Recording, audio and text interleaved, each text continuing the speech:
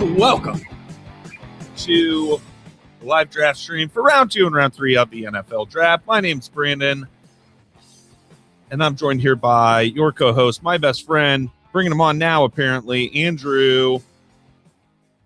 We start the show or the week thinking I'm not even going to be on the show, and to start out, I'm the only one here. Are you here? Can you hear me? We're trying to be here. We're trying to be. There he is. Okay, so he is alive.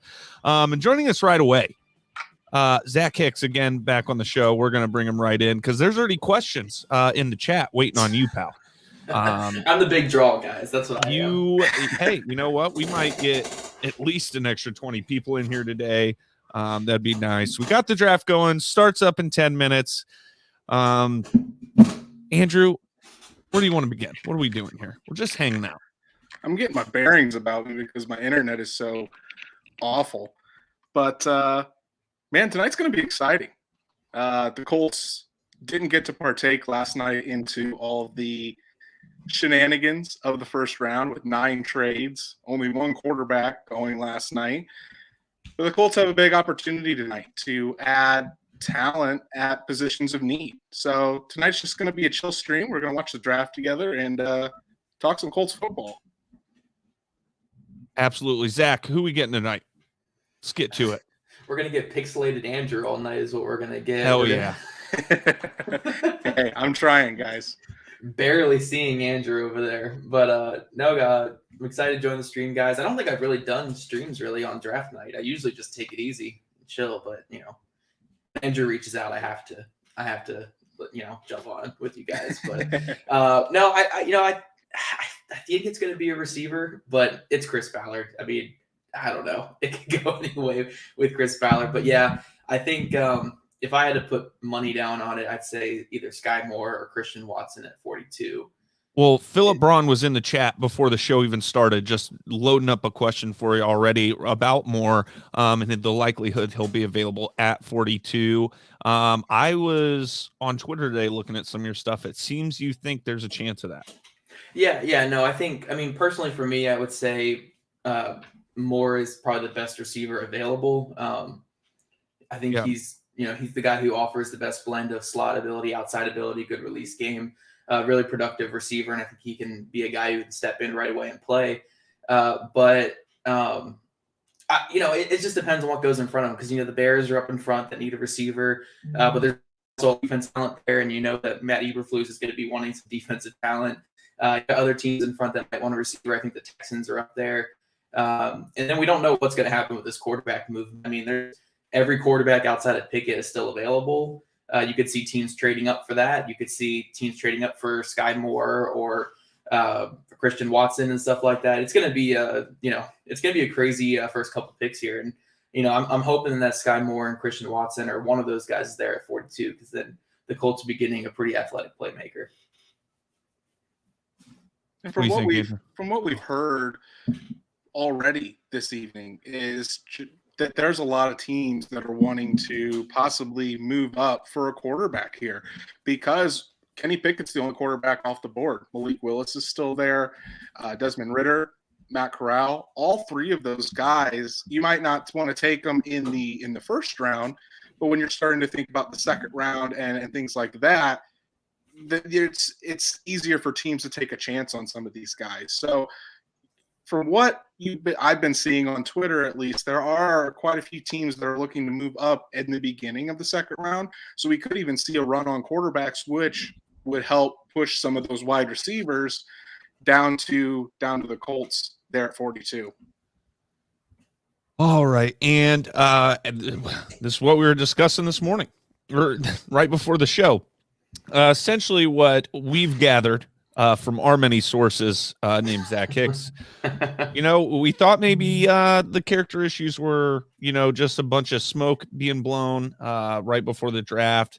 Seems there's some substantial possible truth behind it. We're not going to speculate or talk on it, but it does sound like, Zach, right? It's probably not a possibility.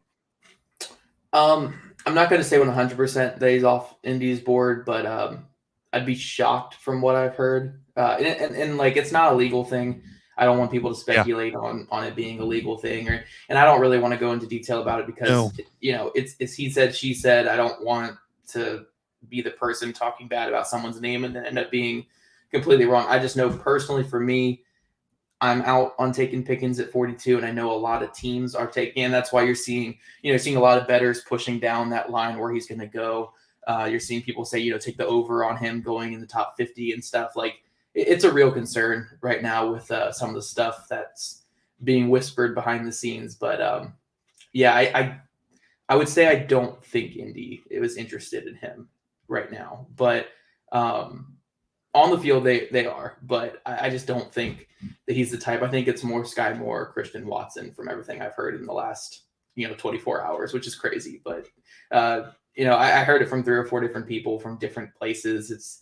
It's not something that's completely false. There's some smoke, there's some fire, but I don't want to speak bad about someone's name without personally knowing them, so I'm not going to put it out there. But it doesn't sound good from what I heard, so I'm just going to leave it at that. Yeah, and I'd agree there. I had George Pickens going to the Colts in both my mock drafts, and kind of hearing some of the stuff that has come out just doesn't seem like the type of player that would fit in well within the Colts locker room, and not the type of person that Chris Ballard wants to bring into the locker room, because what's he always say? The locker room matters. The locker room drives this thing, and as when you're putting a high draft pick, and this is what it is. It's the Colts' first draft pick, and they really need to have a good draft and nail these picks because they are going all in, because they feel like they have a team that can compete right now. So when you're putting in a high draft pick, you want it to be more of a sure thing, and you want it to be somebody that you can trust. So yeah, I had him as my first pick in both my mock drafts. I don't feel that way anymore. I do agree that if it is a wide receiver there, especially Skyy Moore or Christian Watson, that'll be one of the 2 picks. All right, so we're still feeling wide receiver. Bames John, thanks for joining us. It's an absolute honor to have a legendary special agent like yourself. Stats Matt, listen. Wisdom tooth. Okay, singular tooth. Got her right here, brought her for the show. Yeah. Whole bad boy right out. I've had a lot of teeth pulled. That was, I know. I'm going to put it under the pillow tonight. I told you. So I'm doing fine. I'm on the show. Didn't expect to be. Stats Matt joining us in a little bit. Honest God, whenever you want, pal. I was going to message you. I'll just say it right here because this is casual. Just relaxed. Whenever you want, log on in. We'll join you. So looks like we got John Bon Jovi in the chat. Here. We've got some celebrities. Can check. I've got 3 Space Castle. Hell of a beer. Beer up. You got a beer, Zach? You don't like beer. Did we talk about this? You don't like coffee. Coke. I don't like coffee. Beer's fine. I just got a Coke, though. I drink too much throughout the rest of the week. I got to drink Coke tonight.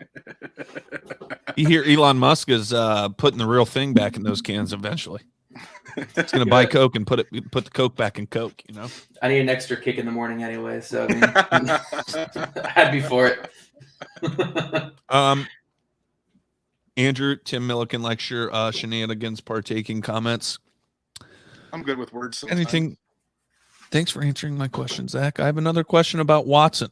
I watched his tape and I wasn't impressed with his route running. Do you think that it could reasonably improve? You know what? Zach doesn't have to answer this, Mr. Phillip. I'll answer this. Okay. Have you ever heard of a guy named Reggie Wayne? Rumor is he's now the Colts wide receiver coach. He learned from a little guy named Marvin Harrison, who passed it down to him, who passed it down to T.Y. Hilton. There's some great route running receivers on this football team. And I imagine with the coach he's going to have at wide receiver, would have if we got him, his route running could improve. Zach? Yeah, you take your shots on the freak athletes. Christian Watson, we're talking about is one of the freakiest athletes that we've ever seen at receiver, especially this height and speed combination. Great vertical, explosive scores, and even his agilities were pretty good too. There's real flaws with him right now. There's, the route running is not great. I have more of an issue with his hands right now. I think that, I think he has good hands, but it's a lot of double catches, a lot of, you got to get the hands on it twice, to pull it in. He didn't really make too many contested catches in college because he was just running past everybody. But, those are real flaws for an NFL receiver. And he's also kind of a slender guy. You want to see him put on more size and be able to play through contact a little bit better. So, there's a lot of things that he could get better at. But if you take him at 42, you're betting on the upside. You're betting on him improving with this offense, with Reggie Wayne, with Frank Reich, with Matt Ryan. And then you're also going to scheme him a lot of touches early on. I mean, again, 4.3 speed, and he made it look easy in college. You're going to get him a lot of scheme touches on jet sweeps and quick screens. And then, you're going to slowly progress him as a receiver. So that's kind of where you would go with him right there. He's not as ready, but the upside is just crazy with him. Before you go in on that, Andrew, that led me to want to talk about, now I can't even think of his name. What's his face from the 49ers? Deebo Samuel. Yes, thank you. I want to talk about that in a minute. I would say that, I don't think it's as easy to teach hands as it is route running. I feel like route running is easier to crisp up than just being able to catch a football. But Andrew, what do you feel about Watson in regards to the route running and whatnot? Yeah, I mean, he definitely needs some work. If we're comparing him to Skyy Moore, he's definitely the more raw of the two. But I think because of his size at 6'4", because he can run the 4.3 40, he's got those physical traits that are very enticing. And Skyy Moore is a guy that's around 5'10". He is 5'10", he's about 195, 200 pounds, somewhere all around there. So he's built, but Skyy Moore, great hands, fantastic hands. When you turn on the tape, it seems like he catches everything. His route running and his release, very, very nuanced. He can create that separation. So I think Skyy Moore is a little bit more refined. And the thing is about Skyy Moore as well is he was a quarterback and a defensive back in high school. Then when he got to Western Michigan, that's when he switched to be a wide receiver. So this kid still has a lot of room to grow as well. So it's really just kind of, do you want to take those freak traits that a Christian Watson has, but he's probably going to be a little bit more raw, or do you want to take a little bit more developed Skyy Moore, but maybe his potential and his ceiling, well, I still feel like it's pretty high, and I feel like he could be a very nice fit in this offense. Maybe it's not as high as what Christian Watson's might be, and he doesn't necessarily fall into the typical wide receiver that Chris Ballard has drafted since he became the general manager of the Colts. 6 foot, over 200 pounds, those kind of aspects. So it's going to be interesting to see if those two are available at 42. I don't even know if any of them will be available, but if they're both available, whichever one the Colts pick will kind of show you, do they want the contributor that can be there now, someone that can be maybe even like a replacement for a T.Y. Hilton in Skyy Moore, or are you betting on the high upside down the road of a Christian Watson? So Zach mentioned, the raw talent of Watson, and the speed and whatnot, using the jet sweeps, et cetera, et cetera. Deebo Samuel apparently doesn't like being used as a pseudo running back. What's your guys' take on him? I mean, I think it's a silly thing to be all of a sudden, I don't want to be used in a way that's making our team successful. Don't do that anymore. That's my take on it. I get that he's getting a lot more wear and tear like a running back, and he just wants to make his career last as long as possible. But it's an interesting situation. I've never seen a guy be like, hey, stop using me in ways that work. I've seen it before. I've seen it with RG3 back in the day when I was with Washington. But, I don't know. At the end of the day, I'm probably not the best person to ask about this because I'm way more player-centered than I am team-centered. I literally don't care about teams or front offices or owners. I don't care about any of these guys. I want these players to have the best success and the best career they can. And, if you think that – because honestly, he has a point. I mean, he's not going to hold up rushing the ball. What, he run like 150 times last year or something? His body would not hold up running the ball that much, along with being a receiver, along with returning kicks and punts, which he did a couple times last year. Yeah. The body's not going to hold up whatsoever. And, you only get so many years playing in this league. And, I know so many people are going to be like, oh, where's that, like that Mamba mentality to always compete and stuff like that. It's like, well, at the end of the day, this is their job. Yeah. It's not like, you're not kids. I don't have the Mamba mentality at work. Right. You know what I mean? Exactly. I don't give a damn. At the end of the day, I'm going out there and I'm going to try to help my company get better. I'm going to try to help my team win, but I'm not going to do it and sacrifice my body, and sacrifice money that could be coming to me. So I think at the end of the day, you're looking at it where this guy was top 3 in offensive player of the year voting, had an outstanding season. He wants to get paid. But he also, he doesn't want to have his whole body crash on him. So I completely respect everything that he's done this offseason. Maybe, maybe not be as vocal about it, but whatever. It's your thing. So I don't mind it. I really don't care about teams. I'm with you. I'm for the player and their health and everything as well. I mean, like, it's just specifically, I feel like I hadn't seen him before. I mean, RG3, yeah, sure. But I mean, the guy breaks like a twig. Deebo Samuel, he's, I think, the number 1 offensive weapon in the league right now. If he bare has minimum, been banged up too, though. He's been banged up too, though, in his career. Yeah. He's missed more games than a lot of guys. Right. That's a big key in all this is I think Deebo Samuel sees, he's a great weapon, but at the same time, he sees what running backs are getting paid on the open market and or even just what they're getting paid from their teams. And then he sees what's happening with this wide receiver market where Devontae Adams is going out there and making almost $30 million a year, and he's only having to play wide receiver. So I think, and when you look at that as well, Deebo's thinking about his future. The shelf life of a running back in the NFL isn't nearly as long as the shelf life of a isn't nearly as long as the shelf life of a wide receiver. So if he wants to get away from that to not only extend his career, but then also make That's my dog. Yo, chill. Oh, it was a daughter or something. I didn't know what was going on. That's my dog. Not to make the type of money that a wide receiver makes in this league, a top wide receiver. You can see why Deebo Samuel would want to do that. And if Kyle Shanahan doesn't or isn't willing to move off of that, then I can understand why Deebo Samuel would want out of there and want to be in a place where he can just have a standard wide receiver role, because I think he could still be, just on that alone, I think he could be a top 10 wide receiver. Dude, shut up.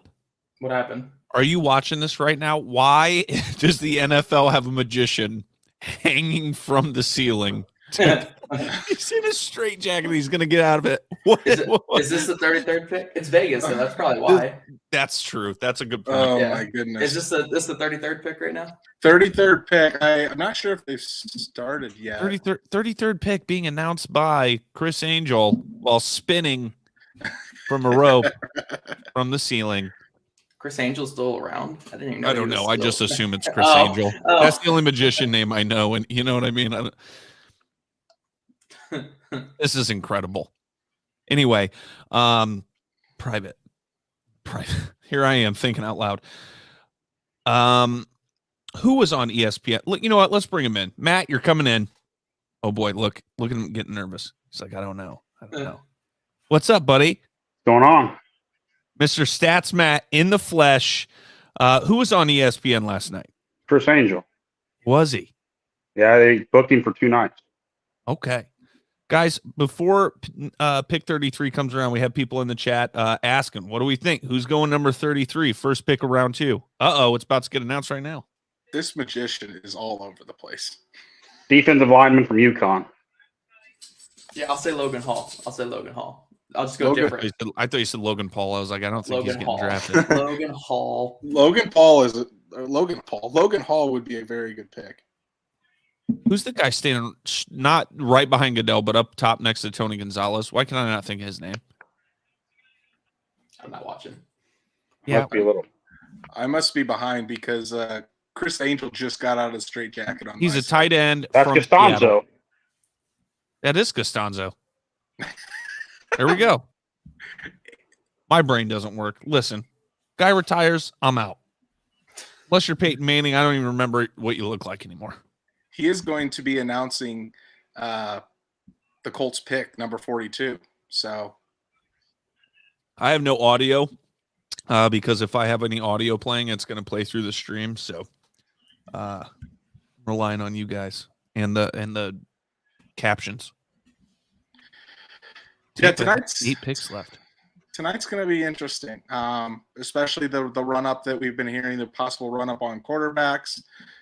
Do teams like last night try to run up there to draft a wide receiver, and then there's no wide receivers left for the Colts? So it's going to be interesting. But Tampa Bay is now on the clock. Oh, they're now on the clock. They're not making the pick yet. No, they're just now on the clock. Okay, so last night was the fastest round of all time, right? It felt like it went very fast because I think last year when we did our live stream, we didn't get over till midnight. I think the last pick was made. And last night we were done by 11:30. I think it's because the trades were going in super fast and people already knew who they were going to pick with those trades. So I was hammered last year too. You were 100%. You got very drunk throughout the live stream. Is that going to happen again tonight? Maybe. They didn't give me any painkillers, so I'm allowed to drink. Just ibuprofen. I'm not kidding you, dude. Just right out. I was all like grabbing the seat, like ready for him to like pry. And he goes, dude, you can relax. It's already halfway out. I was like, what? What are we talking about here, Doc? What? Jake Arthur. Thank you. You're a cutie pie. Here I was. And isn't he too busy to come on the show? What's he doing here? Oh yeah, he's at the facility. That's right. He's at the Colts facility. We're gonna send you the link. Log in on your phone. Show us the Colts facility. Break every rule probably that they give you when you walk into the place. So Andrew, are we getting? Hey, should we get Mike Wells on the show? Your close personal friend. Dude, I love Mike Wells. Hey, Jake. While you're here, will you do me a favor and lean over? Let Mike said, I said, what's up? I can't form sentences. Stats, Matt. Yes, sir.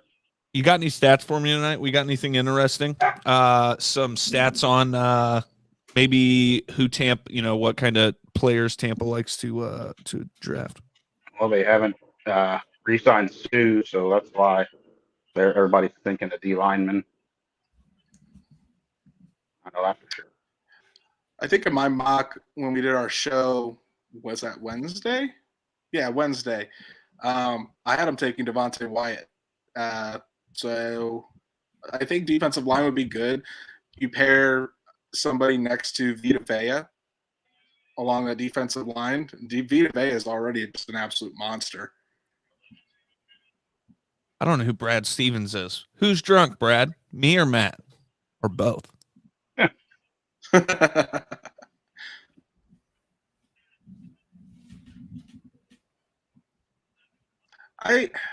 What do you guys think? Would you like to attend a draft as 100%?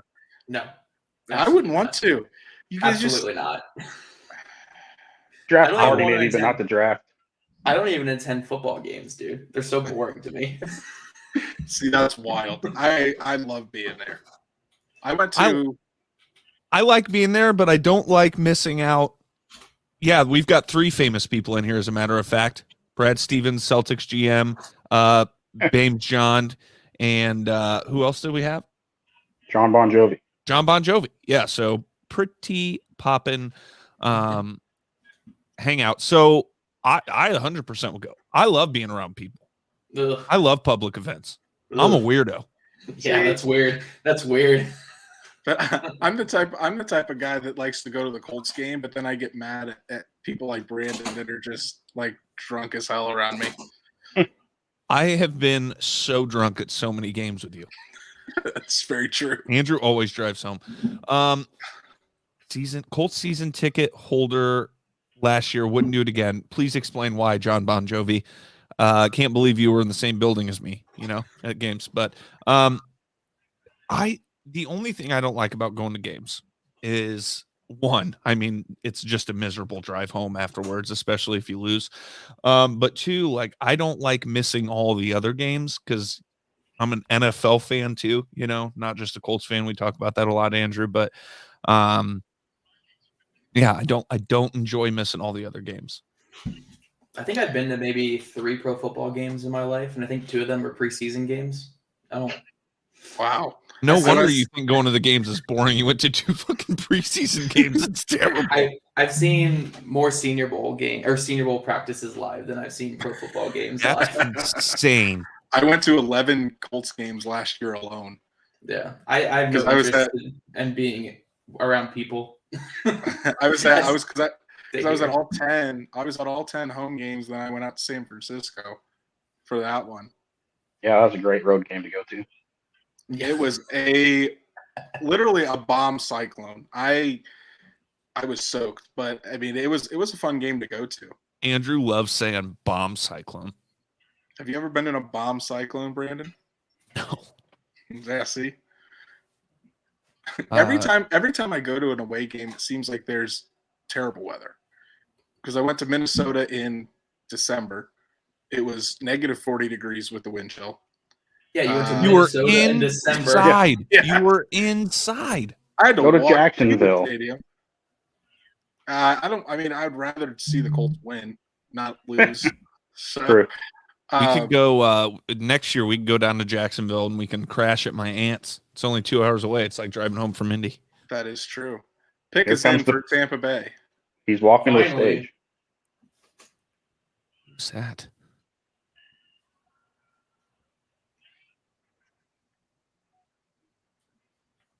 Simeon Rice. Oh, for Tampa, Super Bowl champion for Tampa. Call him one of Tony Dungy's guys then.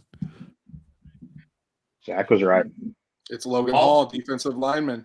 Jake Now, Paul. Can't believe it. Someone will probably trade up with like the Vikings for 30. Oh, we have a trade. The Packers. Oh, okay. The Packers have traded up to number 34 with the Vikings. Wow. They're getting a wide receiver. I think Gonna it's go a quarterback. wide receiver.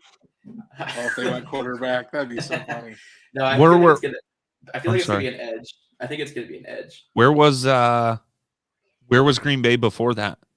53. I think they're going for Holy Watson. shit. They traded up from 53. And towards the end of the second. So yeah, Vikings or Packers get 34. Vikings get 53 and 59, both second round picks. Wow. So I would assume, if I would assume it's for someone like Christian Watson, but if it is an edge, the kid from I think it's Minnesota. Is it Boy Mafe? Boy Mafe, yeah. They like Boy Mafe a lot. I think they like Ebikide. I like too. Mm-hmm. If they go 3 straight defensive players, Packers fans are going to revolt. Hey, the best way you can help Aaron Rodgers is actually get in the defense. In his playoff losses in his career, I think his defense has given up 40-something points a game. I think is what it is. What was it with the San Francisco game 2 years ago? 150 yards before contact. Yep. I always remember the one when I was a kid where they played the Cardinals in the first round, and that was like a 56 to 49 game or something. It's insane. Mm-hmm. Well, it looks like pick is in, and I never understand when there's a trade like this why the pick takes more than half a second. Because they have print the card. They got to print the card. They got to call him too, right? Yeah, it looks like it's gonna be a receiver. It's gonna be the guy from North Dakota State. Have you guys seen that the video from the Jaguars war room that was going around about how Trevor Lawrence didn't answer the phone for 3 phone calls? Yeah. He's thinking, please no. So I was like, that dude was trying to get out of it until the very last second. There was a story that somebody last night that's on one of the war rooms that you could read the big board. Really? No way. Wow. I can't remember if it was the Ravens, maybe. What if they did it No, on that purpose? was last year's big board. If you read the names, they were all guys from last year. Oh. Yeah.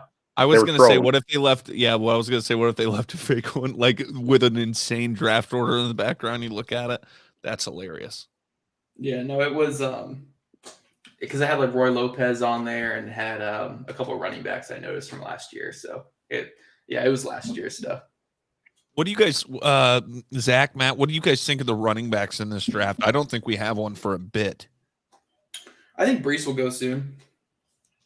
I think we'll see Brees Hall and maybe Kenneth Walker go in the second. Oh, God, this is going to be comedy. Green Bay Twitter is about to explode. I need to go look at my. They're going to be happy. They're taking Christian Watson from North Dakota State, the wide receiver. So nice. There's a very big. His shitty hands and route running are going to Green Bay. Then he's going to have. I think he's going to. Immediately step in and have a big role there in Green Bay. Just thinking of their other wide receivers. Obviously, Devontae Adams is gone. MVS is gone. They have Alan Lazard. They've got Randall Cobb.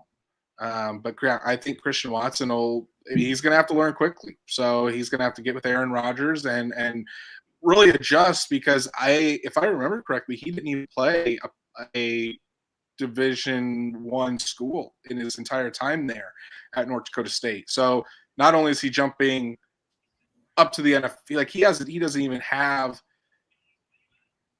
that experience against D1, let alone the jump to the NFL. So he's gonna have to learn quickly, but I think he's in a good situation in the Matt LaFleur offense with a quarterback like Aaron Rodgers. He's gonna have a good opportunity there. I had a late 3 on him. Although I like the potential, I just don't think he's really ready for much of a role at the moment. But again, as good a situation as you can get going to Green Bay. So I think he'll be fine there. But I'm happy it was Watson instead of Skyy Moore or Pierce even. Yeah. I have Pierce over Watson as well. I think honestly he could come in and he could play the MVS role where they just use him on deep shots early on to at least get him some time on the field. So yeah, MVS started where he was just a deep threat. That's really all he was used for. So Titans pick is in. Do the Titans take Malik Willis? Ooh, Andrew, what's up? In regards to your question on Twitter about is Michael Pittman Jr. the best receiver in the AFC South, the votes are heavy for yes. But then I was just reminded Robert Woods is a Titan. What do we think? I don't know. Robert Woods is coming off of an ACL tear, and he's over 30 years old. I would give it to the young ascending Michael Pittman Jr. Christian Kirk's paid like it. Yeah. That's true. Titans are going defense. Looks like. Roger McCreary? Yep, Roger McCreary, cornerback out of Auburn. They love their tiny arm corners, but he's good at that. They do. That's 2 in a row, right? Yeah, that's because they took Molden last year. Or who was it last year? Caleb Farley, wasn't it? Oh, Caleb Farley too. But yeah, no, they took that nickel from Washington, I think, in the 3rd round, who had short arms as well. So I think Roger McCreary is really good, though. I think the film is so good. It's just the measurables are so scary. But I mean, he was running with SEC receivers the last 2 or 3 years, following number ones, and was playing out of his mind. So I think he's going to be a really good player. I love Nate Atkins. Comes out hot with this tweet. Which wide receiver will get into the Hall of Fame first, Reggie Wayne or Christian Watson?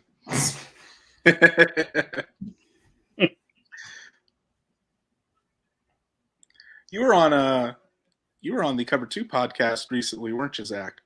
Yeah. Nate and Joel. Yeah, I was on there the other day, and me and him were talking. I was fighting for Pickens at 42, and now I'm like, never mind. But I'll also fight for Skyy Moore at 42, so we're good. He was fighting for Watson, so I'm sure he's upset that Watson's gone. But again, I'm not too upset about it. I would have rather had Pierce anyway, even though I think Pierce might be a little further back. Bames John said, why are the Buccaneers taking so long? They had 23 hours to decide. They did. That's awesome. Brandon, what do I always say that Thor says? Oh. Another trade. The Giants trading back with the Jets. The Jets are now on the clock. They only moved 2 spots, right? Something like that. I loved what the Jets did last night.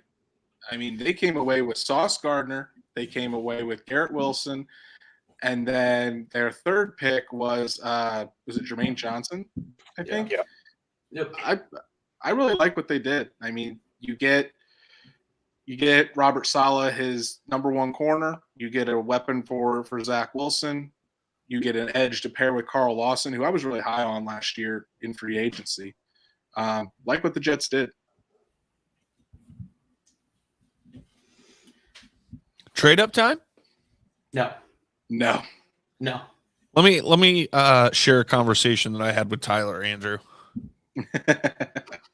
Tyler, friend of the show, Dolphins fan. Yeah. I'm only saying no to trade up because I don't know if the Colts are going to be able to help themselves taking a stinking quarterback. Any chance Indy moves up? And I said, not really. Ballard on the newest episode of With the Next Pick said, I mean, and he let this get published, let's go get some picks. Like straight up. So he said, and then he said, no offense, I get that's his philosophy, but what's the point if you never do anything with those picks? And I gave him the old eyebrow raise. I was like, what? I don't know what you mean. So never do anything with those picks? How many all-pros he drafted? So that's what I said. I'm like, buddy, I don't know what you mean. I mean, it's better than sitting there at number 5 and taking Tua Tagovailoa. Or trading your picks for Tyreek Hill. Chris Breer, greatest NFL GM according to Tyler. So, well, I mean, he survived. I mean, he ousted Flores there, so I guess he got that cockroach ability to stick around. I guess. Jets pick is in. All right, who'd they move up for? They made their Jonathan Taylor move. The Jets are taking Breece Hall from Iowa State. I like it. Keep falling, Skyy. Come on, Skyy. Only a few more. Chicago is the only team I'm worried about at this point. Yes, but last I heard, they're one of the few teams that doesn't have Pickens off their board. So maybe. Be interesting. Unless Seattle trades DK anytime recently, I don't see that.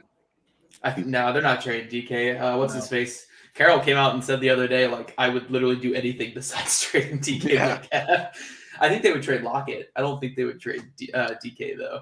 So I saw talking about Breece Hall. I saw Joel Klatt earlier on the coverage was saying that he believes Breece Hall could be like Jonathan Taylor and lead the league in rushing within his first couple of years. I didn't watch much tape. I didn't watch any tape on really this running back class.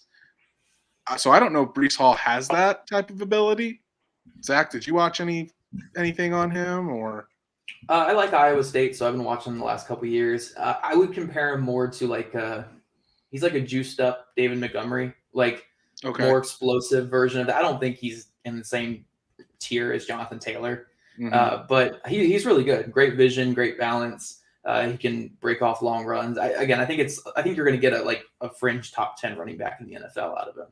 I don't think it's going to be Jonathan Taylor though, but I've been a big Breece Hall fan for a while. I know there was a lot of people who were dropping him to RB2 or 3 or even 4 in this process, but I mean, it's kind of like when Jonathan Taylor came out. I've always had Hall as my number 1, and I've had him as number 1 for this class for a couple of years. I think he's a really, really productive and good running back. So I like that pick for the Jets. He's a bell cow. Oh, they tried to do the first for him last night, apparently. Wow. So Mike Garofalo's saying. That guy, he was hanging his head back. He said, oh, fuck, I just got drafted by the Jets. And he's like, oh, shit, I'm on TV. I got to smile. Can these guys please start taking quarterbacks, though? What are we doing here? The Texans. You seriously think we would go quarterback if one was still sitting there? Who, Ritter or what's his face? I'm not saying I would do it. I would hate it. I'm just saying I'm scared. Atlanta traded up. Atlanta traded up? You seem worried about it. You think we would. Atlanta traded up? Yeah, they traded up with the Giants. Yes. Please. The Texans are taking Baylor safety Jalen Petrie. Petrie. Yeah, Petrie. He's a good player. So the Texans, I thought they could take a wide receiver to pair with Brandon Cooks and Nico Collins. Take Willis or Ritter, please. Just get them off the board. I got a feeling they're going with Willis. Please. Just get them off the board. I think as long as Willis and Ritter are off the board, I feel okay about 42. Yeah. Indy really likes Ritter though, and I'm terrified of that. Hopefully Seattle takes it. They might. They have 2 picks right there. Hopefully they waste one of them on Ritter. Only other scenario is maybe Detroit trades up for a quarterback. Yeah, we're so close to Skyy Moore, guys. Where are we at? 37? We're at 42? Wow, time flies.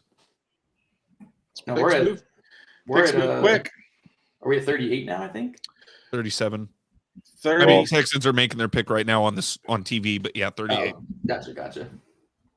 Yeah, because the Falcons are on the clock at 38. That's TY's buddy there. Jonathan Joseph. You mean his son? The person asked there what's so bad about Ritter. Ritter's fine, but I think he's a fine quarterback, but you're gonna have Matt Ryan for a minimum of 2 years. Yeah, it could be upwards of 4 years with how he's playing. There's no point in taking a quarterback at all. It doesn't help us right now, and Jim Irsay is real concerned with right now.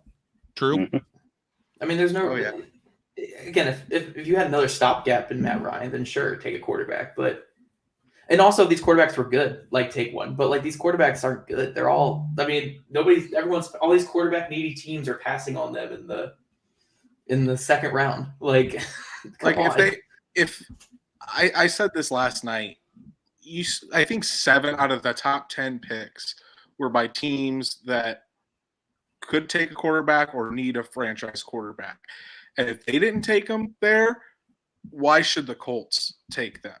If they're not going to be worthy of that area where these quarterback needy franchises would take them, there's no reason for the Colts to take him when they have Matt Ryan for 2 years. They are coming up on a 2023 draft class that has very good options available to them. I just don't see why they would do that. Again, if they think that the right guy is there and he can be their leader, I mean, sure, I could see why they would do that, but I don't know. Falcons Warm is all excited, so yeah, it's not a quarterback. It's not a quarterback. Come on. It's a pass rusher. Guys, please. Wow. Hey, I asked a question for the chat. Please and thank you. Respond. Please respond. Andrew, what's that make you think of? Please respond.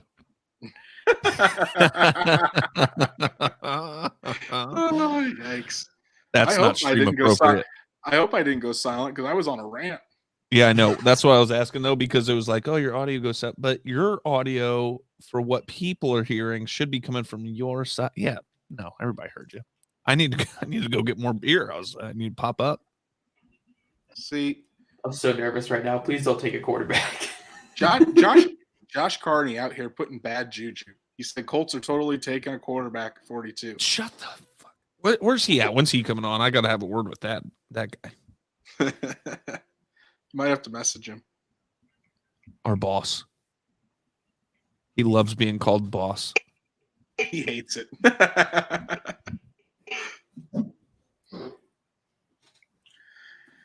Very interesting. The issue I have is we won't be in competition for a top quarterback next year because we won't have picks. But again, we don't need a quarterback next year. Matt Ryan's going to be here for at least 2 years. It could be up to 4. The need isn't next year. And then also let's say you draft Willis here, right? Let's say you draft Willis at 42.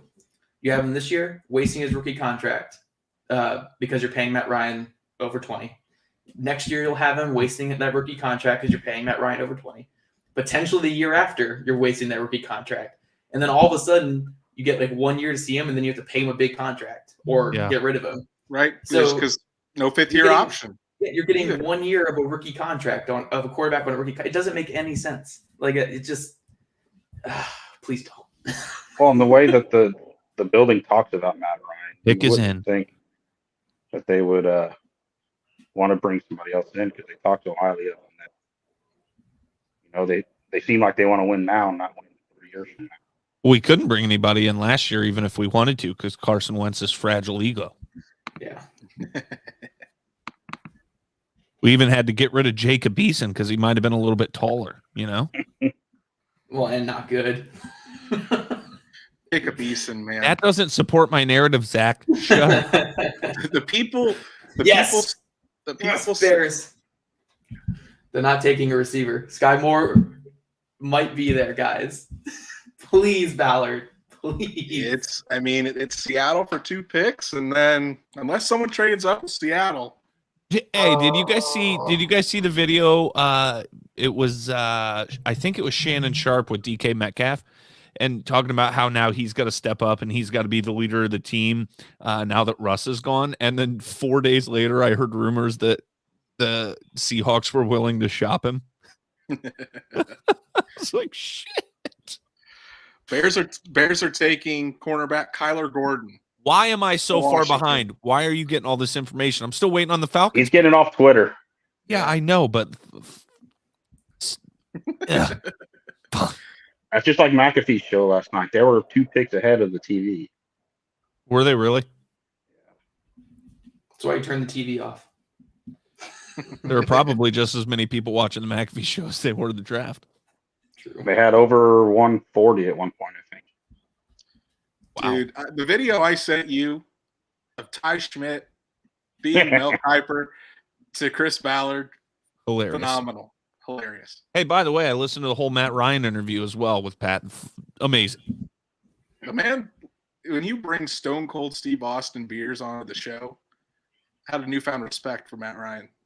Well, and the other thing with Ty Schmidt last night, where he was Mel and Sirianni and Dan Campbell and Lou Holtz, was even better than the Ballard. All right, I'm going to go to the back. And listen, I don't give a shit if it's on Twitter before it happens. Do not say the Colts pick out loud before I see it on this television. Before you go to the bathroom, we've got a lot of viewers in here. Go tell them where they can find us for our other episodes. Oh, don't tell me what to do. Producer Brandon. Go follow us at a Colts Podcast on Twitter, Instagram, and Facebook, and soon to be TikTok. They're going to commercial break, so you got a little time. Sick. I got to take a little piddle. Got to get a little more beer. You know what I'm saying? Also, I mean, if you still want, no reason at all you shouldn't go use promo code DRAFT. Get $1 off the Indy Draft Guide. I feel like that's good. Good write up on players in general. Learn a little bit. We've been using it all draft season. Yeah, you can use it next draft season too. It's gonna be great for unless you're a draft nerd like we are. It's gonna be great for day 3 because you're probably not gonna know a lot of the prospects, and you're gonna want to know how they fit the Colts. So, well, and they're great. It's great to use once we're done drafting as well. Okay, we got these guys. I need to learn a little bit about these guys. Indy Draft Guide, all right, Zach? Yeah, for sure, absolutely, 100%. Highly recommend. I wrote most of it, so you wrote the whole thing. You wrote the whole thing, and I slapped my name on it. I'm the biggest film watcher on the crew. Put in pretty much all the work. Mel's best wide receivers left: Skyy Moore and Pierce, Pickens at 3, Mechie at 4. Mechie in the 3rd round, I wouldn't hate. He gives me a Marvin Harrison vibes. What round was Marvin Harrison drafted in? The 1st. Hell yeah, he was. He's a lot slower than Marvin Harrison, though. I will say. Yeah. Marvin was like 4 3s. Like Mechie's maybe 4 5s. like Mechie's a pure underneath guy. If I see another Colts fan say David Bell, I might lose my shit. There's a lot of Bell talk in the chat too. I don't know if you noticed now, Matt, but no, because you're on your phone. So, yeah, a lot of Bell conversation going on in this chat. Chicago goes corner. Great. Okay. David Bell slower than Trayvon Walker. All right, Yeah, I'll be not back. wrong. Almost 1/10 of a second slower. He's also slower than Granson, our second. Yeah, Kylan Granson. Yeah. I'm excited to see what Kylan Granson can do this year. I really am, because I do think that the Colts are going to try to get him more involved in the offense. I think they wanted to last year, just kind of seeing how training camp was unfolding, being there and seeing practice. I mean, Kylan Granson was split out wide a lot, and they just couldn't really use that, I feel like, because they were so run-centric with Jonathan Taylor. They needed Jack Doyle, Mo Alley Cox in there because, I mean, let's face it, Kylan Granson wasn't drafted to block. He was drafted to be the receiving tight end, I wouldn't even say Eric Ebron role, but more of the Trey Burton role of what this offense looked like a couple years ago. So I'm excited to see, because he's a very, very smart player. He's a guy that I think will just continue to get better the more reps that he has, and he can get adjusted to the speed of the NFL and that role. So I hope the Colts give him a much bigger opportunity this year. And that's why Zach and I were talking about it. I think that's why if the Colts do go tight end, it's going to be more of the Y tight end rather than the F tight end this year. Right. Or maybe someone like Trey McBride, who's a Y, kind of a Y and an F. He can kind of do both. Right. So. Getting nervous. I'm nervous, man. I'm nervous. I've seen your notifications go off for Twitter, Zach. What's that Colts Cap Kyle saying? Oh, we were both just saying anything but quarterback. Literally anything. I would take a center over a quarterback. Anything but a quarterback, please. I seen Michael from Blue Stable. He really wants a defensive player for something. Michael. Oh yeah, he's saying that he's he was a big Blues hater last year, so he doesn't want to see the defense we have. Philip Braun's asking, McBride at 42, is that a reach? I think he's going to go around that range here. I think he's going to go in like the 40s or early 50s. So I think he might go to the Giants. Yeah. Seems like him a lot. I wouldn't think it's a reach. I would say that for the Colts, it might be. I think they probably have guys that are a little bit higher. And then Hayden Mars is asking about Andrew Booth at 42. He's got an injury flag is why he's falling. And Indy typically, Indy is taking guys with torn Achilles and stuff, but guys who have a flagged injury, they typically don't take. So right. I don't think I would expect Indy there, even though, I love Booth. I think he's awesome. I think if they do take a player with injury, they have to have those elite traits, and they think they can be elite, like the Dio Odangbos, like the Julian Blackmans, and even Blackman was round 3. Ajabo, yeah. Here's another one. What about Ruckert reach at 73? Ruckert was your 73rd pick, Zach, or no? You traded back 96. 96. He's a tough projection because, what I said in my article is he doesn't have the athletic profile as a Jelani Woods or Charlie Kolar. He doesn't have the receiving production as a Greg Dulcich or Trey McBride. He had the injuries and all that too. It's weird.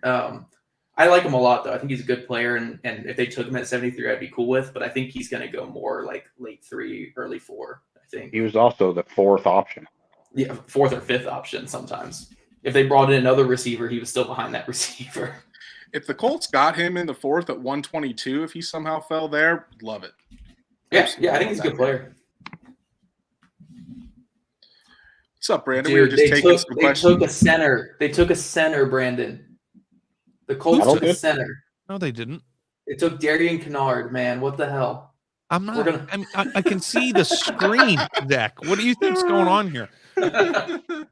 They can still get it on Twitter before. You're way behind, man. They took Darian Kennard. That's who they took. No, because the rule was no announcing the pick on the show until it's on the TV screen. I thought it was Jeremy Slayer from. And if somebody comments it, I'm removing them, taking them out. Brandon, that includes longtime listener Tim Milliken. What? your other close personal friend, Greg Doyle, is all about Desmond Ridder or Malik Willis at 42. Me and Greg Doyle haven't gotten into it, right? Not publicly. No, but I piss and moan about the idiot all the time. Yeah. If Stephen Holder, which by the way, I respect his football opinions. I really do. I like Stephen for the most part. We disagree politically a little bit. That's fine. Seahawks, please take a quarterback. The Seahawks are taking a long time on this pick. Go ahead, Brandon. But still, if he would have blocked me just by one joke, asking him if he was going to delete his Twitter now, like he said, if Elon Musk bought Twitter, I would have been real proud of that. I would have enjoyed that a lot. Man, why maybe Seattle's trying to trade out?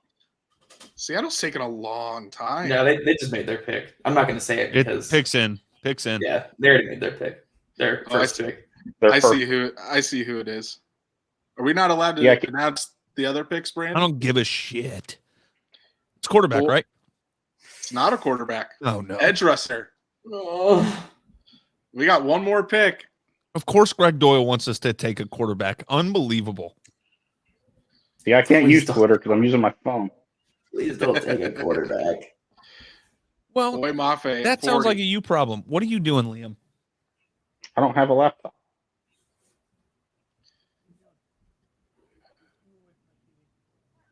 Here we go. I have to tell you get up away from the TV on a broadcast with over 100 people on. I'm so nervous. I am too. Is this how guys? No, I'm typically fine. I typically don't care, but I'm just so scared they're going to take quarterback. Hopefully Seattle's trolling and taking the quarterback with the second. How'd you feel about was it this kind of nervous last year when Kwity Paye was falling, or no? Because the second it got to him, I knew it was happening. We knew the pick was going to happen, right? We knew Kwity Paye was going to be the pick. We just didn't know he was. This situation we may not know really. I mean, it last should year be Skyy. It should be Skyy. It's who it should be. Is Skyy Moore. It should Kyle not Stewart. be a stupid quarterback. Anxiety is unreal. That's usually Kyle Stewart's usually watching on Facebook. He's over on the YouTube today. Good for him. Make sure to subscribe and like. I'd be okay with the trade back here. Okay. With I might have to shotgun a couple beers here in a second. Shut up. I'd prefer Skyy Moore, but if you could trade back and get someone else to take these stupid quarterbacks, I'm good. I don't trade think back with the quarterback. Trade back with New Orleans. They need a quarterback. Jets have traded up to pick. Oh, that was earlier. He's way behind. Listen, my Twitter feed didn't update. Okay. There isn't. Besides Seattle and New Orleans, there isn't a team on the screen then. That's fine. Go far. Detroit, I guess.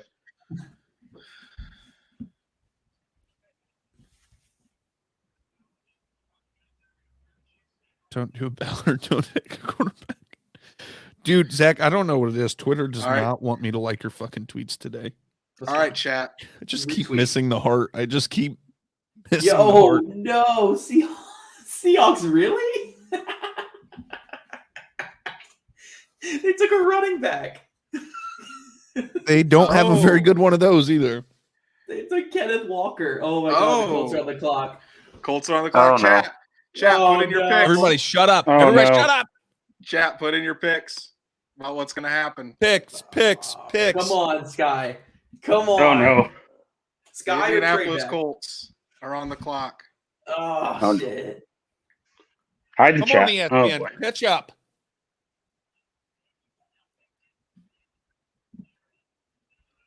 Great purple hat that guy's wearing.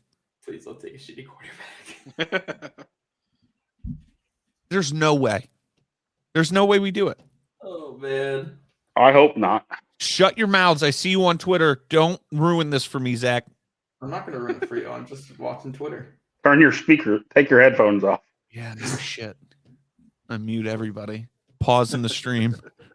What the hell is Seahawks doing taking a running back there? They must really like Drew Lock. But I'm saying they have – no, I think they really just don't Jacob like Eason? quarterbacks. Yeah, they got Jacob Eason on the practice Geno squad. Smith. Is it against the rules to stream the audio of ESPN's broadcast? Probably. People are asking. Don't take a quarterback. Don't take a quarterback. Don't take a quarterback. Don't take a quarterback. Please don't. Anything else? Give me a center instead. I don't care. No, why would we draft a center? Why would we draft a quarterback? I'm with you on that. I don't disagree. If it's not Skyy Moore, I assume Zach has a lot of Raymond's respect for Chris Ballard, right? And to watch it just crumble in front of our eyes right now, it's just too funny. I'm scared. Oh.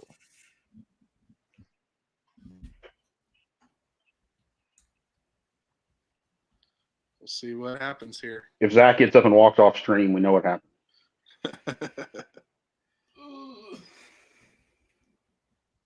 And they go to commercial.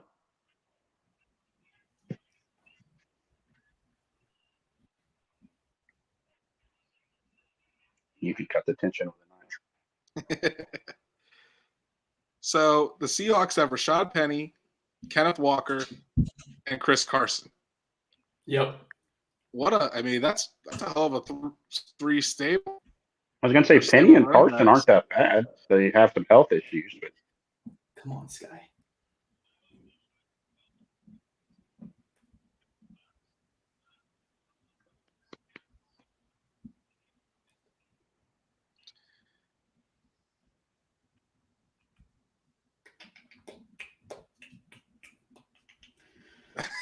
I really don't have. Why is it taking right so now. long? It's taking so long, guys.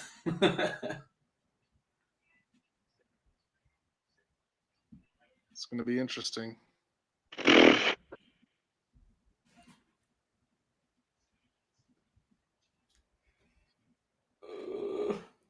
This is so nerve-wracking. Unless they're talking to teams about trading back. I mean, I don't know. Guy and Pierce are both in Kuiper's. Oh, Shad just tweeted out, wow. Oh, no. I saw that. Oh, no, Shad, please.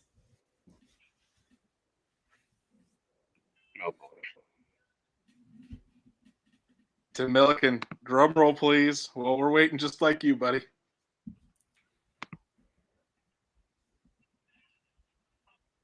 Shad must know.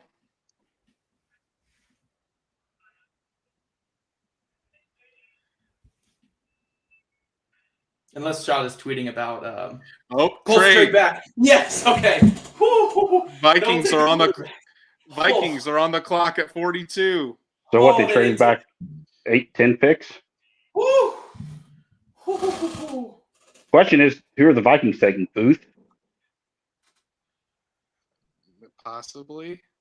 They could use a corner. Oh, dude. Or quarterback. Yeah. Yeah, but Cousins is there for 2 years. They're in the same situation we are. Oh, dude, they got more picks and not a stupid quarterback. Oh, that's so It'd be sweet if hopefully we get Minnesota's third.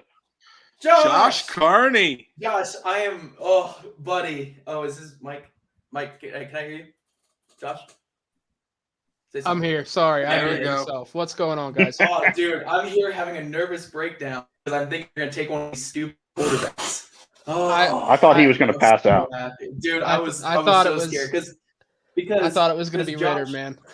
look, Josh is my boss here, guys, and he's telling me I got to do film room on whoever they take, and I'm terrified. I don't want to do a quarterback film room.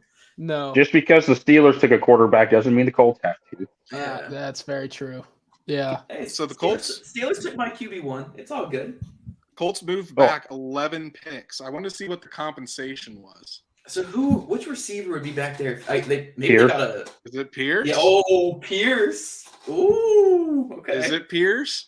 Because it's the Giants, the Browns, Ravens, Detroit, Washington, Chicago, New Orleans, Kansas City, Philadelphia, Pittsburgh, and then Indy. The Vikings. I'd be all for Pierce at 53. The Vikings got Booth. So the Colts. I called it. All right, here's the terms. Oh, The here we go. Colts. The Vikings received the Colts' second and fourth rounder. The Colts went back to 53, got another third at 77 overall, and a sixth at 192. Whoa, Wow. 77's an early third. Wow, Quezzy Good. really valued Andrew Booth there. That's With a medical problem. yeah, Woo! that's They got pretty. an early third. So the Colts traded a second and a fourth and got back a second, a third, and a sixth. And Colts fans Not will still bad. be pissed off. Wow. I mean, that's a great trade. that's early smart.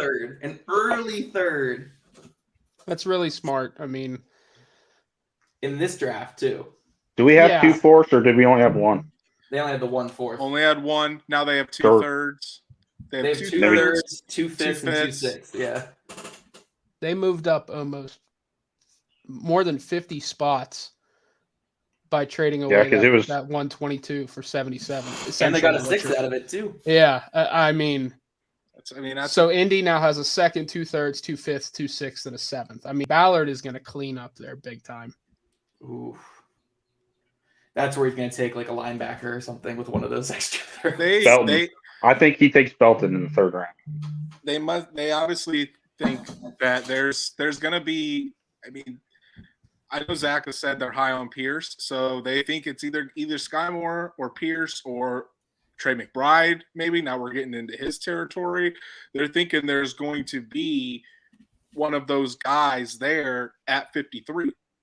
Yeah. I think that 73 or 77 is going to be Yeah. Jelani Woods. I really do. Josh has been pounding this drum forever. Jelani I Woods. think one of them is a trade back. Zach is going to get his Build a Ballard receiver. I will forever say this. Since I've started doing Build a Ballard, I almost said George Pickens because I saw the name right there. My mind is going blank. Alec Pierce is the most Build a Ballard receiver there has been. Mm-hmm. Like if Thomas Booker is the most Ballard overall player, Alec Pierce is the most Build a Ballard. Wait a minute. What pick are we on? I saw the Browns. Okay, the Giants just made an interesting decision. Who'd they take? Wandale Robinson.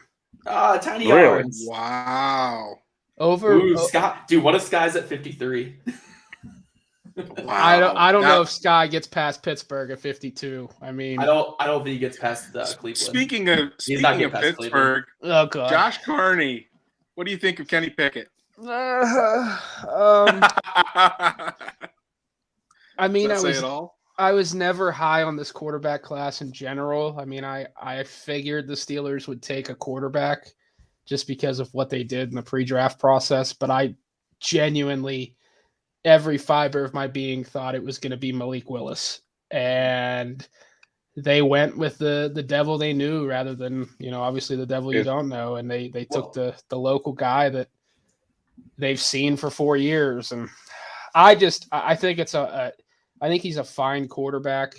I just think they're going to be looking for another quarterback at the end of his rookie contract. He's just he's so limited. Like I've had some Steeler fans today comparing him to a Mac Jones, and I had one guy say that he's Joe Burrow, and I'm like, this is off the rails. Like I think he's a Teddy Bridgewater type, which is fine, but that's not a franchise quarterback. So. It's hilarious. I pegged it last early in I think it was in August or something. I was like, yeah, Kenny Pickett is a guy I like who could be like a Teddy Bridgewater 3rd or 4th round guy. And then he had a great season. And I still finished with a 3rd round grade on him, but he was he was my QB1 in this class. I had him QB5, and I think I definitely overthought him a little bit. Because the one thing that the reason why the NFL is so high on him and why he went so much higher is of all these quarterback schemes that they come from, his scheme was the one that was an actual NFL. It was a full-on NFL scheme. North Carolina and Ole Miss were the worst examples of a quarterback, and also Liberty, of course. But no, Kenny Pickett came from an NFL scheme. He was running an NFL offense the last couple of years. And he mastered it this past year, which why he was so good. And then he was killing all the interviews because of it. But I'm with you. He's limited. I think he's like a Teddy Bridgewater type at best, a Derek Carr type. But I don't think he gets there. I said I think his ceiling's like the good version of Kirk Cousins. I think that's it. And I mean it's fine, but it's going to be hilarious when it comes around to 52 again and Malik Willis is still on the board. They could have him too. Put them both out there. By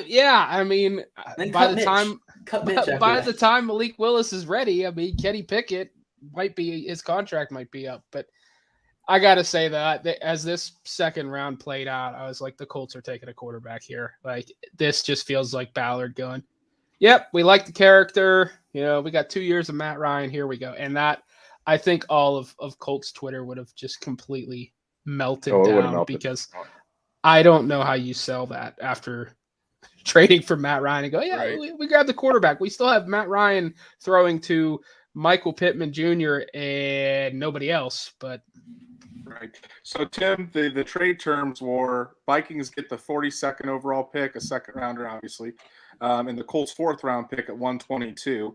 But the Colts get a second round 53 overall, third round 77 overall. So now they have 2 third round picks, and they pick up another 6th round pick at 192 overall. So I mean, to move back 10 spots or 11 spots, especially if they feel like there's going to be multiple guys there that they like, love it. Love that extra third round pick that you high can third use round pick too.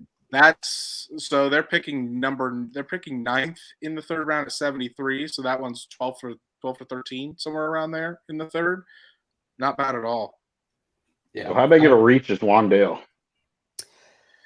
He doesn't have a big reach at all. He's got really short legs. I meant like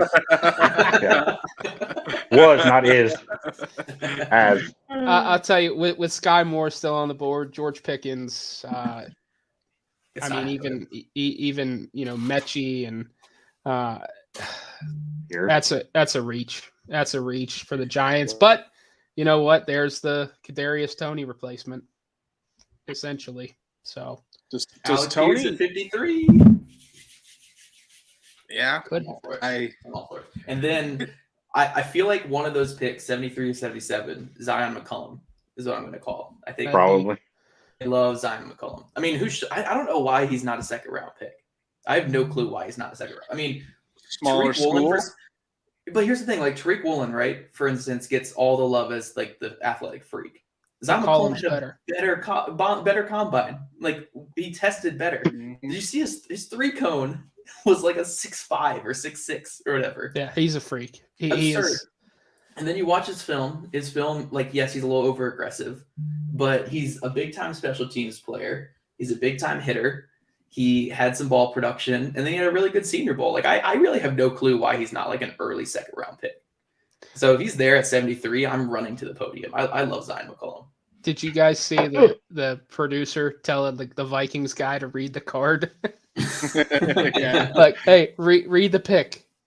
I love the draft, but some of this crap in between, it's exhausting. Houston's pick isn't. I haven't watched an actual draft before. Well, like before, I did in like high school, but in like the last like 4 or 5 years, I haven't watched it on TV. I don't know what happens on the TV. I watch a ton of it on day 2, and then day 3 it's just on in the background. Yeah. And I have like the tracker on the computer. Yeah, I just have the tip. I just have all the people who tip the picks. I have them on there you go. I have the notifications on for them. So so the Browns usually watch it back if you on day 1. Browns traded back. Browns traded back with Houston. Ooh, I know they really like Skyy Moore, so that's interesting. So Cleveland is now behind Indianapolis. That's surprising. Interesting. Skyy. So the Browns traded pick 44. The Texans get 68. Or I'm sorry. Yeah, the Browns traded away 44 and get 68, 108, and 124 from Houston. So, wow. That's a lot. Yeah, according to the draft value chart, the Colts basically gained an extra 5th rounder worth of value from the Vikings. Texans are taking John Mechie. Skyy, keep falling, Skyy. Pickens and Skyy are falling. Well, I got a feeling. But Pickens, we know why. Sky's a good dude, at least. Do the Colts? Yeah. So the Colts could possibly pick up an extra 3rd round pick and still get Skyy Moore at 53. There is a possibility. I'm worried that Baltimore's going to take him to replace Hollywood. What a waste. I still can't get over the Cardinals trading a 1st round pick for Marquise Brown on the final year of his rookie deal. Just pay Kyler. Like, give Kyler what he wants. True. I think Kyler really wanted Hollywood Brown, though. I mean, college teammates. They picked up his fifth-year option. They needed somebody to replace Christian Kirk, and who knows how long AJ Green can go. I think they did it as a long-term move to keep. I think it was to try to keep Kyler and maybe say like, "Hey, we got you, your best friend, college wide receiver that you've been clamoring for. Do you want to kind of work with us a little bit on this contract? We'll see if it pays off." But yeah, well, it's their makeup for not getting CD when he wanted CD a couple. Yeah, I'd take CD Lamb over Hollywood Brown. That's for sure. I'm starting to think that receivers are very fungible at this point, kind of like running backs, unless you have the elite of the elite, because the receiver market now, thanks to Devontae Adams and Tyreek Hill, is just going to be stupid. Like the contracts after, Kirk kind of started it all off this offseason. Yeah. Totally screwed the market all down. Yeah. Thank you, Jaguars, again. And it does sound like Baker Mayfield is going to be a Panther by the end of tonight. So See, I've heard that they're still a ways away on that one, but that would be very interesting. Where did the Chiefs pick? Are they before Indy? Yes. 3 picks before. Shit. Okay. I was going to say, they're at 50. Yeah. That could be. I don't know if I don't think you get past KC. I heard KC considered him in the first last night. Who's Skyy? Yeah. Yeah. So we got Baltimore, Detroit, Washington, Chicago, New Orleans, KC. And Chicago could still go after a wide receiver. I don't know, man. They seem to hate Justin Fields at this point. Well, it's Eberflus running the show there. Eberflus taking all the defense. Right. Well, yeah. Unless they want, Davenport to start at tackle, they might. Look, Marty. If Skyy's still available and they take defense, look, I'm cool with them taking defense. Just don't take quarterback. Anything else, literally anything else. Defensive tackle, I'm fine. I wouldn't mind a cornerback. If they're gonna go defense, I'd probably go corner. How far back do we go? 53. Okay. They gained an extra third. Gained an extra early third-round pick and a 6th. Okay. So what kind of corners would be, slotted around the Colts? Tariq Woolen, Zion McCollum. I would mind either one of those.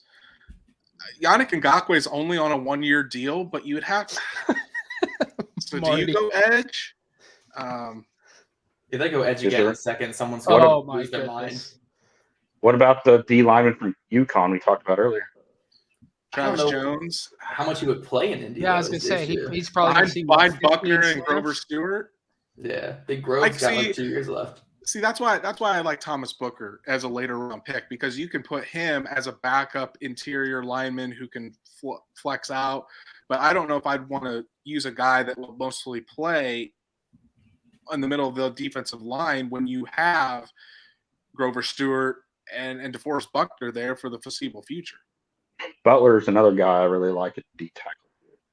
Yeah, I like Matthew Butler. He's good. Mm-hmm.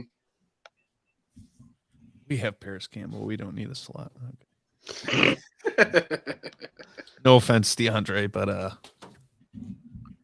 The thing about Skyy Moore is Skyy Moore played a lot outside. He's not just a slot guy. He can play a lot of that Z wide receiver role. I mean, yes, he's only 5'10", but the guy doesn't need to be. I mean, you can put Paris. If you're talking about that, you move Paris Campbell outside at 6 foot.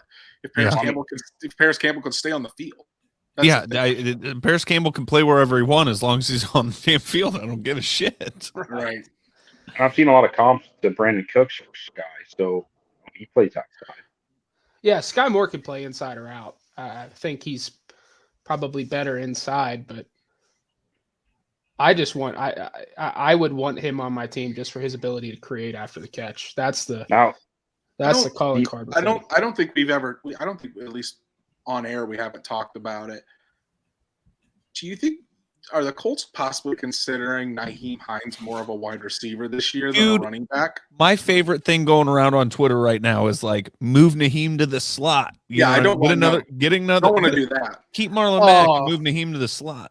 Oh, of course. Well, that's been a thing for the last 3 years. Yeah. With every offseason the last 3 years.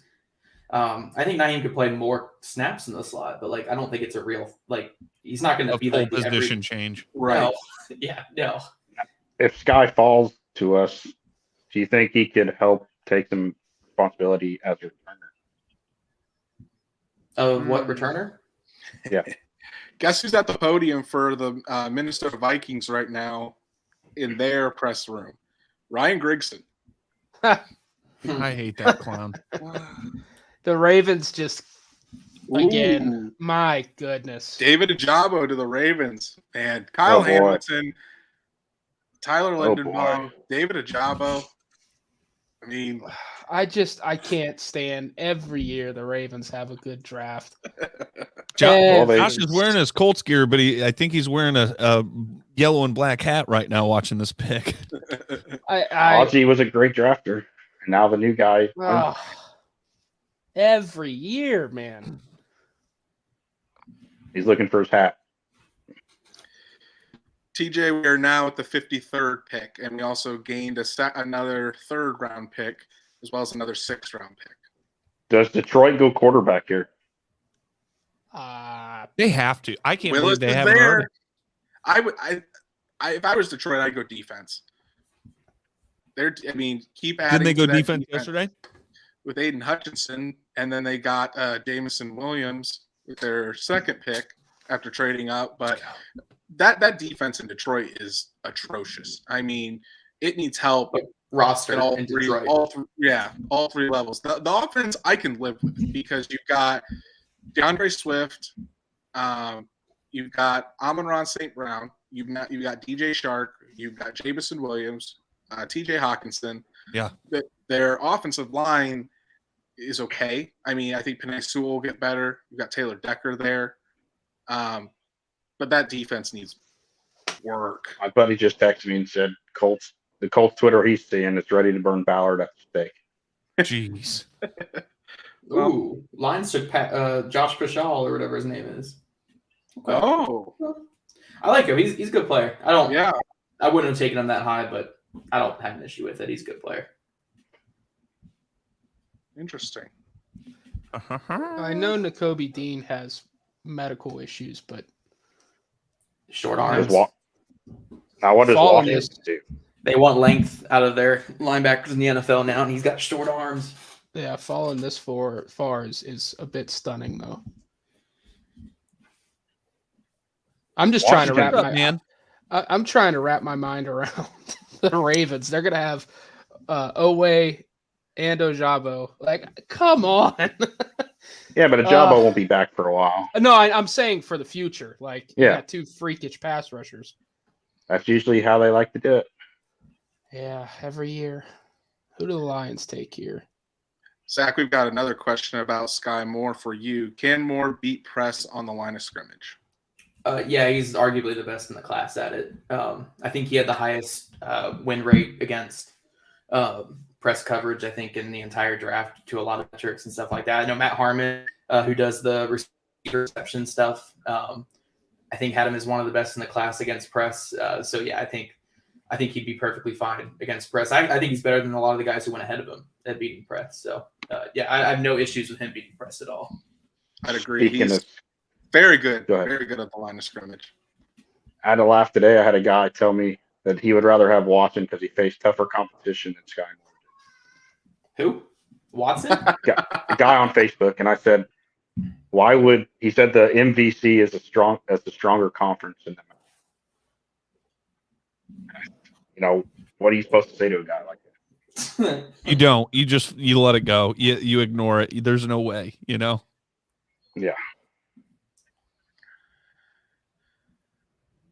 It's you know what? It really does suck to have common sense. You know what I mean? Where the hell did Josh go? Did he say goodbye? No, he'll be back. Oh. I could have just taken him off. Pick is in for Washington Commanders. Do they go safety or maybe they go Dean here? Dean would be a good pick for them. You got to know when to hold them. A lot of offensive tackles still on the board as well. The Colts could use one of those third-round picks on a guy I really like in Abraham Lucas. Yeah. What? I've seen a lot of people talk about Kellen Deach for Indy too. What? Anything on him? His arms, I think, are like 31 inches. He's 6'7". Like he's got my length arms. Yeah, he's 6'7" with super tiny arms. T-Rex. Yeah, same. And it shows on film. It's an issue on film. Like he struggles to reach guys and stuff. Like he's freaky athlete. But I'm more of like a day 3 guy on him, and I was like one of his biggest fans early in the process. Ooh, Washington took a defensive tackle. De'Aaron Payne traded soon? Don't they have Sweat and Allen on the inside? No, Sweat's an end. They have. I remember there was that fight on national television last year between Allen and Payne. Oh, they were Bama teammates. That's My beautiful fiance here in the chat talking about my nice stash. Thank you. It's the draft stash. Dude, she's always lied to you about your facial hair. Hey, relationships are built on lying about facial hair, I guess. Whoa. Listen. I have great facial hair. Well, she also tells me that my hairline isn't that bad, and we all know that I should have went Chrome Dome a while ago. I've been trying to tell you. I told her that when she walks down the aisle, she's going to see me Chrome Dome. She told me she would turn around. So I joked around with Paige about my one last premarital prank being that when she turns and comes down the aisle, she's going to look up and see me with just a mustache, and she's going to turn around and go the other way. Zach was all worried about a quarterback earlier, and both of them might still be there by 53. Please don't. Please don't. Oh, man. Oh, these quarterbacks. Zach's going to have to take some blood pressure medication. I like this question. Honestly. I like this question. Is Strawn a lock to make the team next year if we only take one receiver? I would say yeah. I think he's got a pretty good chance if we take 2. I think he's got an okay chance. I wouldn't say lock. I mean, he was a 7th rounder who did play after like week 3 last year. So it's gonna come down again to him and Patman. I mean, and I think it's kind of in the same boat that I mean they're both very similar. I think Strawn's potential, or his traits probably are a little bit better than Patman's, but Patman played last year quite a bit. I mean, like Zach said, Strawn didn't really see the field after week 3, and Patman was at least active for most of the year towards the end. Yeah, he had that catch in Arizona. He did. Curious Colt saying all in favor of another trade back. Yeah, why not? As long as they don't take a quarterback, I'm going to be happy. Depending on the compensation. Have we lost any wide receivers that we're interested in yet? Skyy and Pierce are still there. Moore and Alec Pierce are still there. Okay, so could we trade back from 73? Maybe. I'm sick of trading back. Let's make a pick tonight. Can you imagine if we did this whole show and didn't make a pick? That'd be fucking wild. It'd be so much better than taking a quarterback.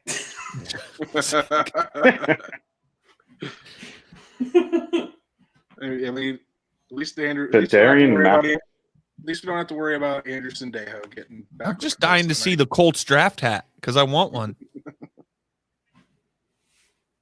Love these hats. Everybody trading back makes me have to keep staying on here with you guys. I was going to pop off after they made a trade or after they made their pick. And hey, man, we are super grateful for your time. We appreciate. If you're ready to roll out anytime, that's up to you. This is a chill hangout. Come and go as you please. You can leave and come back later. We don't whatever you want, man. Dive into the film after whoever they take, unless it's a quarterback. I will abstain from the film room. See, my breakdowns, my analysis pieces are going to be written after this live stream, so it's going to be a late night for me, but we'll have those up tomorrow morning. Fire Ballard, get out of here. Who said that? Tyler. Oh. Why? Oh my gosh. he's on his troll mode tonight.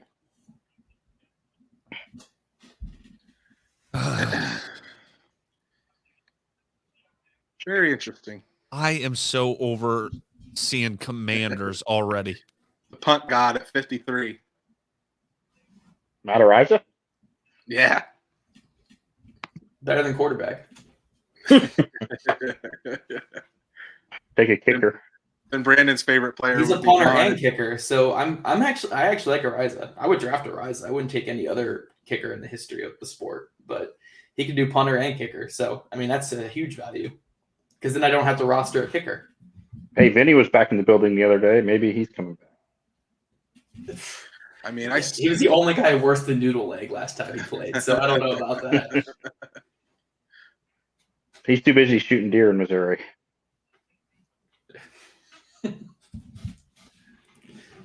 John Brown. What part of Indiana are you both in?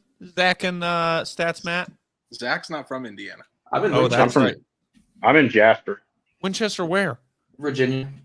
Oh, okay. I was like, you're not Winchester, Indiana. They don't have internet there. No, Winchester, Virginia. I'm in Jasper. Jasper. About an hour north of Evansville. Yeah, okay. You're down there. Oh, yeah. These picks are going so much slower than last night's. Well, see, I was going to say this earlier. Last night, the TV block was till 11:30, and that was basically when the last pick was picked. So it almost like the networks asked them to speed it up. The pick is in for the Chicago Bears and Matt Eberflus. I'm surprised Al-Qadim Muhammad isn't it. It's not surprised. Well, that's good. Surprised Al-Qadim Muhammad isn't in that draft room right next to him. Jeez. Wearing a Hester jersey. Safety Jaquan Brisker from Penn State. Eberflus is rebuilding that defense. In year one.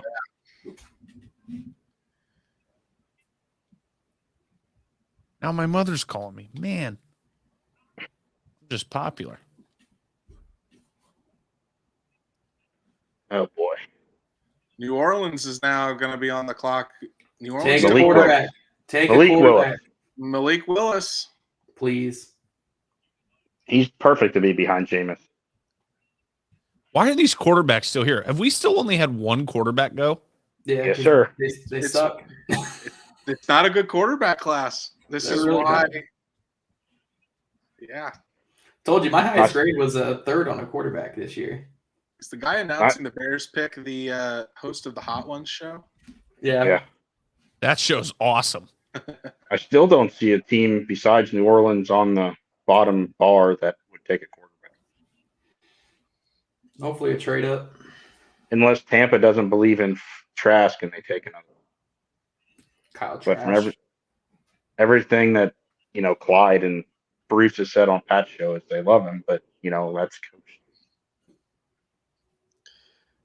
Atlanta's still coming up. Yeah, I skipped over them. So Atlanta and New Orleans are both coming up. Please, guys, take quarterback. New Orleans is next. Atlanta is after the Colts. Oh, okay. Trade up Atlanta. Atlanta trade up with Indy. Yeah, sure. I'm down. They can trade up with Kansas City or Pittsburgh. I think Skyy is going to go to Kansas City. Yeah. I could see.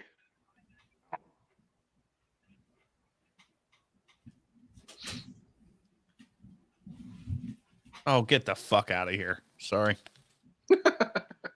Are you in your own little world over there, Brandon? Yep. Playing Xbox, streaming the show, watching the draft. This is the hangout I've been looking for. So what small school player is Bill Belichick going to take next? Does he take Zion McCollum? Yeah, he might, honestly. Zion McCollum's so good. All right. Tim Milliken, you guys should take a shot every time someone says David Bell challenge. And then it would be interesting. We'd be hammered in about 20 minutes. I don't want to have to go get the bourbon off the shelf.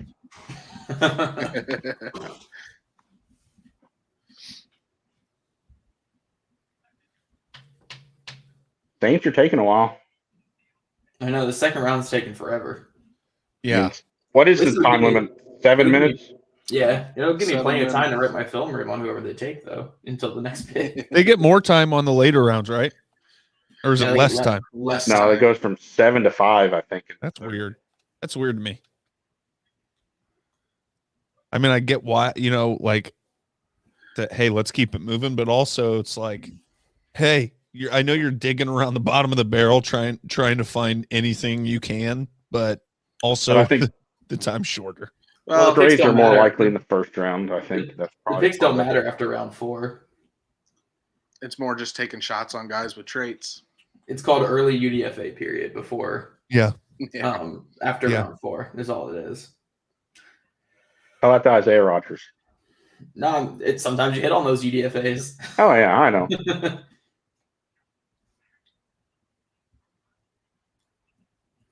Ooh, someone just put a nice tweet out there too. If I'm a team with a big need at receiver, Colts, Bears, Packers, I'm calling the Giants about Darius Slayton. I know Indy was super high on him back in the day. That'd be interesting. I'd be down for that. I like Darius Slayton. I really love and appreciate the tweets about how the Colts should trade for Jordan Love. I guess those have kind of gone away since we got Ryan, but I'm gonna say I'm not really on the side of Colts Twitter that you guys are on. I have so many accounts muted that I don't see half this stuff. that's true. Yeah, you don't have to cipher through it. But it's just hilarious. Like, yeah, the Colts didn't want to waste a pick on the guy because they didn't like him, but they're willing to trade more picks away now to go get him. Colts Facebook's even worse than Twitter. I know, it's terrible, all of it. I'm sure Andrew might see it in a couple of them groups I see him posting, but Jesus, some of them things that are said in them groups, I don't even know how to respond. People love to start wild debates on my articles within the Facebook groups. I don't think I clicked on Facebook in like 3 or 4 years. Pick is in for the Saints. Please be a quarterback. I could see it.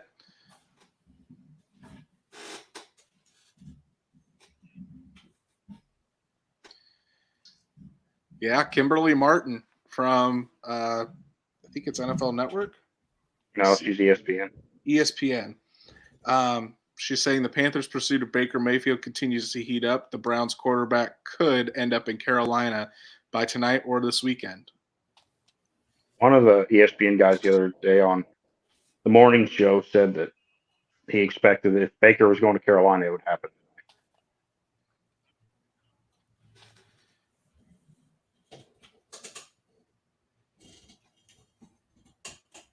Whoa, Alante Taylor. Alante Taylor. Whoa, what? That Isn't high? that pretty early? Isn't that the Tennessee corner? Yeah. It is. Wow. Damn. Okay. Thought that's a little early for These him. teams are so out on these quarterbacks. It's awesome. Except for Kenny Pickett. Let's just hope Indy is still out on these quarterbacks in 3 picks. I know. We're fine. Is there any safeties left in this area? Because that's probably what Philly needs to go. I don't think so. All the top guys kind of got taken. I mean, Nick Cross. But Nick Cross. He's not viewed that high.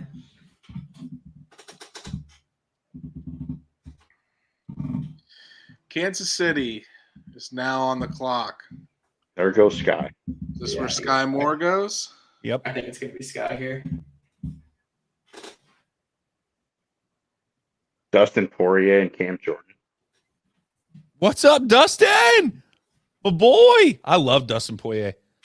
You can tell by his ears he's an MMA fighter.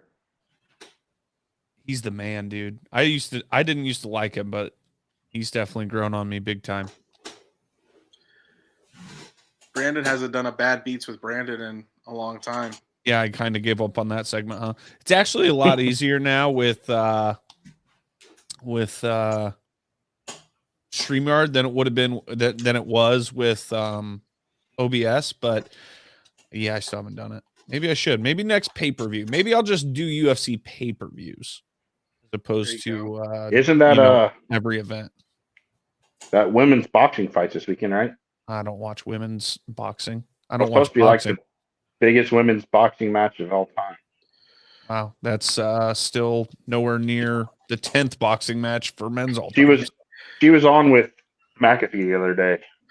Curious Colt. I don't give a shit. Curious Colt says to give Kansas City Trey McBride. Man, I think I don't know why they would take a tight end. Travis Kelce, and don't they have they have a young tight end. Yeah, they have another one, but I can't remember his name. Can't remember his name either. It's Gray, I think, or John Gray, I think is his name. Or they took one of those tight ends last year, like the 6th, like the 5th or 6th. Yeah. There's no way Casey has a pick coming up again, so they'll probably go offense. Instead of went defense.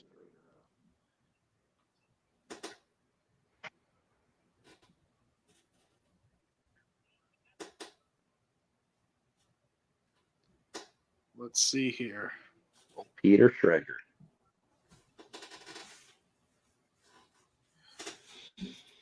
You said we have 2/3 left and we gained a 6th? Yep. Correct. And they lost their 4th. Colts We got gave up their 73 4th. and 77 coming up in the third round. Got it. Yep.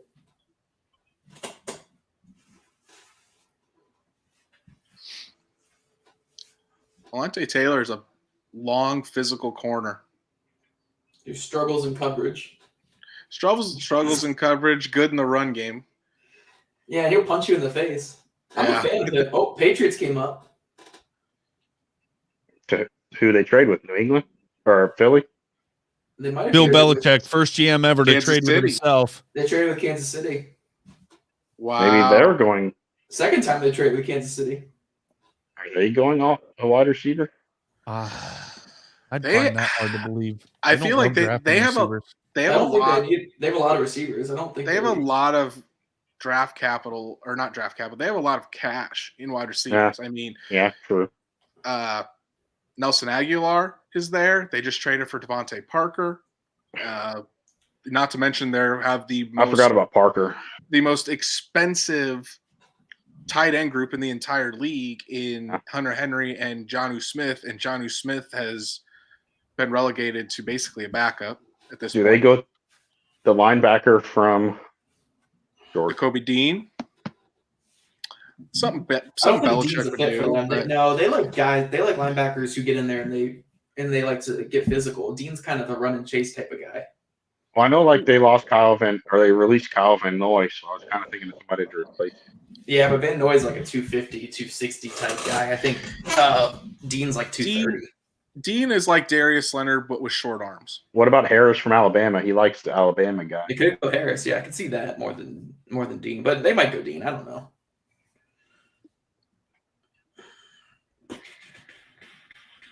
Saban and Belichick are basically twins, so they might as well just follow each other. I hope they go David Bell just to make this chat explode. You'd love to see it. It'd be hilarious. Micah Parsons. Crazy I haven't seen Dean go yet. Micah Parsons. Is he in the chat? He's on the screen. Tyquan Shoot him the Thornton. link. Shoot him the link. Wow. Taekwon Thornton. Wow. The Patriots wide receiver Tyquan Thornton out of Baylor. What? I appreciate Zach's audacity to laugh at Bill Belichick. Well, I mean, when you Well, I was Our- defending him last night. I love the I'm Cole gonna- Strange pick. I'm going to get roasted for this in a Facebook group today because I told the dude he wanted the Colts to take Thornton and at 42, and I said he won't go to the 4th round. And he goes to New England at 50. I mean, this guy's only trait is fast. Like that's literally the only trait he has is big and fast. That's it. I don't. What? Tyreek If- Hill's little and fast. I That's tell a you what, trait. if Pittsburgh doesn't take Tyreek Sky, Hill he can't might get be. touched. He's got a very good chance to be there. Even if they take Sky, dude, I'd take Pierce at 53. Oh yeah, Pierce is still there. There's no way Philly takes another receiver. No. I'm kind of cool with whatever they do here because they have the 2 picks in 3rd as well. Like, I'm cool with it. I don't know really who's available though on top of my head. If we do take Sky, and we try to double dip a wide receiver, do we go with a taller guy and not another like a Bo Melton type? I think you just get good players at this point. That's all. yeah. I think I think you just go for the good players. That's my philosophy right now. Tyquan Thornton, what the? I can't believe. To me. Even with Pickens' character issues, I would have thought that he would have went ahead of Tyquan. It's worse than what we would think. Really? It's bad. Yeah. Orange guy. The shenanigans of round 2. Well, why did Kiefer put in his tweet of all the players available and Nakobe Dean still there? Why, man? Indy would I guess they could take Nakobe Dean, but I don't understand that at all. A short arm, slower linebacker? Not there. I mean, I don't think Gus Bradley likes those types either. No, because he wants a grind. He wants a guy who will get in there and destroy blocks. Right. Even Ballard would be that kind of guy. It's weird. I mean, Darius's arms are like 90 inches long. Right, and they show. Phil. Mm-hmm. Yeah. Tell you what, this is one of the more exciting drafts that's happened. There's been it's just very. I think it's because it's just so unpredictable. Oh, I know, but there's been trades after trade after trade. So I think it's because everybody's board is so different, just because there isn't, especially now in these middle rounds, because there's not much variation between guys that were towards the end of the first round, beginning of the second, to I would even say, ooh, I like the middle pick of the for the third. Eagles. Eagles taking Cam Jurgens. It's a good pick. It's a freak. So it's just Pittsburgh now. Honestly, just take whatever receiver they don't take, please. Either Pierce or Who turned out the lights, Matt? My wife texted. Better respond to that. I was doing. Here's a question by Curious Colt. Is Bo Melton that much better than Patman or Strawn? Yeah. I would say so. I don't think Patman or Strawn are really much of anything right now. I mean, I don't know. Like Strawn's not ready to see the field still. And Patman hasn't done anything in 2 years to warrant seeing the field. Everybody just sees the height and they see the 3 plays they make in the preseason and they assume that it's going to. Yeah. I mean, Strawn, and there was that one game he had an illegal formation and then he ran into the right tackle. And then he barely saw the field the rest of the year because he just couldn't pick up the playbook. So who knows? I mean, he's a 7th round pick. It's really not much of an investment at all. No. So, Well, that's why I think Patman's more likely to stick because he's best friends with Pittman and he's been around an extra year. I forgot the Patriots traded up to get Tyquan Thornton. What? They did. They traded up. They jumped like Philly. They jumped Philly, Indy Pitt, or Indy. Pittsburgh. Yeah, do they think Indy or Pittsburgh were going to take him? Like what? And Belichick's never known to trade it. Jeez. Maybe the dog did.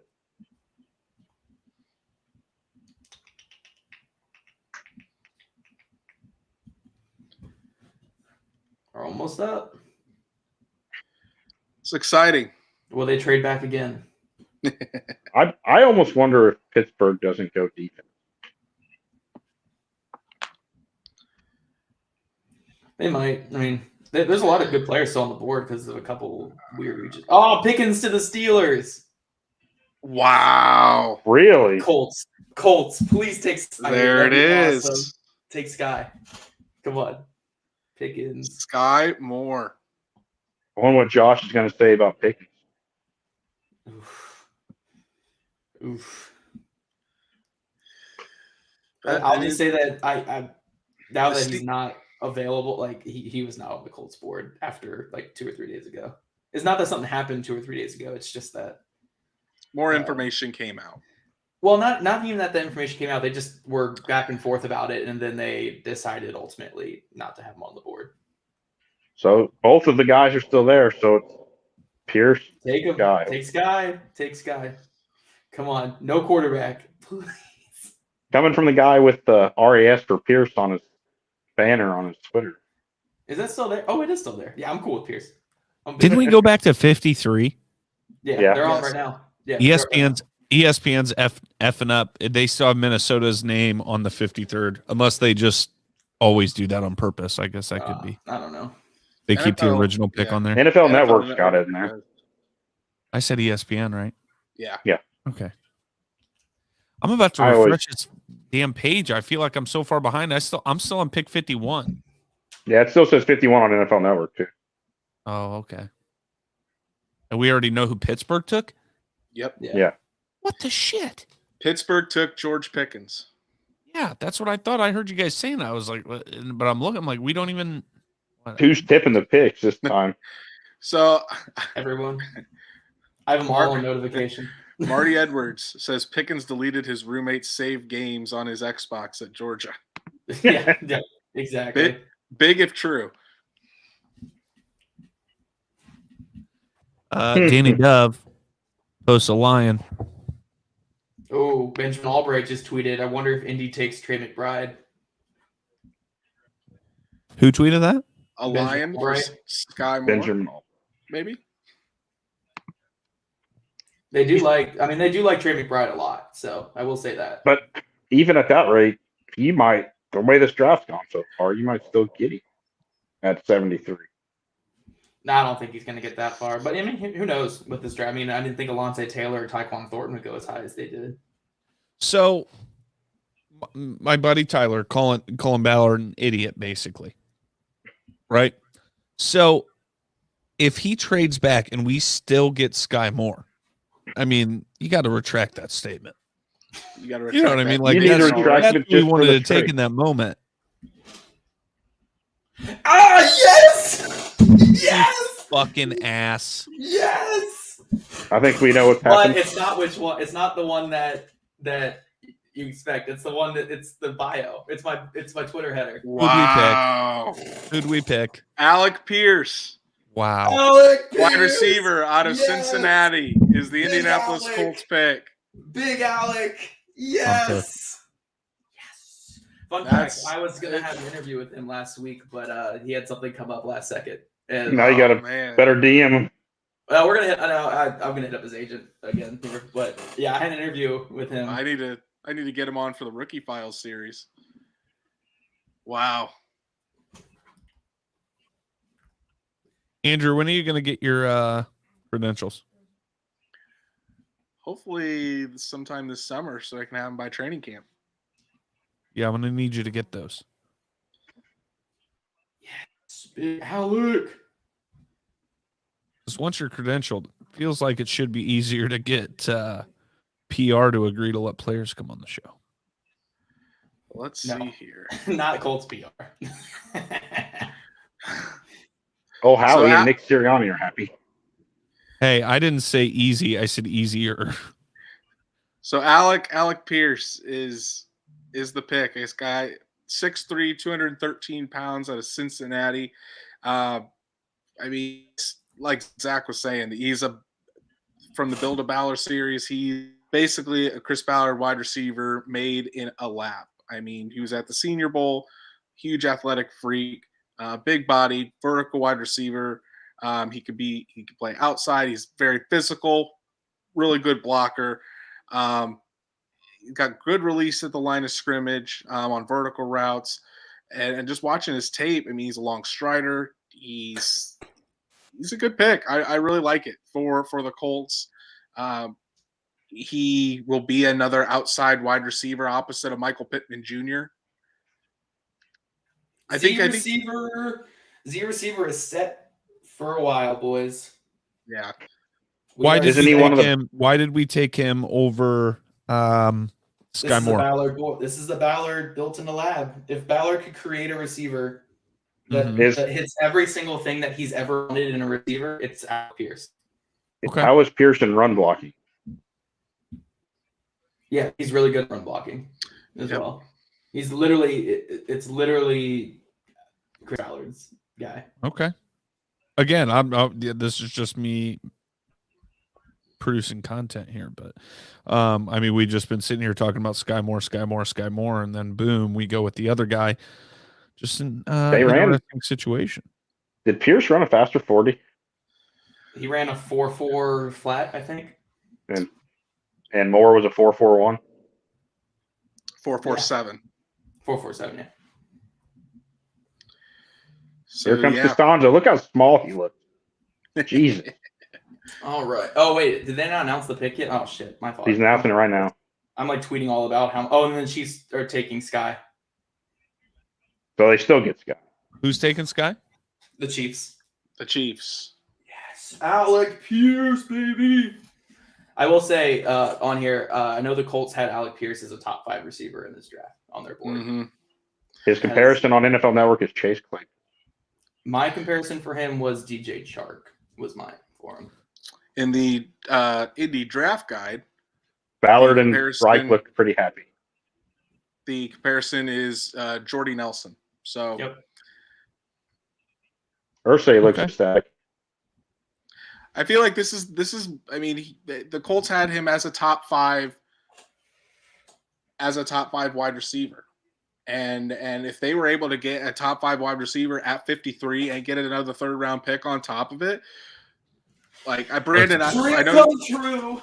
Brandon, I know you haven't seen much of it, but watch these highlights. This kid makes incredible catches, and he's the deep threat the Colts need. Didn't know he was a white kid. Blues with a TikTok star on. I love it. At the draft. I love it. We have not had a great white receiver in a long time. Is that what you're making your? Finish your sentence. I'm just looking at these highlights, and I completely lost my train. Very of thought. good. Commenting like Brandon Stokely, Anthony Gonzalez, like Pierce. The biggest thing about Pierce to me, Austin Collie. Biggest thing about Pierce to me is just I'm wearing Brandon Stokely right now.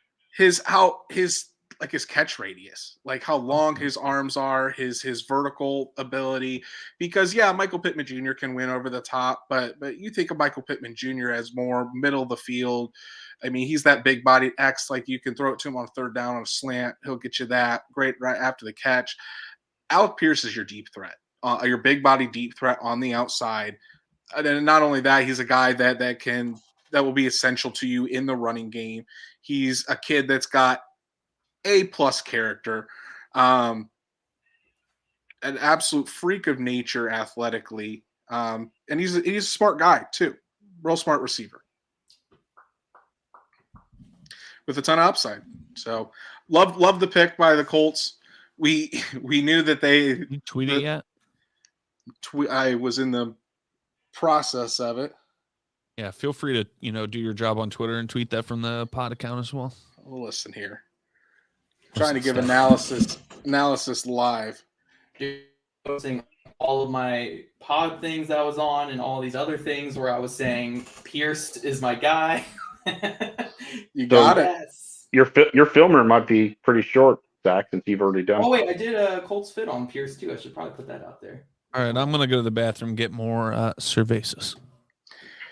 Okay, here's another question by Jordan Walls. Do you think they picked him because they felt Doolin or Hines can be slot, or grab Bo Melton later for the slot? Oh gosh, that's such a weird view. I'm still looking at my face. Brandon messed that up. 1 second. I think you want to look for Melton or maybe even a Danny Gray type on day 3. But Paris Campbell could slide in there too. I hope could come back and play some slot. They have plenty of options for it. The biggest thing was just getting another weapon and getting a player who can fill a starting role in that wide receiver room. And Alec Pierce can play that Z spot. And honestly, they still have some cap space. They could go out and get a Julio to play big slot as well, Julio Jones. So I mean, there's plenty of options there. So I think getting that starting was big. I think they still have TY up their sleeve. Yeah, I think TY could be up their sleeves too. Yeah. And DeAndre, I know you keep saying that we've got Paris Campbell and Kiki Cutie, but until Paris Campbell can prove he can stay on the field, you can't count on it. And Kiki QT was on the practice squad all last year. So the Colts don't really. I mean, I would view him as behind Patman and Strawn, and obviously behind Ashton Doolin. So QT doesn't count, and we got to see Paris Campbell stay healthy first before we can rely on him to be out there. Ballard even said that in his press conference. Said they still love Paris Campbell, but can you count on him right now to be the number 2 or 3 receiver? He said probably not. He's got to prove it. Yeah, true. All right, boys, I got to get to writing. Yeah, man. Have fun on that. Appreciate you having me. Hopefully, thanks for coming back on. Zion McCullum, everybody. Zion McCullum at 73, and we're dancing. Yeah. All right, if that happens, you want to jump back on? I'll jump on real quick and just dance around, and then I'll jump right off immediately. See you, man. Thanks for coming on. All right, see you, boys. See ya. Alec Pierce. I mean, I like it. I'm excited to see what he does. I think he steps in right away as a starting wide receiver on the outside in the Colts offense. So he's one of them guys on the PFF mock and you could have traded back, 20 picks and gotten him. They traded back 11 and got him. So. Right. Basically traded back 11 picks and got one of the receivers they thought was a top 5 wide receiver in this class. Exactly. Fantastic value get for the Indianapolis Colts. Can't wait to see that all on with the next pick. Yeah. I mean, even with with the next pick, they said we need to get we're looking for guys with high-end traits. Well, the high-end traits for Alec Pierce: tall, very long, big-bodied wide receiver who can win deep, very fast, has great hands. Those traits, that's what they're banking on. It makes me even wonder even more who at the end they were talking about at 42. I mean, it very well could be that they thought hey, they liked both Skyy Moore and Alec Pierce were there, and they felt like they could trade back, and one of the two were going to be there. Yeah. And Pierce was higher on their board than Skyy Moore was. Arizona pick.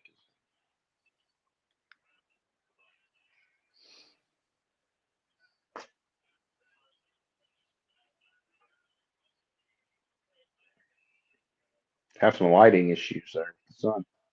Hey,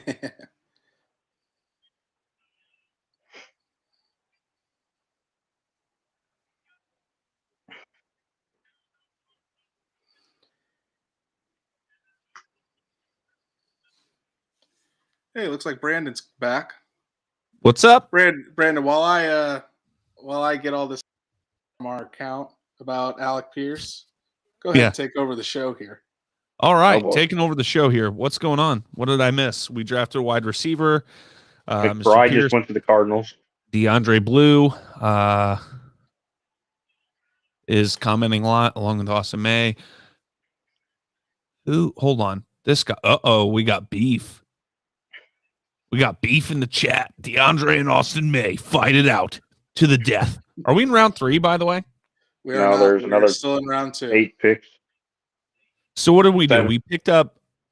We dropped back in round 2. We picked up an extra 3rd round, so we still have 2 more picks tonight. Yeah, 73 and 74. 73 and 77. Okay. So there goes probably a corner and maybe I don't know if any other tight ends are going to be that early, but because McBride just went to the Cardinals. Who does John Bon Jovi want Jerry Rice to be? Or who does he want to be Jerry Rice? What, the PP brothers? What is going on in this chat? I can't see it obviously, but I have seen a lot of people say that when people bring up that David Bell is slow, they said so is Jerry Rice. Okay. If I'm just going to take a stab in the dark without seeing the chat, that's Somebody said the PP brothers, and I don't know what's happening in there. I don't know. Nobody thinks it's funny. Somebody said PP besides me. Probably because we're not 5 years old. I am 30-year-old in a 5-year-old in a 30-year-old's body. So we're the same age. Are you 30, Matt? Yeah. What do you do for a living? You look like a automotive technician. Engineer. Love that. My dad owns a metal furniture manufacturing company. Okay. That's dope. So you work for him? Yeah. We have like 28 employees. Most of our furniture is hotel and office. Okay. Nice. So you like have an engineering degree, or that's your job title? Okay, so both. And I do shipping and receiving, and I'm the supervisor in powder coat. We powder coat. So I'm the supervisor there, and I'm the backup sprayer. And I supervise the machine. Gotcha. So guess what? So you're going to own the business when your dad's done? Most likely. He always tells me just to sell it and walk away, but who knows when that's sure. So yeah, we basically at this point, and a lot of Holiday Inn furniture is probably manufactured. Oh wow, that's cool. Holiday Inn, Comfort Inn is starting to remodel, and we have that deal.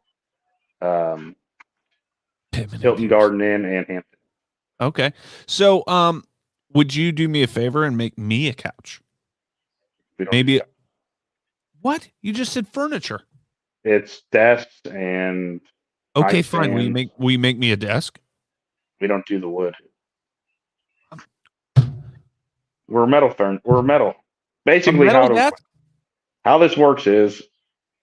I don't get a desk. That's how it works. Jasper, Indiana, or DuBois County in general, is known as the wood capital of the United States. All the Kimballs and the Jasper groups and all them are located here. They get the contract from the hotels, and they do all the wood. We do the components for their wood, and then they ship it to the hotel. Gotcha. Okay. Well, I tried. Yeah. And then we do some office. Actually, one of our customers got a contract with Google, so we're doing all the Google office.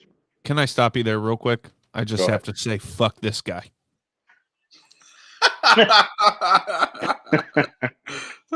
Hey, fuck you, Tom Brady. Hey, if he's going to troll a podcast, it might as well be a Colts podcast. Yeah, the Colts podcast, some people call it. The only one to listen to. I cannot believe this asshole just... Is he just trolling? Like this guy's just searching Colts podcasts that are streaming live right now just to comment that shit on. That's hilarious. I respect that. Dallas just took an edge. Tampa Bay traded up. See Dallas on the. Tampa Bay just traded up. Try to sign back into your NFL Network account, Brandon. That's a good idea.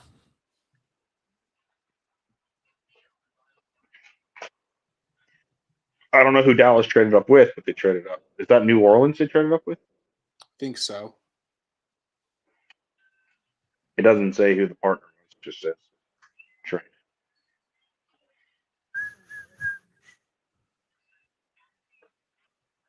What does Tampa go offensive line? Ooh. They need to. Watch now. It just keeps going back to. Oh. I thought Tennessee needed to go offensive line, but they haven't done that yet either. Why can I not watch this freaking draft through NFL.com? It just keeps refreshing the same page. Do you have satellite? Yeah, I've got DirecTV. Can't you stream it on their website? I tried that too, and it's of course acting like an asshole. So I gave up, and I'm watching on ESPN's website. That's why it's nice to do this on your phone. You can just set it up in your living room. Dude, I've had issues with the NFL's app and website and shit for a year straight. It's terrible. Like I'm hoping NFL Network, I think it's this year. I think that Sunday Ticket should be up for bid, and I'm guessing that the NFL is just going to do it themselves. But they have got to do better work. I don't know if it was on McAfee's show or somewhere else. I heard that Apple TV wants it. That would be crazy. amazing. I wouldn't give it to anybody. Personally, if I'm the NFL, I'm running it on my own. Either. I'm just streaming it, and I'm making all the money. I don't understand. Well, not even just streaming it. You know, you have the TV rights too. You don't have to. You know, like before, they still had it on their TV even when it was on Fox or CBS or whomever. You know, like Thursday Night Football. They could just do it like that, have it on their stream, and have it on their. You know, or I guess you couldn't do Sunday Ticket like that. I guess. But let's see. I'm gonna do some. Oh, looky there. WWE wrestler calling the Tampa pick. Oh, it doesn't expire until after the 2022 season, so we have one more year. I don't have DirecTV, so it doesn't matter. I got rid of it a couple months ago. I'm back to Dish. Uh-oh. Is that the guy I got in a fight with earlier? Where? I just got to... Oh, it is. The Taekwon Thornton He's back. Guy. Facebook? He's back for more. I mean, you deserve this one, I guess. Told you. The Taekwon Thornton guy said, what were you saying about Taekwon Thornton again? That's awesome. I love that he came back after you. That's the best. I respect I knew it was going to happen. I had a guy tell me today that this was in a AFC South fan debate group. He kept telling me how just because they played 90 players last year means that he ain't worried about the depth on the team. Luke Godkey from Central Michigan. Godicki. It's who Tampa took.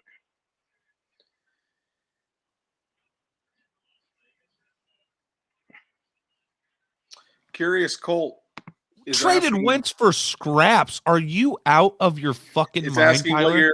Was asking what your Twitter handle is. I have him on Twitter. God. Actually, I think I talked to him today. What?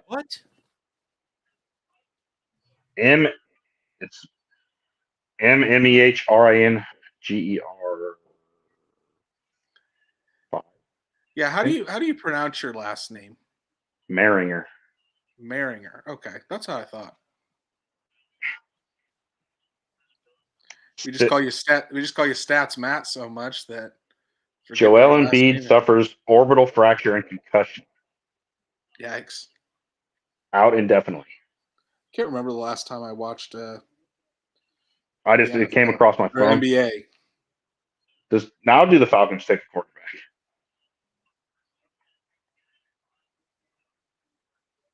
They're the only. I mean, I don't know. I still can't believe the second quarterback hasn't gone yet. We're almost to the third round, and for the third round is so Atlanta could be taking one. Minnesota, no. Buffalo, no. San Francisco, no. Kansas City, no. Cincinnati, no. Denver, no. If Atlanta doesn't take one, unless somebody trades back into the second. Wasn't Willow Vegas? Isn't he at the draft? Malik Willis is there in Vegas. Wow. Everybody felt bad for Aaron Rodgers sliding to 20. Imagine how it feels to slide to 60. Yeah. Remember, a couple weeks ago, Detroit was taking him at number 2.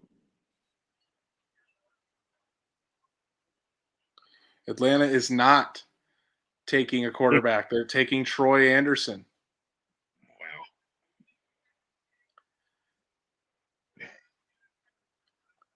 Wow. Linebacker. There's not going to be a quarterback taken in the second round. It's going to go down to the third.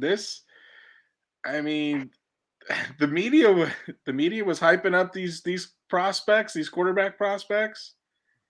Not happening. Well, it's because that's their job. For Curious Colt, you just liked one of my tweets, so I'm assuming you figured me out. Yeah, he says he didn't realize it. Yeah. Seattle is coming up in like 12 picks or so. That's the first team I really see that could take a quarterback. quarterback, unless Tennessee takes one. Mm-hmm. Tennessee's interesting. Let's talk about that. Tannehill. How old is he? Stats Matt, and he doesn't have a stats gaining tool because he's recording. Nope. But does anybody know how old Tannehill is? And I mean, realistically, he's got to be 32, 33. He was in the same draft as Andrew Luck, so around 30. Well, that's 9. That's 11 years. That's 10 years ago. He would have probably been a senior, so that would have been 30, 31, 32. Yeah, somewhere around there. So, and he's they can't be thinking about replacing him already, right? Because at the end of the day, although he's no Patrick Mahomes, he's no guy that you're shitting yourself over, right? But I mean, he is reliable, he's consistent, and he does the job. Yeah, but a lot of people think that they might take one because his contract is so ridiculous. They might try. I think he might have an out after this season, that they might try to get out from underneath it. Okay, Andrew, I'm pretty. I hear everybody excited for you, man. Once again, I'll see you tomorrow, and can't wait to get you in here, man. I'm happy for you. You walking through those doors. Sorry, I was listening to a conversation with Reggie Wayne and Alec Pierce. Reggie was speaking to him over the phone, so he said you're going to walk through those doors tomorrow. Be ready to work. I liked Reggie's tweet last night about being his first draft as a coach. Mm-hmm. Add Ingram to Minnesota. It's also interesting to think about the fact that, hey, we just hired a new. I mean, obviously, it's probably not that big of a deal, but it's a fun correlation. Just that we, just hired a new wide receiver coach, and our first pick is to help him out.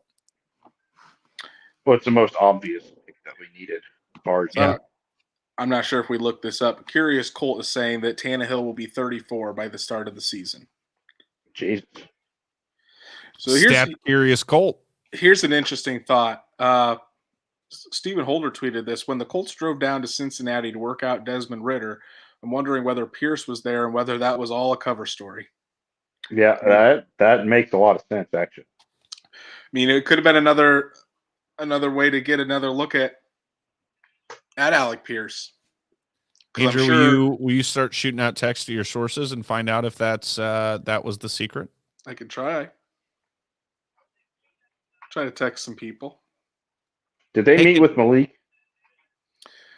Malik was a top 30 visit. He came into Indy.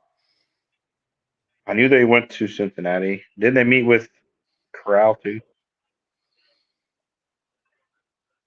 I don't know if they had a formal, like a private workout with him. I know they spoke with him at the draft, or not the draft. Sorry, the combine. Corral was at the Senior Bowl too, right? Corral was not at the Senior Bowl. Corral was he was hurt. Junior. He was hurt too after his ankle was screwed up there in the bowl game. Here's another thing. Alec Pierce wears number 12. Not anymore. What do you mean not anymore? I don't know. I can't remember who was wearing 12 last year, but somebody was. DeMichael Harris? You think DeMichael Harris? Yeah, not giving it up. Hey, Pittman wouldn't give his to Carson, so you never know. I remember when people made a big deal out of that last year. Yeah, hilarious. One thing about Alec Pierce too that I've heard on multiple different occasions, as far as like football IQ, he's one of the top wide receivers in this class as far as football IQ and football smarts. Since he traded up, the Colts are getting not only a guy with great physical skills, but a guy that's very cerebral at the position, and that's why I think for his upside, while he still have things to work on, but when you have a guy that is cerebral like that and can really focus in on what he needs to work on, you're with a wide receiver coach like Reggie Wayne. I feel like it's not going to take very long for Alec Pierce to catch on. And then a guy that I haven't even mentioned, Matt Ryan's the quarterback. Matt Ryan, I'm sure, is going to get with Alec Pierce and try to get him up to speed 100%. as quick as possible. And Reggie was, by the end of his career, and even before that, obviously, was one of the most, best wide receivers in his head, as far as mental. So, that's, get two great minds together, plus with the quarterback that has been around. And so Alec Pierce's stats last year: 52 catches for 884 yards and 8 touchdowns. Not bad. Jesus. What was that one more time? How many? He had 52 catches for 884 yards and 8 touchdowns. Pretty solid. That's college, but I think Pittman had 82 or 86 catches for just over 1,000. Yes. So that's 30 more That's 30 less catches, but only 200 less yards.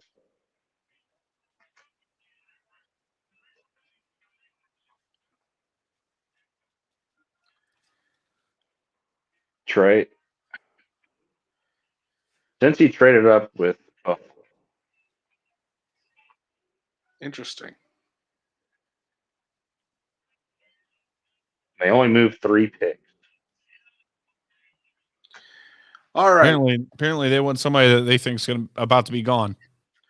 Who do you guys think, or I'm not even going to say who, I'm going to say what, like if you, man, I can't talk right now. Predict what the Colts are going to get next, like position-wise. Who do you think they get? Do they get a tight end, an offensive lineman, a cornerback? I'm going to say either corner or tight end if they like one enough, but I don't know if there's another one that's going to be rated this time. Mm-hmm.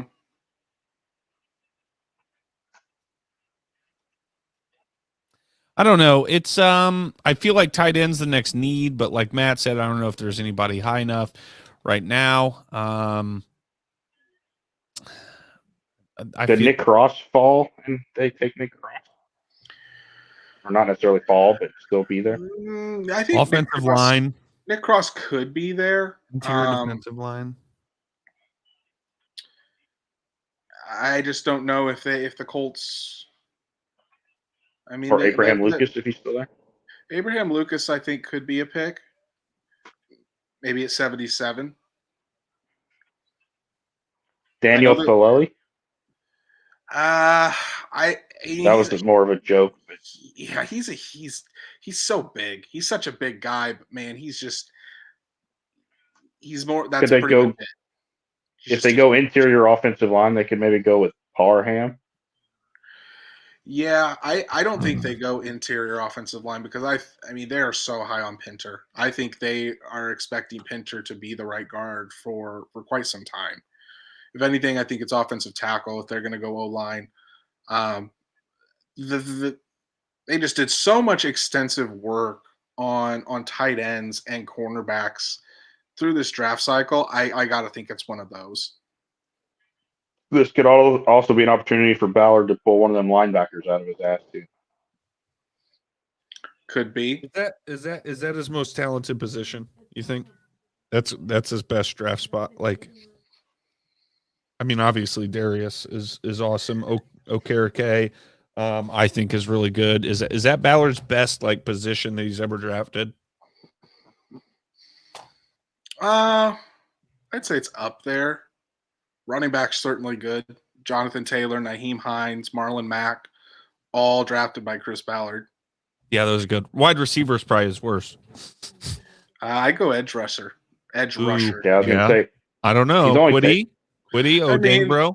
Yeah, well, but you can see on. I know we can see on those, but if you think of how much draft capital they put in, like Terrell Basham, Typus, Kamoko Toure, Ben Banagoo, like those guys.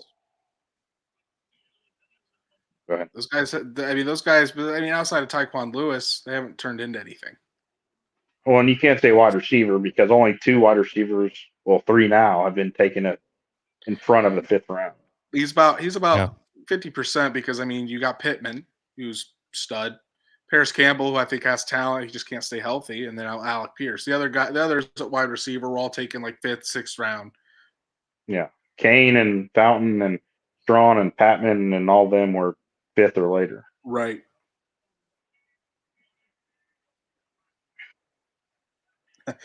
So Alec Pierce, for his smarts, he was a mechanical engineer. He got his mechanical engineering degree at Cincinnati in 3.5 years. Not easy to do. No. Hey, here's a question. We didn't really talk about who we thought could be like blue card guys leading up to this, Brandon. Sounds like Alec Pierce could have been a blue card guy. You think? Yeah. I assume I would assume our first pick in the draft would be a blue card guy, but at the same time, we also traded back.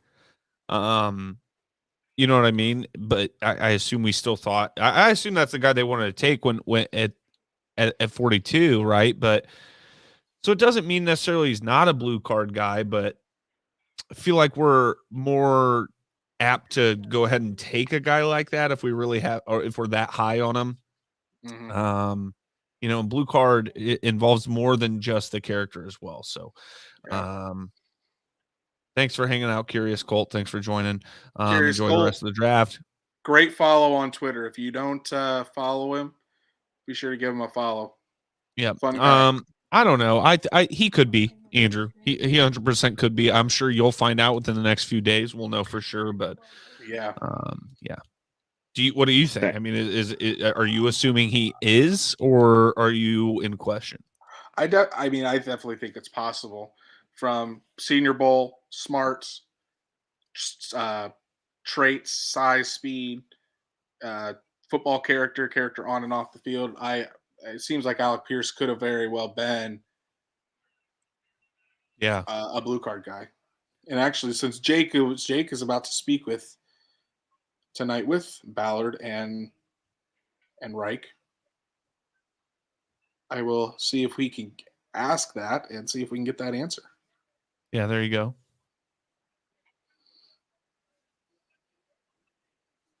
Who does San Francisco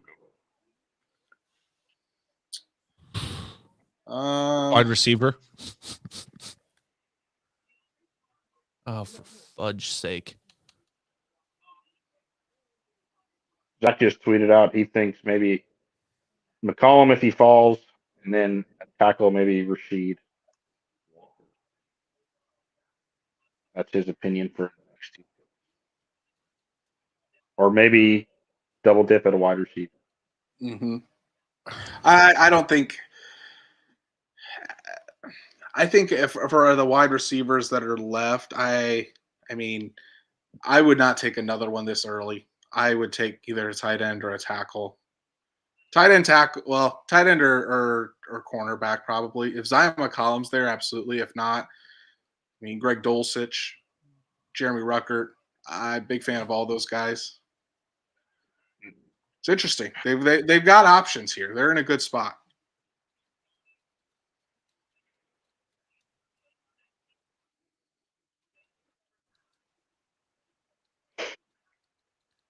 Why am I watching a fucking basketball game right now? I don't know what you're doing, man. I hate ESPN. They're on the local ABC channel too. I know. What is happening? San Francisco takes Drake Jackson. Ooh, the edge rusher from USC. I like that pick. I like Drake Jackson a lot. Him and Bosa across from each other. With Eric Armstead, he's got a hell of a chain on already. He's got a hell of a chain on. I love the outfits. I respect the shit out of some of these outfits. Wasn't it Easton when he was picked by the Colts? He came out of his bedroom with his shirt off. Probably sounds about right. I thought he just had like a white tee on. I thought he was putting it on as he walked out the door, and him and his girlfriend came out of his bedroom. Yikes! Yeah, I'm almost positive it was Easton. Jake is going to ask Ballard tonight if Alec Pierce was a blue card guy. So Thanks, we will Jake. get that. We'll get Thank that you, information. Jake.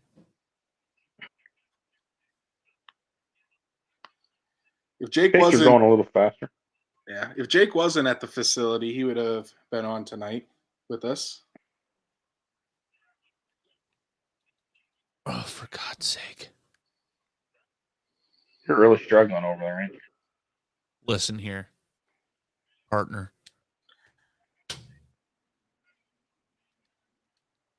Tried to get our new interns to come on the show, and they're refusing. So they're already shitty interns. Baron Corbin. Brian Cook to Kansas City. I didn't even tell Andrew I hired 2 interns. Yes, you did. I did? I told you about the one. I really think you need to get your memory checked, brother. Tariq Woolen is still out there too. He is. Tariq Woolen at 73 would be a steal for the Colts. Do you guys want the interns to come say hello? That's up to the chat. Chat, do you guys want to meet the new interns? Stats Matt, this is up to you as well.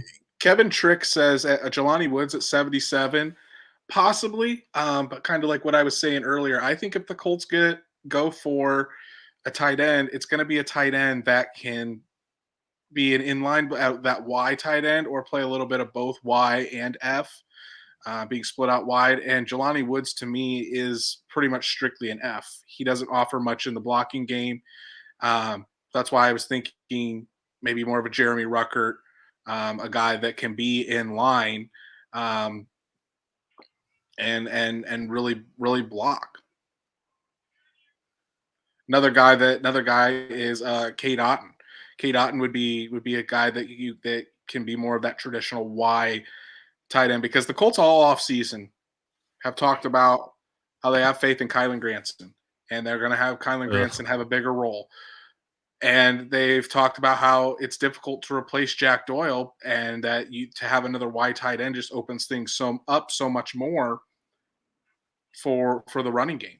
And I know, Brandon, you kind of seem like you're out on Kylan Granson, but kind of when you were away, I was talking about I want to see him get a bigger role.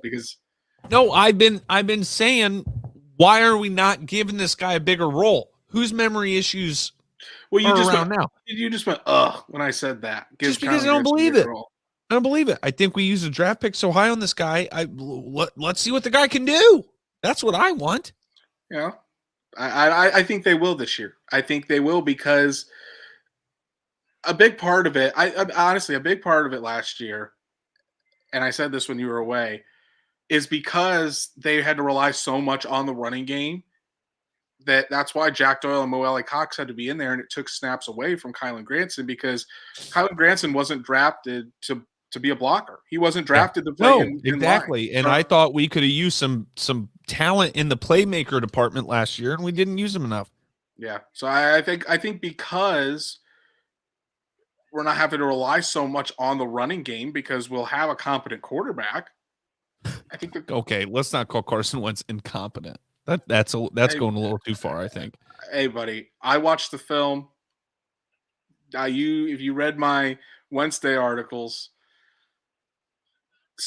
mid-December on, you couldn't count on him. He had that one wacky game in Arizona, but Patriots no, Raiders no. I just Jaguars don't know that we should have played the guy after that first game, or after the week with COVID. I feel like he shouldn't have played the Raiders game for sure. But apparently we have no faith in Ellinger either. So like the psychopaths saying, "Oh, Sam Ellinger should be our starting quarterback." Get out of town. Like, we didn't trust him for one game. They were going to trust him with a season? Well, and they didn't even trust him to play when Carson Wentz had 2 sprained ankles. Well, I mean, that was a little different. We still had Eason at that point. But apparently, they knew he was about to be on his way out, which is even then, if they believed in either one, you could have sat Carson for a week. I mean, the first Tennessee game, Carson could barely walk. Yeah, that's fair. Kevin Trick again saying, can Bernard Raymond out of Central Michigan develop into a starting left tackle? He might still be there at 73. I think he can. He's very raw. a guy that started his college. Well, I think he started college career, or he came into college as a tight end and then moved to left tackle. Definitely needs some time. Definitely needs to be in an NFL weight room. Needs to still put on some mass, but he's a big guy. A guy that you can really work with. So if he's there, Colts could definitely look into it as a more developmental piece, and then maybe eventually compete with Matt Pryor for that starting left tackle spot. Buffalo.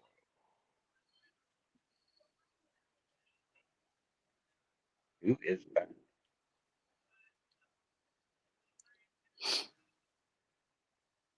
Put his name up on the screen. The Bills. Stevie Johnson. Trying to see the white. Ooh.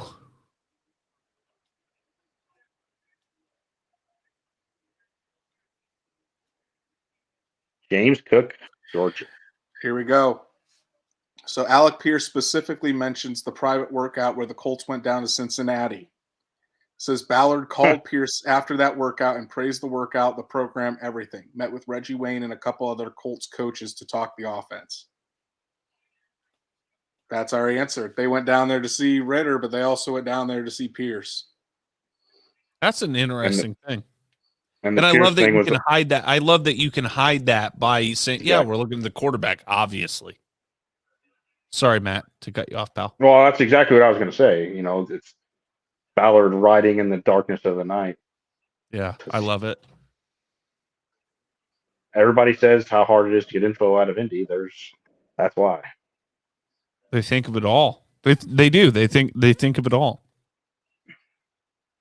Well, they always say this time of year is smoke screen season.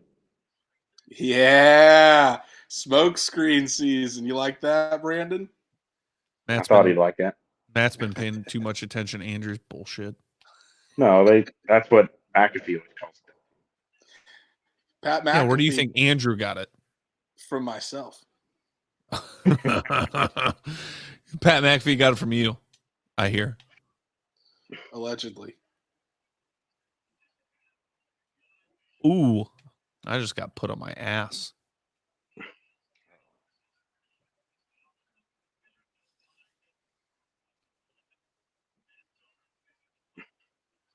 Round 3 is last pick is in.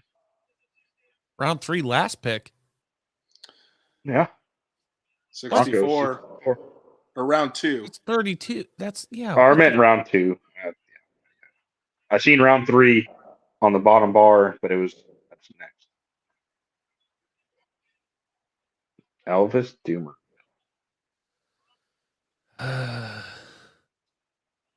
There's Bonito from Oklahoma. Why? Why would you do that? This is a solid little hangout we got. Where's Josh at? I thought he was coming back. Steelers haven't done shit. What's he doing? Pretending to work? I think as he was in the press conference with George Pickens.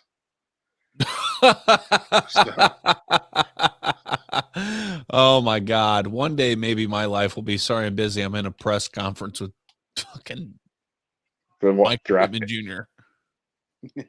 Speaking of, I wanted to bring this up when he was on here earlier. I seen Culture Shock from the Blue Stable today reply to a retweet a thing that's compared Pickett to Andrew Luck. Get the hell out of town. Yikes. I swear. Culture Shock, every time he sees retire way too early because his team's not going to take very good care of him. Anytime he sees a tweet about Luck, he retweets a GIF of a brick being thrown at somebody. He said the tweet was about Pickett and Luck, comparing Pickett to Luck. I thought I was going to bring that up with him today when he was bringing up comparisons earlier.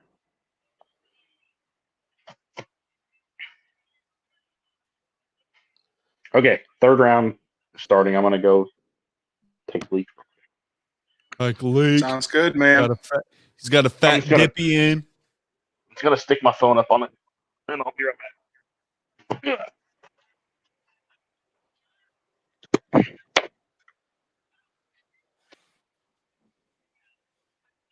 Andrew. Antonio says, seriously glad we got Matt Ryan. Same, Antonio. Hey, producer Brandon, you should monitor the chat. How we doing in the chat, boys and girls? Am I missing something in the chat here? I'm monitoring the chat for you. You're too busy losing to Madden. I'm not playing Madden. I'm playing UFC. Tennessee is garbage. Hell yeah, Tony Timms. You want to tell the people how you are at Madden when you play me? I think I'm undefeated. You're hot garbage. Dude, I'll tell you what, Drake would put you in your fucking place. I thought we were going to have Drake Madden on, and I totally forgot. I haven't played Madden in a couple of years. He's very good. He's like, he actually streams on Twitch sometimes, and I was watching one day, and he's like, this is how I knew the guy knew football. He goes, oh, they're gonna run a motion out this way, and then they're gonna run a screen pass, and they're gonna gain 15 yards, or I'm gonna gain that. You know what I mean? I was like, and everything he said was gonna happen spot on, and I was like, what the fuck? Holy shit! This guy knows football and Madden. I'm gonna text Drake. See what he's doing.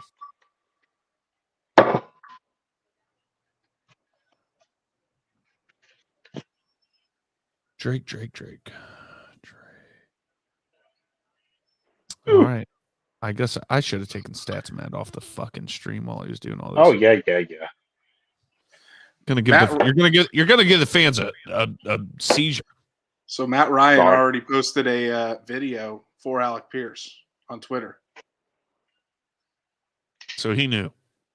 Let me see if I can put this into the mic so you can at least hear it. It's him and his kids. Alec, congratulations, man. We're so fired up for you. Enjoy the night with your family. Can't wait to get to work with you. Yeah, should have sent that to me in a link, and then I could have played it. Well, let's do that.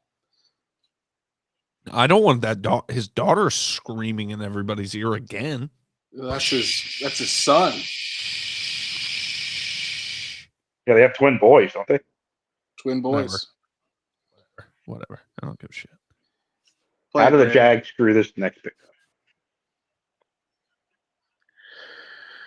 Jags are probably going to win the division this year. That'd be wild. We're not going to win it. Yeah. We hate winning the division anymore. Hall of Famer Tony Baselli. Luke Fortner, center from Kentucky. Yes, 2 master's degrees from Kentucky. I wonder how hard those were to get. Why would you text it to me, Andrew? Oh my god. How do you want me to send it to you? Fuck Twitter, man. I'm on the computer. I can get on Twitter. It doesn't matter. I don't want to do it anyway. You already played it. Everybody heard it. It's not. I'm gonna say it's probably on Matt Ryan's Twitter, eh? I guess I could do it. I could share it on. Here, I'm gonna do this. Good God. Here, I'm gonna send you this so we can play it. I don't need your help. I got it. No, it's a different video. Would you calm down? I like brothers. Hashtag besties. And the Colts are up in less than 10 picks.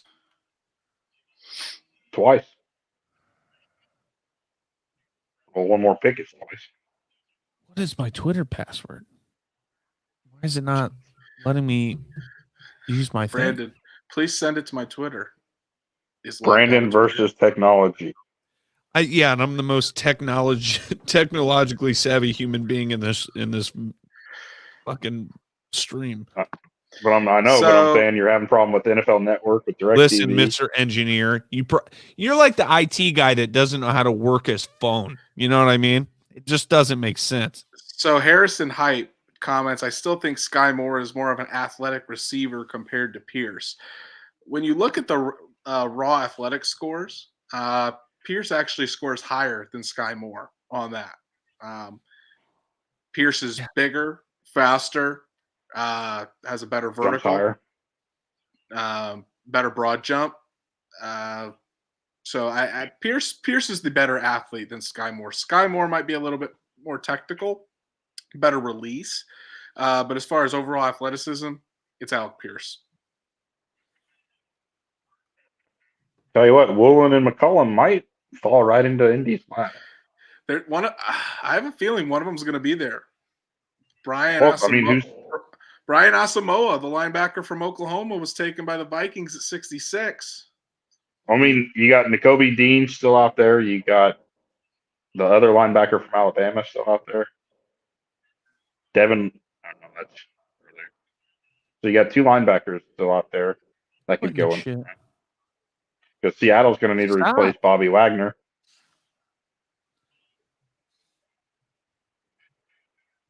Tennessee probably needs to take an offensive lineman. So Pierce said that Jordy Nelson was his favorite wideout growing up. I think his game compares to AJ Green. All right, here we go. Quiet down. Quiet in the back. Here we go. Matt Ryan's Twitter.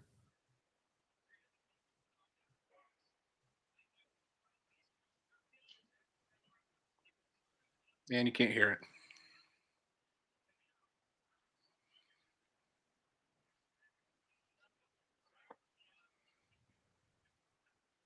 Am I the only one that can't hear that? No. Come on, talking to chat. Shit, he's still talking. No, why could nobody hear that? Yeah, we could not hear that. Could the chat? I don't think so. Are you in the chat? Let's see what's going on in Twitter world. Can you see the screen? New York. We can see the screen. New York selects guard Joshua as Zudu. More interior linemen means Tariq Woolen and Zion McCollum continue to fall. Or even the next tackle. Yeah. They might both be there by 73 and 77. I'll take I know I've said this every time these 2 teams have picked, but Seattle and Atlanta are right around Indianapolis again. At some point, the next quarterback has to go. Tom Brady said he couldn't hear it. Fuck Tom Brady. Was that the worst day of your life when you unretired? No. No, honest to God, I think the worst day of my life is the same worst day of Matt Ryan's life. That was terrible. Yeah, true. I swear to God, my best friend at the time, sorry, Andrew, Zach, was watching that game with me at my house, and he left at halftime. He said, "This shit's over," and I said, "Don't you do it? Don't you leave? Like, work. You can be tired at work tomorrow. Fuck off. Like, do not leave this house." And he left, and we lost. Yep. And I love that I just said we, and I stand by it, because anybody playing the Patriots is we. Anybody playing the Tom Brady is a we. I loved how McAfee tried to bring it up to him the other day on this show. He didn't even say the Super Bowl. That there's something we need to talk about. He goes, "Yeah." Sent. Oh, not you. There we go. Copy. Is the link I shared with you working through Safari? That's what I'm on. Okay. I thought it would. Andrew and I can't be on Safari to like run StreamYard. I have to be on either Firefox or Chrome, I believe. So that's what I was asking. Not Chrome though. Zach, wouldn't hate QB as much in round 3 now that we have a receiver. Interesting. But he's also been tweeting about McCollum the whole time too. Hell, at this rate, both of them might be available at 73 and 77. Yeah. If you could get Desmond Ridder in the 4th round as a backup, I wouldn't hate it. That's insane to think about after. I love this draft in a way. It's a little boring in some ways as well, especially since we didn't have a 1st-round pick. But it's still so interesting that quarterback is just so low on You know what I mean? Like there's no quarterbacks that interest people to the point that there's still only been one drafted. Does Houston have a backup quarterback? Do they need one? Well, I mean, they got Mills, obviously, but Tyrod's not there anymore. Okay. David Mills is the truth. I was impressed by I him think last he's year. better than people give him credit for, as far as but I don't know if he's a long term guy. I think he's more of a mid tier. I mean, he could be a Kirk Cousins, I guess. Harrison Hype asked, do y'all think Ballard was going to draft Pickens if the Steelers didn't grab him? Again, if you weren't around, the rumors about some character issues with Pickens that came out earlier in the week seem to be substantiated. So the rumor, okay, not guaranteed, but strong sources say that Pickens was removed from the Colts draft board and almost every other draft board in the NFL. So we're not going to go into depth on what happened, but sad if true. The Miz. Sad if true. Straight Himalaya, though, says we don't have a fourth because we sent it to Minnesota, and he's correct. So we wouldn't be getting a fourth-round pick for Desmond Ridder. It would have to be in the third. That's a good point. Stats Matt missed that one. I didn't say the fourth. I said 77. Yeah, that's me. That doesn't mean Stats Matt shouldn't have caught it. Alec Pierce got a text from his barber today. The barber said God told him Pierce was going to the Colts. The barber wanted him to go to the Bengals so he could keep cutting his hair, but God told the barber Pierce was Colts bound. Is that Barber Jesus? Who is this clown? Mike the Miz. He's the WWE guy. I don't even have the stream going anymore. It's not even working. I don't even know what's going on. He's a WWE guy. He was on Real World on MTV. He was on McAfee's Super Bowl week show. He was the one yelling at him from the in front of the stage. Listen, after watching WrestleMania with Pat in it, big WWE guy over here. Didn't watch. I watch it. I watch it every week. I'm not like die hard, but I watch it. My fiance Browns pick. Saw me. Browns pick Martin Emerson, cornerback, Mississippi State, and is it working for you? Ryan Seacrest looking motherfucker is very excited about it. Tennessee is the pick is in right now. What the shit? I'm watching on ABC now. Who's on that coverage? I don't know. I assume it's just the same ESPN broadcast. So it's all owned by Disney. It's all the same shit. I think it's a different broadcast. Oh, that's bullshit. All right, I'm gonna go take. Who is this guy? You got the fort here, Andrew? I guess so. I haven't left in almost 3 hours. James Rodriguez. You're obviously not drinking enough. I got to work at 5 in the morning. What? Oh, man. Why? Your dad owns a business and you got to work on Saturdays? You're getting screwed, pal. Well, it's not like I'm salary. What are you? I'm an hourly employee. Not me. I'm either rich or I'm out.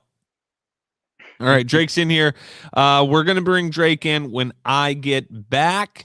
You're after you know what I might. Tennessee takes Petit take longer Frere. than just a pee, but I'll be right back.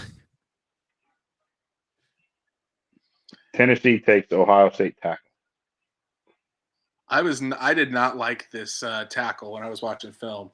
Zach didn't either. Nicholas Pettit. Always made fun of him. Pettit Fear, or I think that's how you pronounce his name. Yeah. Brandon better hurry, otherwise the Colts are going to make their selection before he gets back. I always made fun of Zach with the tackle from Ohio State because I always told him that I was his tackle. Because a lot of mocks had the Colts taking him at 73. I did see that. Jaguar pick. think now since we're starting to get into that point, the third round does typically move a little bit quicker than the second round does. See, I don't know if the third round goes down on time or the second and third both stay at 7. I think second and third both stay at 7. I think it goes down to 5 minutes starting definitely. tomorrow in the fourth round.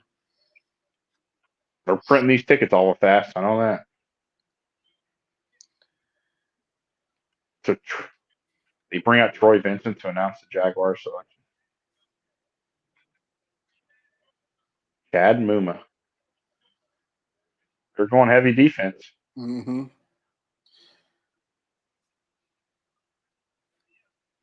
He's going to be their new Miles Jack. That Georgia linebacker still hasn't gone either. Yeah, Nakobe Dean. Apparently, he declined shoulder surgery after the season, and now it's a major red flag, major medical concern. So it's definitely hurting him. It's costing him quite a bit of money. Seems that way.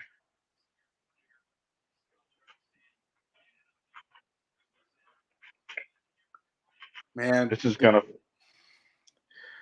Unless Chicago takes a corner, I mean, Seattle could take a corner, but it's. I think the Colts might go corner at 73 with Zion McCollum or Tariq Woolen. They really like Tariq Woolen.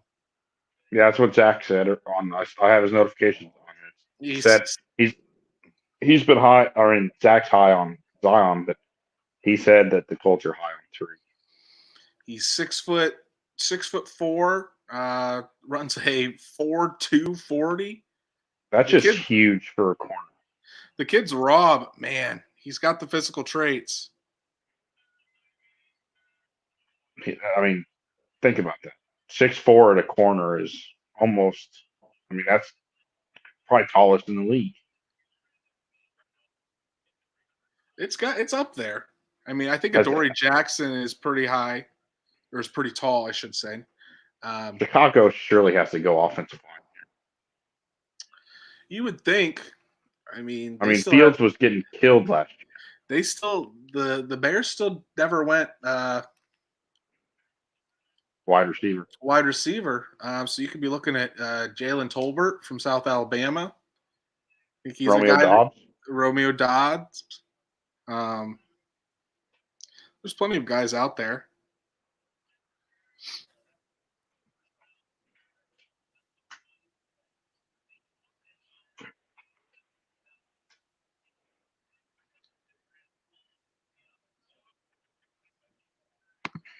Yeah, straight Himalaya again saying a lot of tight ends on the board as well. Could see cornerback tight end at 73, 77. Wouldn't hate it. Honestly, would not hate it. Very good shot at it.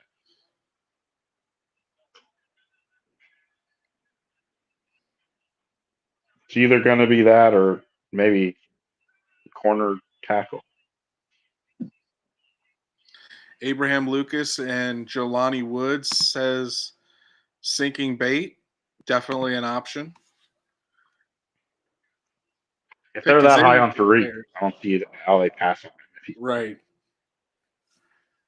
Especially in the third round when he could have gone in the second. A lot of people said he was shooting up boards and they thought he might go second. So the Bears are taking a wide receiver. Velus Jones, with the 71st pick. I think he's out already Tennessee. Listen, Brandon's taken forever, so I'm gonna bring Drake on in. No, Drake hey, Wally, fellas. how's it going, man? It's going pretty good. I'm pretty excited as a Colts fan to get Pierce. I was just going to ask you what you were thinking about that Alec Pierce pick. Well, I really think it hinges on one of two things, one of three things. In a perfect world, Ashton Dulin has progressed underneath our noses with Matt Ryan and Paris Campbell stay healthy, because if they can, maybe we start rocking a little more Kylan Grants and getting a little more speed. I think that a guy on one side, a guy on the other, a couple of real big targets like that could be a serious problem, especially since Pierce's route running is still got to get developed a little more. I think his size is going to pose a pretty big problem. So barring Paris Campbell stays healthy, I mean, my goodness, that could be a really big issue. You know what? Pittman ran as a 40. He'd be our slowest wide receiver. I'm going to say 4.7. No, I thought it was 4.56. Oh, okay. I thought it was high 4.5. I'm not. So Michael Pittman Jr.'s 40 was a 4.52 at his pro. Let's see, And that's the slowest wide receiver we got. That's not bad. Patman ran faster. Paris ran faster. Pierce ran faster. Doolin obviously ran faster. Right. Yeah, I mean, I love the Pierce pick. The Colts had him as a top 5 player, top 5 wide receiver on their board. Big, strong, huge catch radius, fast, 4.4 guy that's at 6'3", high football IQ, great character, gonna fit right in. And I think Reggie Wayne was big behind this pick. Reggie Wayne really liked him, really liked his character, liked his makeup, liked his football intelligence. If Reggie Wayne signs off on a guy, I think you can take that to the bank. Well, wasn't his RAS like a 9.87 or a 9? Yeah, he's got a very high RAS. 9. So, in reality, to bring up the next pick, we get to start with a 9, high 9.8s, 9.7s, whatever it is, and I think Woolen or McCollum was a 10.0. There he is. Drake, mother effing Wally. I'm here, man. What are you drinking? Well, my girlfriend's parents came this most recent weekend, so there's a whole lot of Michelob Ultra for her dad, and there's no crisper beer or more watery beer, so I got to stay hydrated. While I get drunk, you gotta get some of that Bud Light NXT. The Bud NXT. That stuff is the lightest, most watery shit I've ever had. So yeah. So here's Alec Pierce's relative athletic score. So it was a 9.82. Kid's got keep in mind 6'3", 211 pounds. Ran a 4.4 140. Damn. 40.5-inch vertical leap. Almost 11-foot broad jump. You're gonna make me cry. Oh my goodness. Zach Hicks just tweeted, I think, to the next pick. No, don't say it. Oh, so okay, we're on the clock now. So, oh wow, the Bears went with they finally got a wide receiver. I was waiting for it. It's like, good Lord, man, you got to give Fields I'm not gonna. The Seahawks are taking Abraham Lucas at 72. So Colts are on the clock. So Seattle went offensive line. Seattle when they get rid of Russell Wilson. Yep. How ironic is that? Dang. Yeah, Zach has the pick. So, Ritter's still available? It is. I'm pretty sure this guy has a 10 RAS too. I'm almost positive. Did I miss a second? There it is. Do you want me to announce it? No, shut up. No, dude, I don't think any other quarterback. Dak already ruined the last one. Other than Pickett has been taken, right? There's no one else, right? Wow. Don't look at me like that, Andrew. Don't look at me like that. I just said one quarterback was taken. It is not a quarterback. It is not a quarterback. All right, stop. I'm not going any farther. God, can I enjoy the fucking show? You know? This is the show. This is the show right here. No. The draft. The draft that you can't get to work? It's working. Wow. What a pick. I don't think that my Andrew, between me and you, the other guy that could still be there at 77. Yeah. Oh my God. Well, that was also a masterful trade because now we have another pick here and what? 5 picks? Yeah. 4 picks. Let's go. That's Chris Ballard, man. That's just crazy. Shaquem Griffin. Yeah. Wow. I still can't get it to load, dude. That's a wild pick. My laptop is not working, dang it. Well, yeah. I can't wait to be able to talk about I can't wait either. We wait for the right moment. Do you know now too, Drake? What? You No, know who what? got picked already? No, I'm still waiting for my. Because these idiots know. They're also being gentlemen though, because they're kind of trying to wait for the right time, you know. I Don't call appreciate that. Andrew a gentleman. Oh my goodness. Okay. Is here we anybody go. announcing the 3rd round pick for the Colts? Okay, so I'm behind. Somebody's gonna. It says on the clock. That's all it says. So For the Colts? I don't even show on the clock. I still show Seahawks selection. Yeah, it still shows Seattle on NFL Network. Oh, On NFL Andrew's got Network as well? sources. That's what it is, right? No, it's Twitter. Twitter. Well, that's fair. Twitter's the fastest. I have Zach's notifications on, so they come in. He tweeted it a minute and a half ago. You have my notifications on? Well, yeah. Don't lie. Brandon doesn't tweet. Yeah, I do, but not about- most of your stuff is replies. Most of Brandon's stuff is That's about true. news that happened 4 days ago. Pick is in. Here he comes out on the stage. Shut up. Holy cow, man! I saw it. Who the hell is that? Why do the Colts always do weird shit for announcing? I still show. Oh, I'm still showing Seahawks. 1 year we do a freaking orangutan, and the next year in 2 years. What the hell is this? What do you I don't think even about know. this? Hey, I'm not going to announce it, but like, because I see it now. But like, what do you think about like it? You think it's like a little too? Is it like New England in the first round where it's a little too reachy? I don't. I thought this guy was a third round value. I just didn't think the Colts would go. What the heck? See, you're seeing it now, aren't you? I just didn't think the Colts were. See if I can pull this up on my TV. I can't even be. Come on, Brandon, get the info already. Did they put blue out there? They didn't put blue out there, did they? No, no, they had a guy on another guy's shoulders and a big.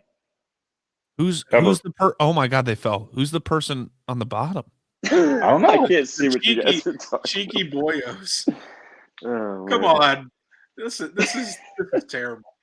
There hasn't been What's one worse, that or the orangutan yet. That or the orangutan that picked Zach Banner or whoever he picked. Cheeky Boyos, TikTok comedy duo. Tight end, Jelani Woods from Virginia. There you go. Hey. Okay. Jelani Woods, Let's go blue. massive target. Dude is 6'7". Oh my gosh, his RAS score was the highest of any tight end ever. This guy is going to come in and immediately contribute on offense.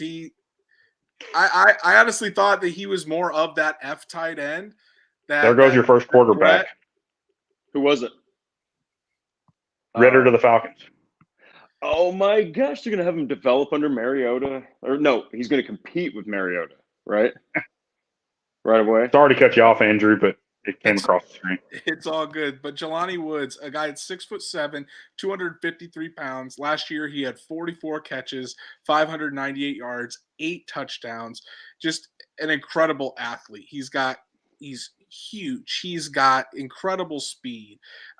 This guy's got a 34-inch wingspan. The Colts are going for guys that are big-bodied, long. It's obvious they are looking for pass catchers and guys that can really expand this offense early. See, I honestly thought that the Colts were going to go for a more inline option there at tight end. That's what I was saying, maybe a Y. Jelani Woods is not that. Jelani Woods is a straight F tight end. The player comp we have on him is Jimmy Graham. Oh, beautiful. Jimmy Graham for the Indy Draft Guide. So he's a rare athlete that absolutely thrive in Frank Reich's offense. His size, explosion, threat down the seam, mismatch on any linebacker or safety that tries to cover him.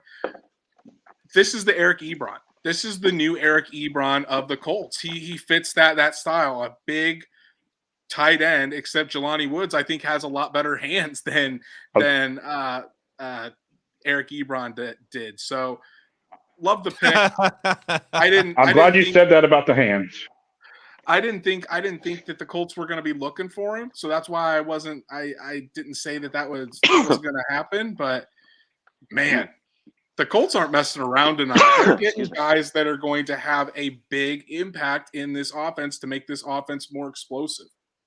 I gotta ask though, what do you think is going to go on with, because Mo Alley got the contract? It was 3 years, 18 mil, right? Yeah, correct.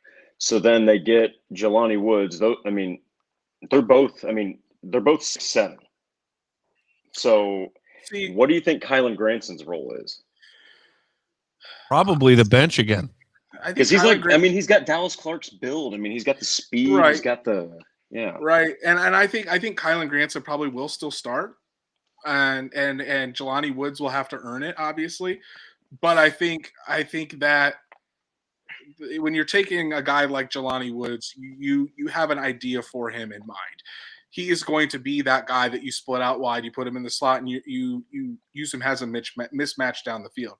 I'm sure they're probably hoping that Kylan Granson maybe takes a step up with his blocking. Obviously, they're going to require Jelani Woods to block too. I'm not saying that they won't, but this pick was because I think they have big plans for Jelani Woods. You don't draft this kind of athlete just to have him sit on the bench. He's going to be that Eric Ebron. He's not going to be the every down tight end, I think, that the Colts are looking for. He's going to have that specific set of maybe 30 to 40 snaps in the game where he's just going to be a weapon down the field. And with this pick, I wouldn't rule out another tight end being picked by the Colts later in the draft, a guy that can play in line, maybe a Jake Ferguson. I think maybe he'll probably go a little bit high, but maybe someone maybe in the 6th or 7th round, since the Colts have an extra 6th round pick now because of the trade. You could use that on more of an inline type blocking tight end, but it's going to be fun watching Jelani Woods in this offense for sure. Got a couple. Granson is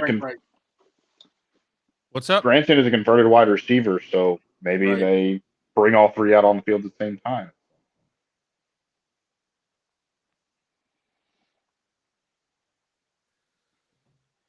Hey, Drake. Yes. Giving motherfuckers these hands on UFC 4 right now. Oh, yeah. Nice. Very nice. Yeah. So that's a fun game. Andrew, you mentioned him competing for the starting job. Either way, I would say, let's say Kylan Granson's number 2. Let's say he really is number 2 this year. Do we see at least this guy getting more action this year than Granson did last year? I would probably say so, just because of the athletic nature to it. And it all just kind of depends on who they see as a better blocker. Is Jelani Woods a better blocker than Kylan Granson, or is Kylan Granson a better blocker than Jelani Woods? Because whoever can do that they're going to put them in there on those running plays. And I'm sure the Colts will still use some 3 tight end sets as well. They really like to do that. But when you're lining up with big on big, and like how they did last year, that's why Mo Alley Cox and Jack Doyle were in there. Who's it going to be this year? Is it going to be Kylan Granson, or is it going to be Jelani Woods? Is it going to be a player that we don't know of yet? We'll have to see. Okay. Would you think maybe Kylan? Oh, sorry. Go ahead. Go ahead. Oh no, dude. No, your stats, Matt. Oh my God, will you guys stop kissing No, man, I other? love stats, Matt. He's got to go. I'm going to be interested to see what Irsay says with McAfee on Monday. Yeah, that's very true. Is he coming on the McAfee show Monday? How did I not hear about that? He said it today. Because it didn't happen 4 days ago. Shut the fuck Oh, man. Woolen and McCollum might still be there at 77. Yeah. Baltimore's the only one left. I was going to say that I think that what I was going to say is like Granson, I love his athleticism. I love his speed. Like you said, Matt, he was a converted wide receiver. But with the Colts and having arguably the number 1, number 2 running back in the NFL, you got to have a couple huge bodies that might be able to block. So I think if Granson can figure out a way using his undersized stature to block a little bit better, his route running will be a little more valued because he can also block. So I don't know. His blocking he wasn't on the field much last year. It was kind of sad. I was hoping him and Wentz would develop like a Zach Ertz type relationship. And that's what bothered me so much last year was because in the offseason, we were all convinced this athletic freak, this pass catcher, this playmaker was going to be a big part of the offense last year, and he ended up doing nothing. Does anyone know how many snaps you played, like percentage-wise? 10? Oof. I think it was 23%. 23%? Mm-hmm. No way. Bad. I did a piece on it earlier. That I looked it up. They ran 1,000. He was in there on running plays, Brandon. They almost ran 1,100 plays. So he was in there. He was in there on running plays. He's in there on running plays when he can't block worth a damn. Makes a lot of sense. People they still run on 3 tight end sets. Yeah. You guys. So here's Jelani Woods' RAS chart. Again, 6'7", 250 pounds, ran a 4.640 at 6'7", had a 37-inch vertical. The Colts have now Michael Pittman Jr., Alec Pierce, Jelani Woods, Mo Alley Cox. They've got a lot of guys that can go up and Skyy for the ball in the red zone. And what was his wingspan? Wingspan, he has 34.5-inch arms. So my guess is that's a pretty long wingspan. 73, 74 inches probably. Up there, yeah. And that's just his arms. That's not including that barrel of a chest. He's probably pushing 80. Yeah. That's a hell of a wingspan. It's a big dude. Big dude. And the pick is in for the Baltimore Ravens, so the Colts are back on the clock at 77. We're going quick here, boys. Give me Woolen or McCollum. Get us the third. I wouldn't know where else they would go unless they go with offensive. What do you think, Drake?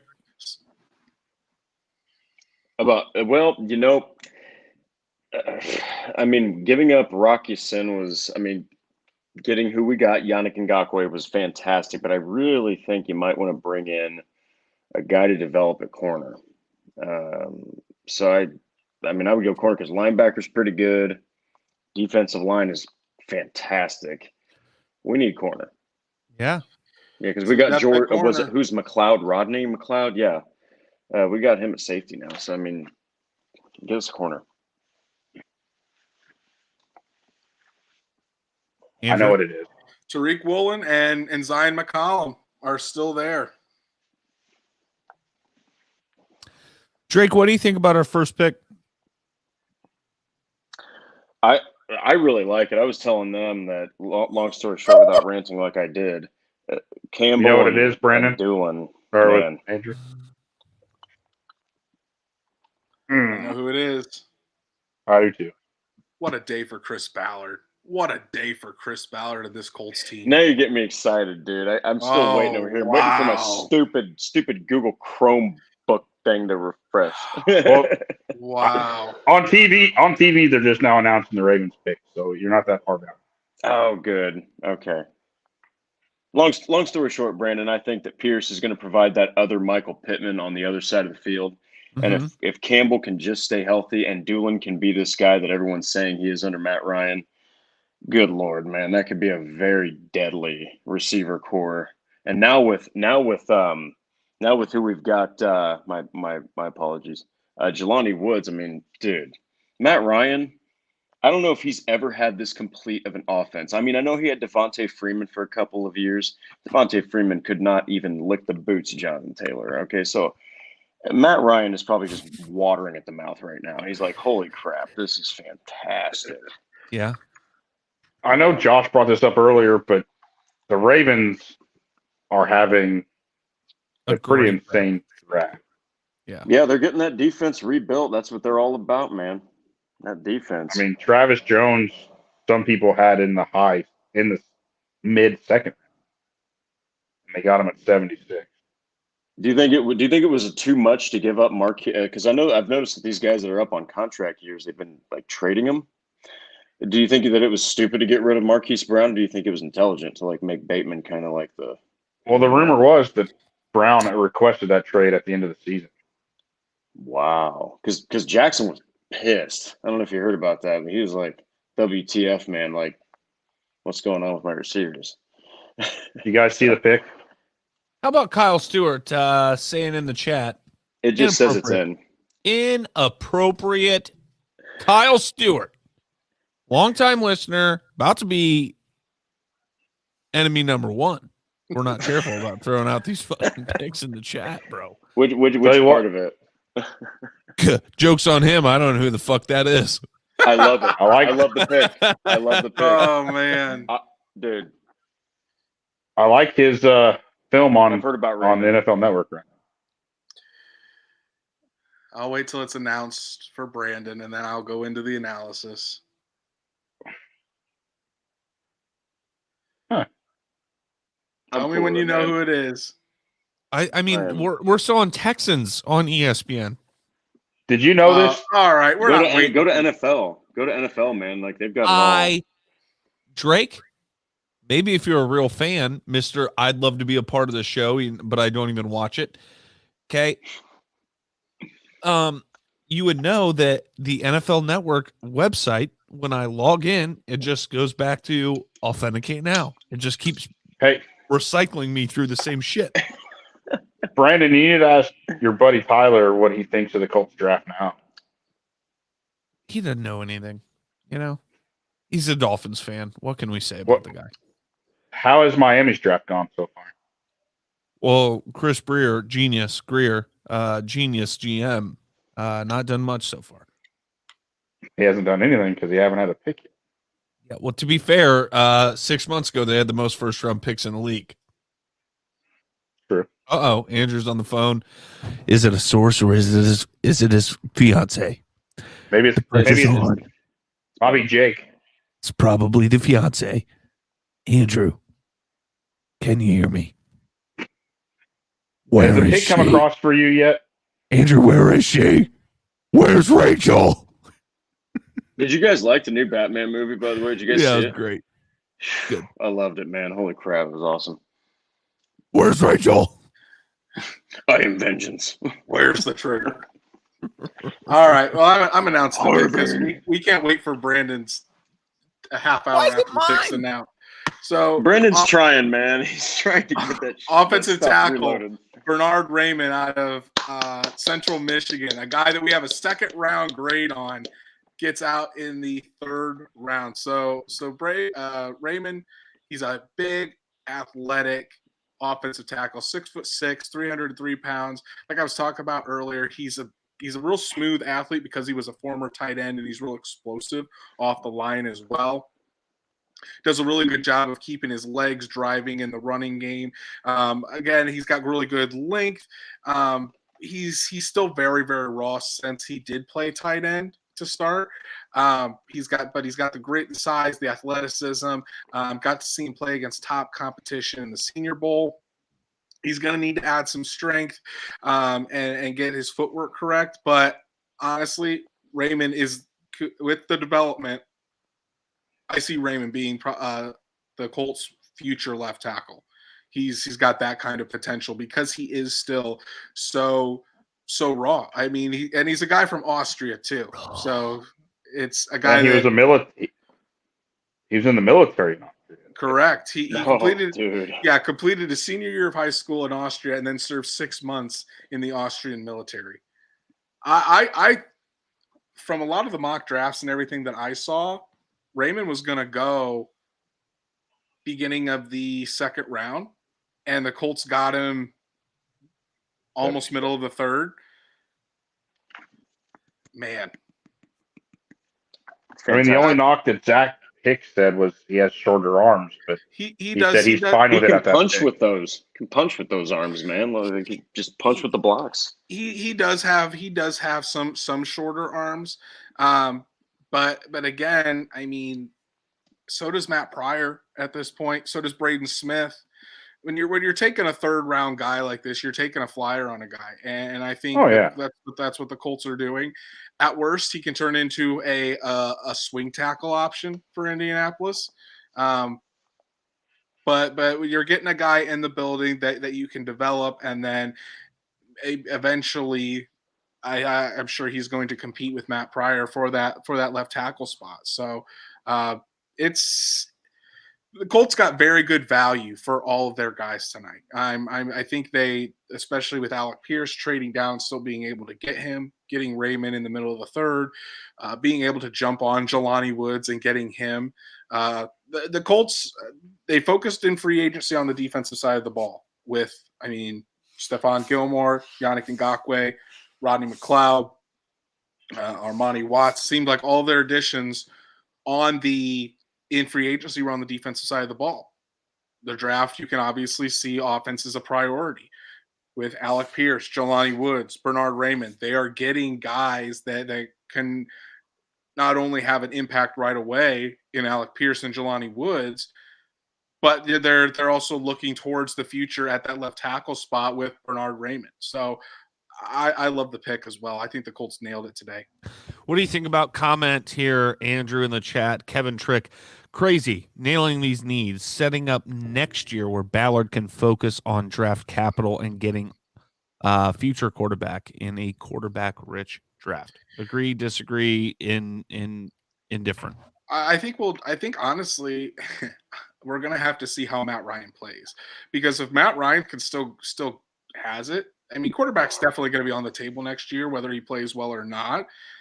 But if there's not a drop off, and you could see Matt Ryan being here for longer than 2 years, it takes that pressure off of getting a quarterback next year. They can hold off and use that draft capital in other areas while teams are trying to trade up for a quarterback next year, or the focus is on those quarterbacks. That means every other position will start to fall. And if they start to fall, then the Colts can capitalize on some high quality prospects, especially in that first round when teams are trying to trade up for those quarterbacks. But then again, if they really like a quarterback next year in the draft and they think that he can be the future in a year or two, once they move on from Matt Ryan, go right ahead. Quick side note. Why the hell is Daniel Quaid at the NFL draft? Okay, I don't know. That guy's at everything, Well, and another thing about the quarterback thing next year, Colts are hoping that we're picking in the 20s. Hopefully mid to late 20s. At least. Oh my God. In my opinion, which obviously a homer pick, Colts and betting favorite, really, the Colts are favored to win the division at this point. Yeah. Yeah, so, we keep saying that every year. So, but this seems to be a little different. We were betting on Wentz on a quarterback that showed signs 3 years prior. I know people say that Ryan has shown decline, yada yada yada. But when you have a bottom offensive line and a defense that doesn't help you, and your weapon gets suspended for gambling on games and leaves for mental health reasons, and all you have is a rookie and a bunch of, wide receiver 3s and 4s on your team, I don't think that really set Ryan up for success in that. Well, and one other thing that really kind of hampered him, because look, I think it was 20 touchdowns, 12 picks or something, kind of a pedestrian stat line. But Russell Gage is your number one receiver. Kyle Pitts is a rookie tight end. Like you said, they had no offensive line. Todd Gurley previously was their running back before, and he was gone. He's not even on a team anymore. And now they had a collection of running backs. I look at him now, and he's got all these guys. I think it's a bounce back year. He doesn't have to control the offense. He's got Jonathan Taylor. Everyone in the league, including Matt Ryan, knows you operate the offense through Jonathan Taylor, and now Nyheim Hines will be a serious weapon because you got a competent quarterback who can hit those targets, and you don't have to, throw 11 passes in a game like you did against the Patriots because you're scared to throw the ball downfield, Exactly. I'm excited for Matt Ryan. I think he is, again, I think he's watering at the mouth right now. And how they're drafting these guys, now they're setting him up, and I'm cool with it. So, and just like Scarlet Rock says, Matt Ryan loves to use his tight ends, and he does. He really does.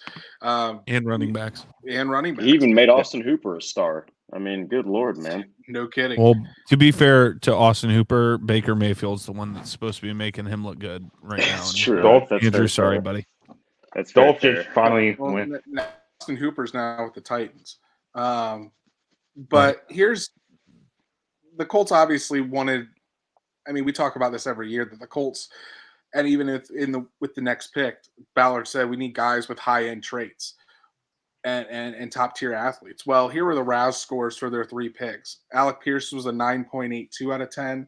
Jelani Woods was a 10 out of 10, and Bernard Raymond a 9.86 out of 10.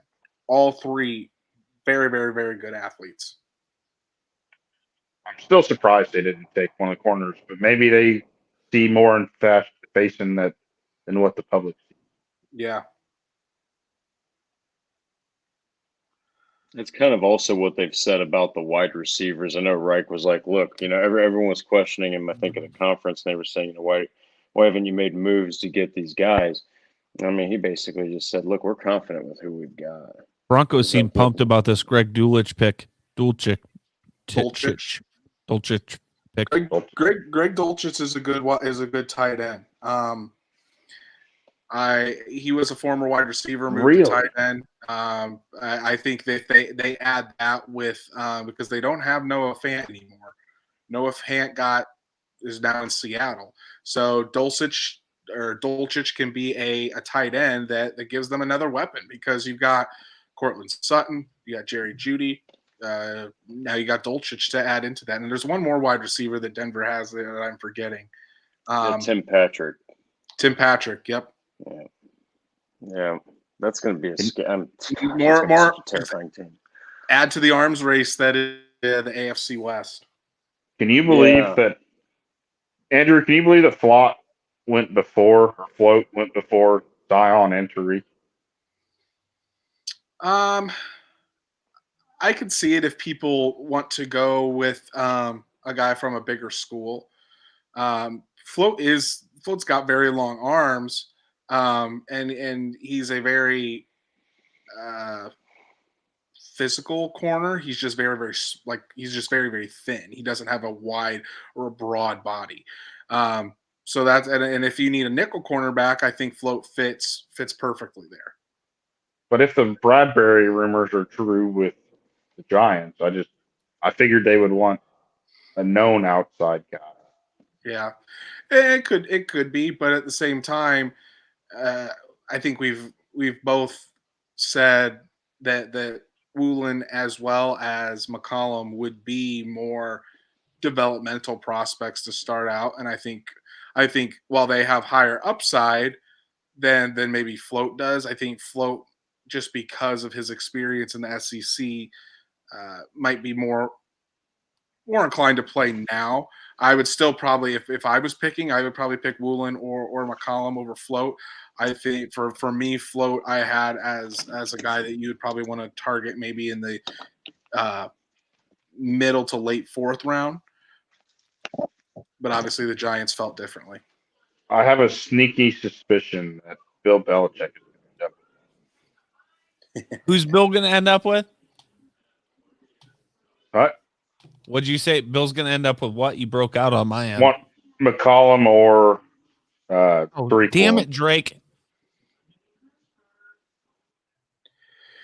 So the Colts now, they don't have a pick in the 4th round unless they move up, but they have 2 5th-round picks, 2 6th-round picks, and a 7th-round pick tomorrow. So what? 122 is next? 122 was their 4th-round pick. So I think 159. 159. So they got 74 picks or 77 picks. Unless they trade up into the 4th round, or they trade up tonight. Trade Ben Bannigu for 4th round. Ben Bannigu. I mean, maybe you could get a 6th or a 7th for Ben Bannigu. Well, and then you trade 2 year 6 up for a 4th. Well, it's also harder, like, if you don't have a 4th round pick, too, and I know we're joking around, right? But it's also just in general, it's harder, like, when you don't have a 4th round pick and you try to trade a guy like a Ben Banagoo. Let's say he's actually worth a 4th round pick, like straight up, definitely worth a fourth round pick, right? It's hard to get a team to agree to that when they're like, dude, obviously you want a 4th round pick. Like, you know what I mean? Like, there's something going on here. Oh, I guess you could trade like Ben and your extra 6. Oh, welcome back, Drake. I was just grabbing another beer. Anyway, tonight's been a great night for the Colts and Chris Ballard. 3 guys that are very athletic, 2 guys that can immediately step in, possibly a third that could be the long-term solution at left tackle if you can develop him. I mean, Colts got great value for their picks tonight for sure. Well, and I know Raymond is a project tackle, but you got to think he is better depth than Davenport. Oh, definitely. Davenport, yeah. Sam Tevy, all of them. Yeah. And with if they bring Dennis Kelly in and I don't know, they brought him in for a visit. If they sign him as your other swing tackle, then you have 2 at least decent, or you think decent, backup tackles. Kevin Trick with this question. At cornerback, maybe the Colts also think Marvell Tell still has a chance to become something.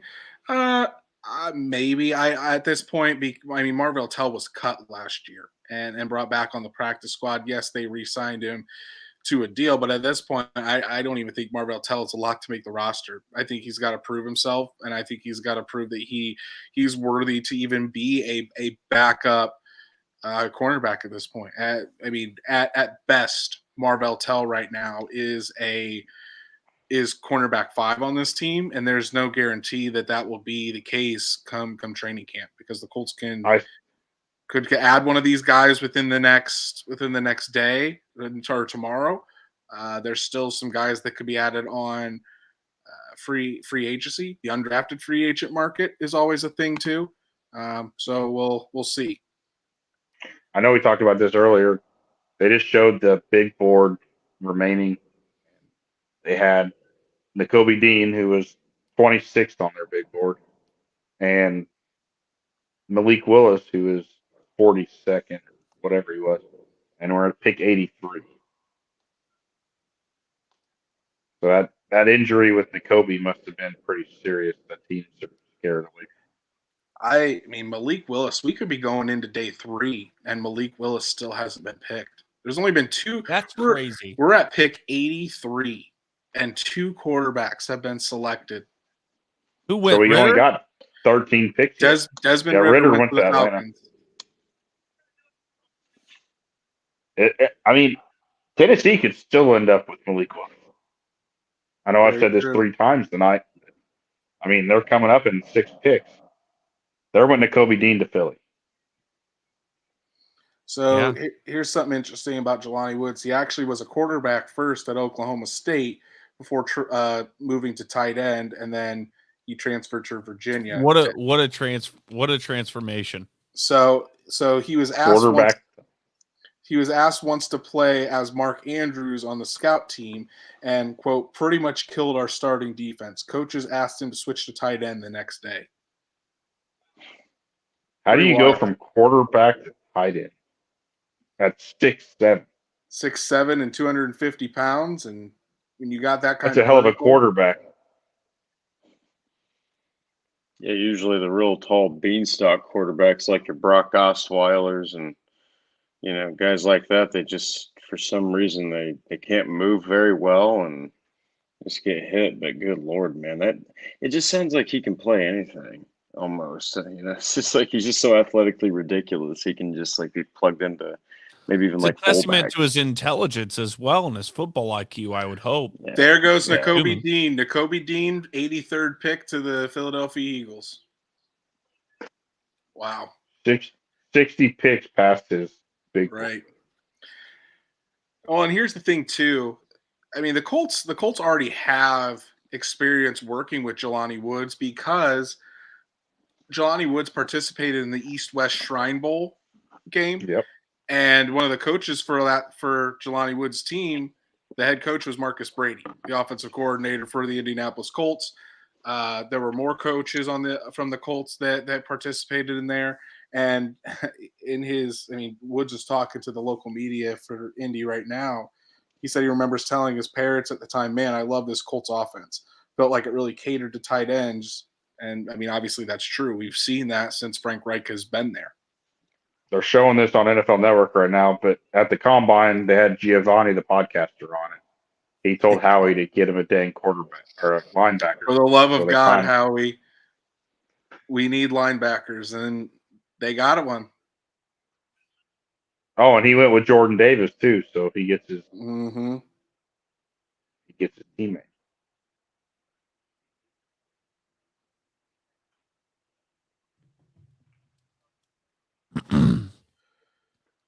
Man. What's up with Howell? Sam Howell? Yeah. DeMarvin Leal to the Pittsburgh Steelers. That's a good pick. I like DeMarvin Leal. I think it's just the entire quarterback class in general, because people were saying that Sam Howell might go mid to late second. So, and if they were saying Malik Willis was going to go into the first and he still hasn't gone, Sam Howell probably is going to be, man, I don't even know. I can't even predict. With Matt Corral. I can't even, yeah, exactly. I can't even predict where these quarterbacks are going to go at this point, because it's just or Detroit's coming up too with the as possible. But it's just, think about this. Who was the number one projected pick before college football season? Sam Howell. Yeah. A lot of people were saying that Sam Howell or Kayvon Thibodeau were going to be the number one pick.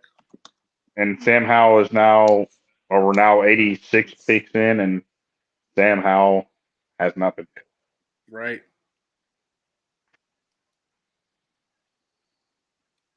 Patriots select.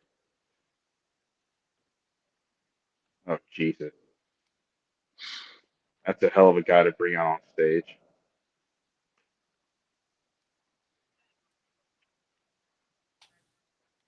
Just announced it. Don.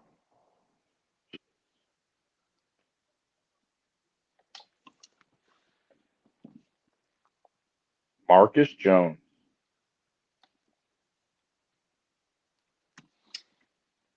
Be their new returner. Yeah. Well, they needed to replace J.C. Jackson somehow. They had to do something. Yeah, but this guy is my height. Is that Donnie? 5'8", 170. That's a small corner. I think I'm a little bit behind. That was Joe Hayden's size, I think. I'm a little bit behind, so I'm just now seeing the Patriots selection. Donnie Osmond announcing the Patriots pick? Yeah. What the heck, man? My goodness. They're just bringing on anybody in this draft, aren't they? Of course, you're going to go to commercial before the well-anticipated Tennessee pick. I think here's a question is, because I know I was higher on Bernard Raymond as far as, like, I had him as a second round pick. I know Zach had him as a second round pick. It's not out of the realm of possibility that Raymond could beat out Matt Pryor for the left tackle spot if he has a really good camp. And didn't Pryor play guard at Philly? He did. Pryor could step in and play right guard if Danny Pinter doesn't show out, or that's what I was thinking. Struggles. If Pinter gets hurt in camp or something. Like, Pryor has position versatility. I definitely think Pryor should get the first shot at it, because I think, I've been saying it all offseason. I think Matt Pryor played very well last year. I think he deserves it. I but, agree. But if Raymond shows out, I mean, there's definitely going to be some competition there. It's not just going to be given to Pryor. Like Pryor, Chris Ballard has said, Pryor is going to get the first shot at it, but he's still got to go out there and earn it and prove it. So Tennessee traded up for this. Oh, that tells me. Is it Malik Willis? That tells me. That's what I'm leaning. I agree with you, Matt. I think that they're going to try to put him behind Tannehill. I mean, they have to. Who is their backup? Is Logan Woodward or Woodyard or whatever the hell his last name is? Something. They have got their pick in. All right, it's in. I wouldn't know what else they would trade up for. I mean, yeah, it's got to be a quarterback. It's third round, so you could trade up for anything. But that's fair. It's either, to me, their need is an edge rusher, quarterback, or an interior offensive lineman because they took a tackle with their last pick. But I wouldn't think they didn't trade up that much to get here. So I don't know why they would trade up for somebody else. I mean, that's the only thing that makes sense at this point. To jump a team.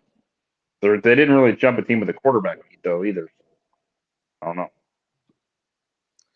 This is a hell of a quote from Alec Pierce from earlier tonight. He said he wants to be what Julio Jones was to Matt Ryan in Atlanta with the Colts. That would be nice. You gotta love that. You gotta love that. Go ahead and sign us all up for that, right? Yeah, let's 100%. Let's go ahead and get that going. Brandon, are you getting a Matt Ryan jersey this year, or are you getting a Alec Pierce jersey? I'm not getting a Matt Ryan jersey. It's already on its way. Oh, Paige got it I'm for getting me. one too. I have to. If this tells you anything, the two jerseys I have are Dwight Freeney and Brandon Stokely. So I might need an updated jersey. I'm going Big Q this year. I would. I don't know. You guys know what jersey I wore around most of the 2021 season. I couldn't. My girlfriend Aubrey convinced me not to get a Carson Wentz jersey. I really wanted to get one. You got to thank her for that. Yeah, I know. I'll get a Matt Ryan. I'll get another number 2. But what I was saying is I wore mostly my coveted Phillip Rivers jersey, and before that, I invested in a Jacoby Brissett jersey. There it is. Tennessee did it. They took Malik Willis. Oh my gosh, man! So the Colts might be facing Malik Willis for years to come if Tannehill doesn't step it up. And Mike Vrabel's a fantastic coach. I feel bad for him because Andrew refuses to give Mike Vrabel credit. No, I feel bad for Malik because why is that? I don't know. A couple years ago, I was just like, commenting about how good he was and how we should be worried about the Titans. And Andrew's like, brr. I feel bad for Malik because I showed him on the fan cam. Let Andrew explain himself. I think Mike Vrabel I think he's a good coach. Do I think he's like one of the top 10 coaches? I wouldn't say top that. 10? You don't think he's a top 10 coach? I'd say he's close, but I wouldn't. That's insanity. You're on drugs. So I think Vrabel's a pretty damn good coach. In the top 10, I'd put Belichick. Who's that random Titans fan on stage? He's an actor. He called their last pick. Yeah, he called their last pick. He's an actor. He's not random at all. So I put Belichick. I would put Sean McVay. I would put Mike Tomlin. I did have Bruce Arians there until he quit or retired, whatever you want to say. Andy Reid. I put Andy in there, but I had Sean Payton in there, even though I don't like Sean Payton. He's a damn good coach. He's not a coach anymore. He's not a coach anymore. So I mean, I guess I would put Mark Vrabel in the top 10 now because of Pete Carroll. I see Pete Carroll's probably around the same as Mike Vrabel, But yeah, since BA and Sean Payton are no longer coaching, I'll put Mike Vrabel in the top 10. Well, a lot of them, like you said, Sean Payton's gone, and Arians is gone. So there's two guys that were pretty high up on a list of coaches that are no longer there. Kyle There's a Shanahan, lot of new would guys. 100%. Matt Yeah, I was LaFleur. about to say Kyle Shanahan would definitely crack that top 10. Yeah, for sure. I like Brandon Staley a lot too. I think that he kind of like fell apart a little bit at the end of the season. Right. But man, he's him just and unproven Justin yet. Herbert. Yeah, they've got a great rapport. I think he's developing him. I think he's gonna. John I Harbaugh. think they might surprise the AFC West. Oh, Harbaugh, definitely, yeah. Definitely. Staley, I think, will be top 10 by the time it's over with, but he just was Frank Reich on steroids when it came to being an aggressive last year. Right. You love that, but like I anytime anyone's like, oh man, I love Frank Reich's aggressiveness. I think back to the wild card in 2020 when we had Rivers. We left 7 points on the field, and we lost by 4. So to me, that hurts a little bit because we might have been able to move on. You know what I mean? Yeah. So Brandon and I have had this discussion so many times, and it's like, he called When you the look pick. at the stats, I had to laugh when the guy behind me at the Colts game I went to this year, when in the Tampa Bay game, when they went for it on 4th down at the goal line and got that touchdown, the guy behind me goes, "This is why we don't need Frank Reich being our coach." And I thought, we just scored a touchdown.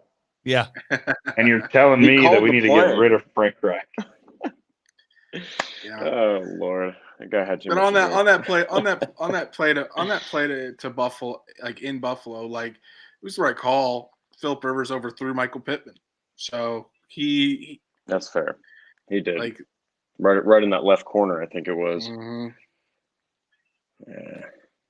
I'll tell you what, Andrew, I'm really hoping at this point the Colts trade up. Both of them corners are still there.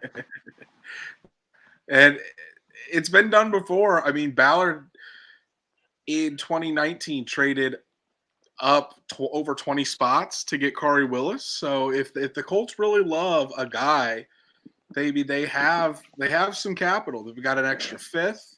They've got an extra 7th. They really like a guy. I think they will. I mean, we're at pick 88, and Wool and McCollum are still there. Mm-hmm. Plus, So if you wanted a Melton, but I don't think they will for Melton. There goes Tolbert to Dallas. I think that's a good fit. You put Jalen Tolbert in the. You put him in the slot. CD Lamb on one side. Gallup on the other. Yeah, and once Gallup, I don't know when if Gallup's on track to come back at the beginning of the season. I think he'll be. He might miss a little bit into September. Last thing I saw. I know his ACL tear was what, early December. It was, yeah, I think so. So I mean, Get the fuck out of here. I read today that they think Jameson Williams will be ready by training. And he tore his in January. Yeah. Brandon, did you roundhouse kick somebody in the face? Nah, not yet. Thinking about it. I'm just laughing at people taking Mackenzie Dern down. Wait till you see him come out to announce the Buffalo. Who's picking right now? I'm trying to look in the 5th round. I'm trying to see Buffalo right now. Oh God, what are they doing? It's Kyle Brandt. Oh Lord, I can only imagine. Jesus. That's like the perfect reaction. It's like, oh my God.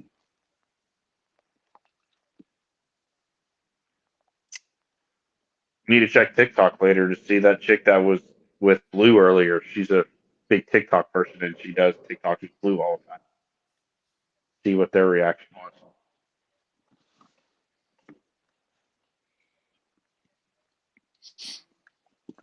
I was going to ask Brant. you guys. Oh, go ahead. Go ahead. I was just telling them to I announce was the just damn going to pick. ask, like, Why don't you guys kiss and make up? Drake, go. I was going to ask, like, I've been paying so much attention to like free agency and like the draft for the Colts. I've completely neglected like the kicking situation. Are they going with Badgley or are they going with Blankenship? Are they going to let him compete? Because Contest. Badgley showed he can kick it. So as of right now, Badgley's not on the roster.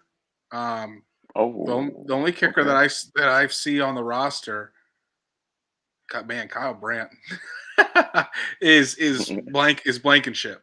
So okay. I think Badgley is a free agent. I haven't heard or seen anything.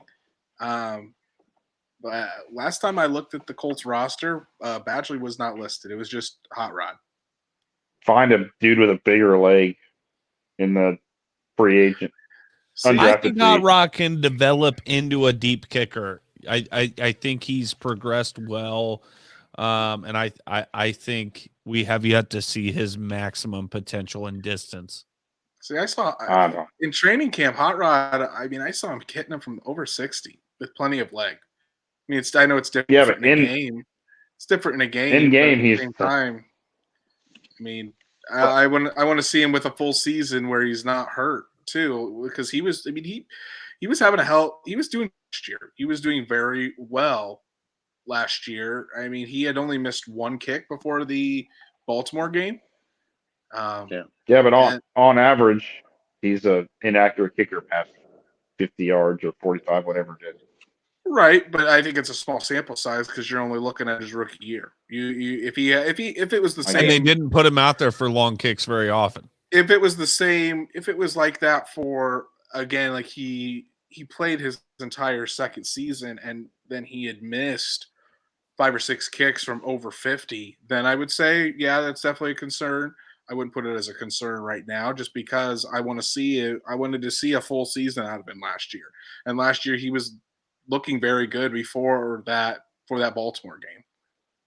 So I'm not going to pull the plug on it yet. I don't think the Colts really. I mean, I think they're fine with Hot Rod. Do I think they should bring in competition? Absolutely. But I think he's. I have faith. I have faith in Hot Rod to continue to progress and see what he's got.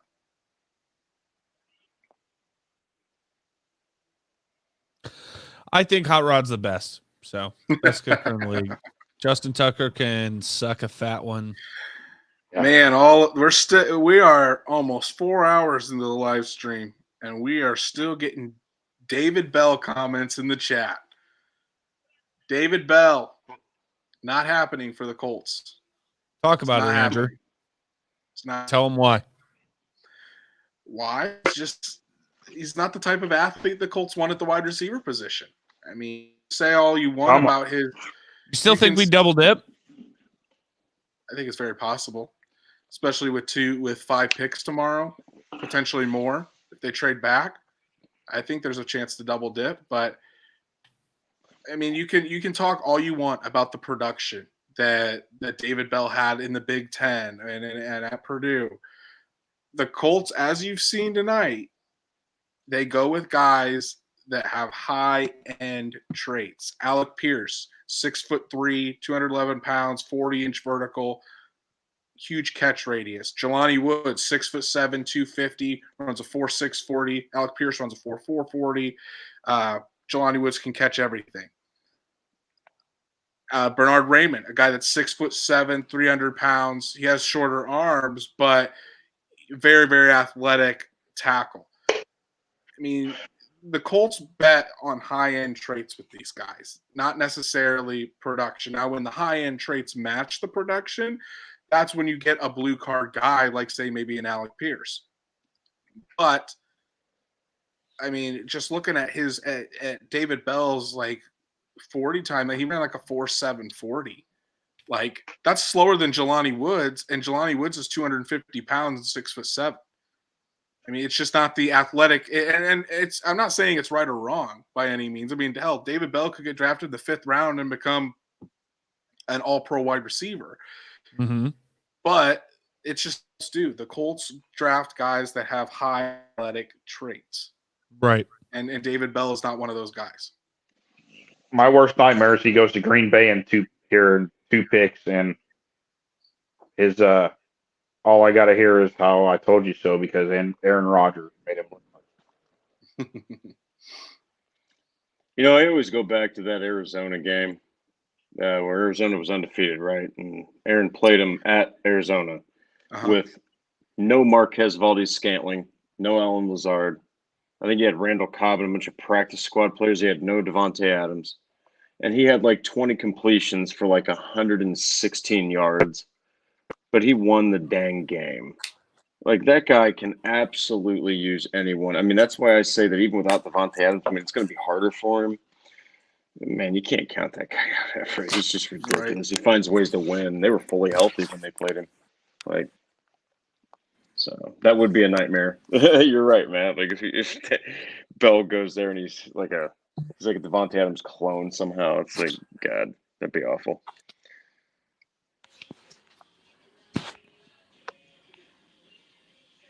Who's up now? Okay, so we got Tampa. All right. It's old Uncle Tom decided to come back. Ryan ain't gonna last long. Okay. Matt Ryan's gonna be the Colts quarterback for 4 years. I just want everybody to know that. Ooh, I agree with that. I think 3 minimum.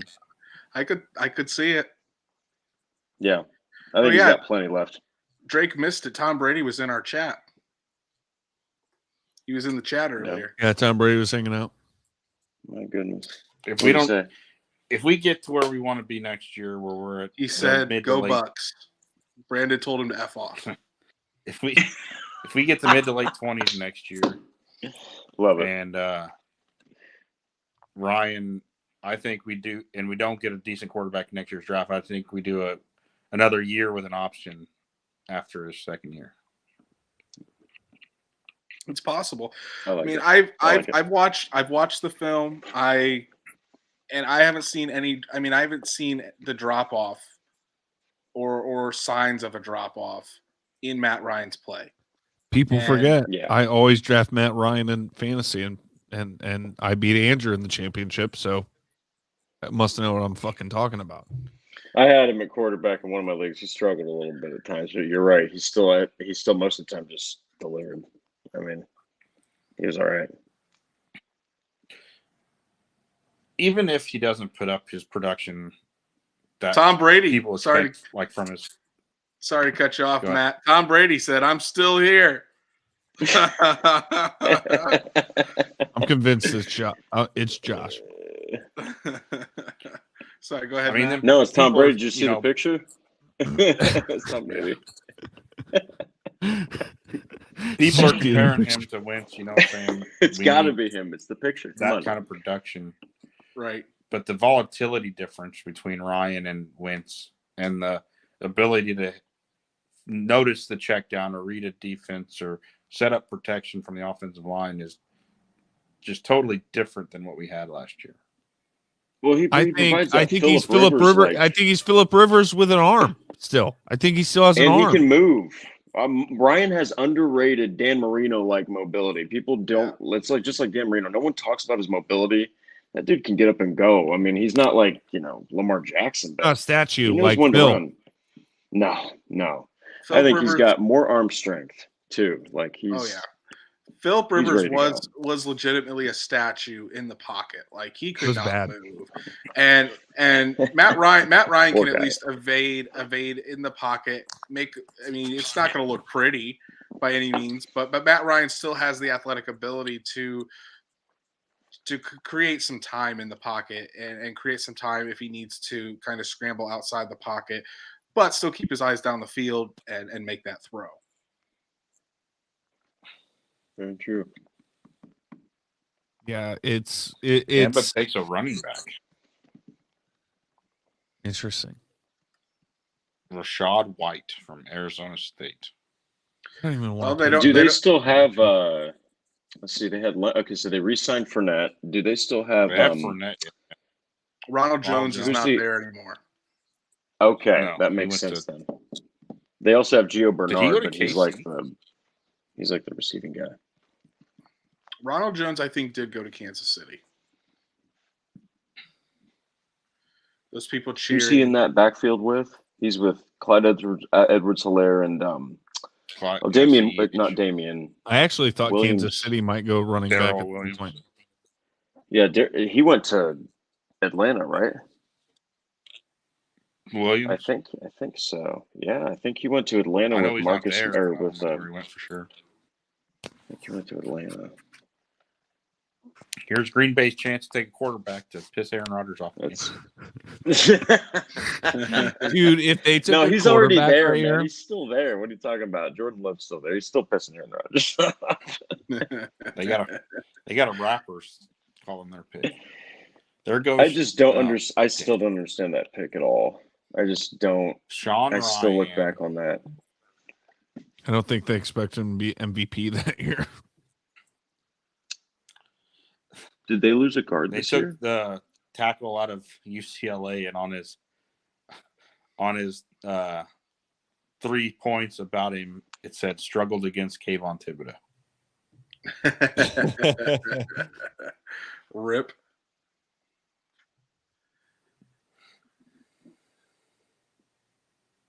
Well, from what I've seen especially on NFL Network, I mean, again, their general manager is getting ripped for just not drafting well. I don't know what you guys think about Green Bay's drafting, but I personally think that they're just.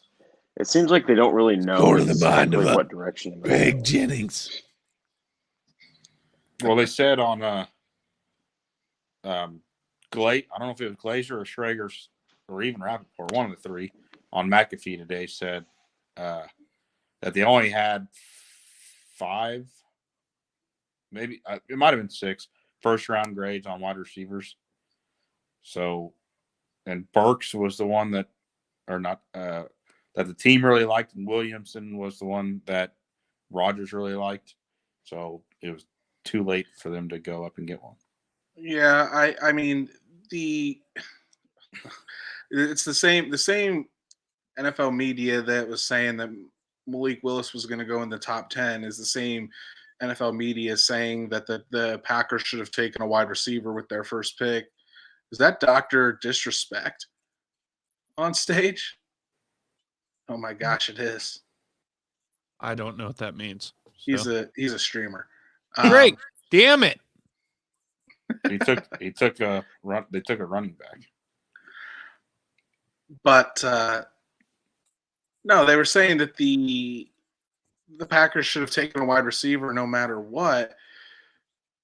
But that's not what good teams do. You don't just overdraft for need. You draft what your board shows you. And the Packers defense, I mean, they needed. Brandon and I talked about this before on our mock draft. The Packers needed help on defense. Yep. I mean, they needed a linebacker, and they got one in Quay Walker. The Unabomber. They needed a guy along that defensive line next to Kenny Clark, and they got Devontae Wyatt. So if those guys were higher on their draft board, you got to take those guys. You can't just go with whoever just because you need a wide receiver. If you don't believe one of them is at value there, you can't take one. Value. Value is the word. So Brandon, don't yell at me. I'm gonna turn my camera off real quick, and I'm gonna come back to the last handful. Well, I'm gonna hide you away. Here we are, the two main men. Back at it again. I cannot believe you left that fucking thing on your lip. The draft mustache, or as people on the Twitter, worst part about it is you're gonna say it worked. That's the worst part. People, I mean, I'm not gonna say that it's catching on, but people in the chat, people on Twitter say it's the draft stash. I mean, the Colts had a good night tonight. Hey, Connor. Never seen your name before. Welcome to the show. Welcome to the first time being told you're wrong. Matt Ryan's going to last 4 years. I'm telling you, 4 years is the number I'm putting on it. If not more. So I don't get the comment specifically.